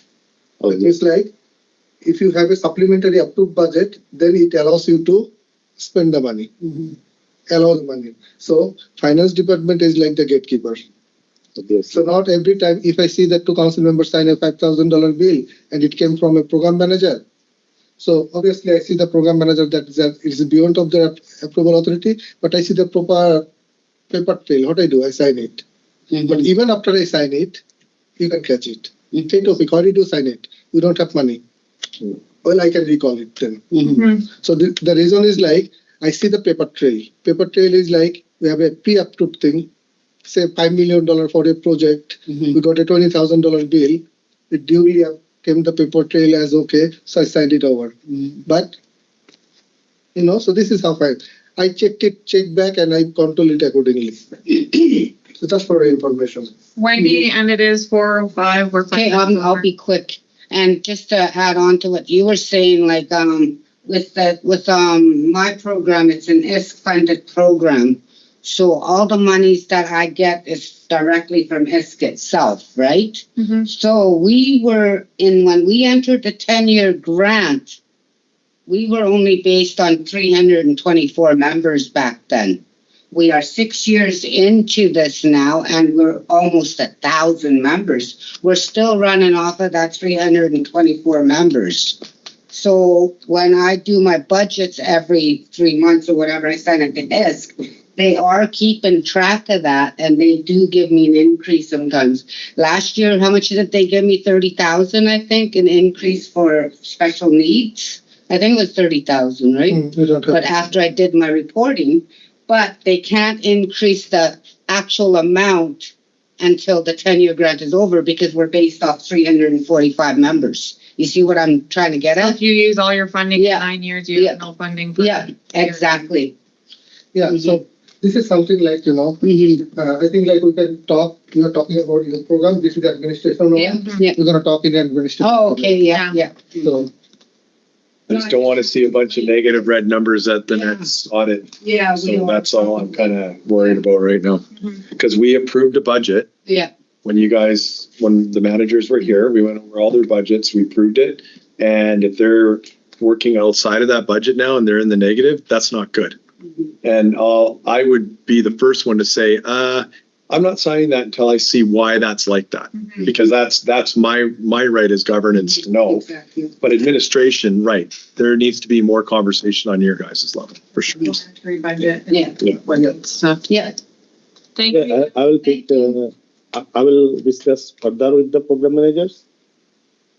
And you need to take control in your finance. So that is the first thing. Okay. Thank you. I think it can go in camera. Here. So everybody, thank you for joining today. The rest of our meeting will be in camera. We will see you all tomorrow at 10 a.m. Good night, everyone.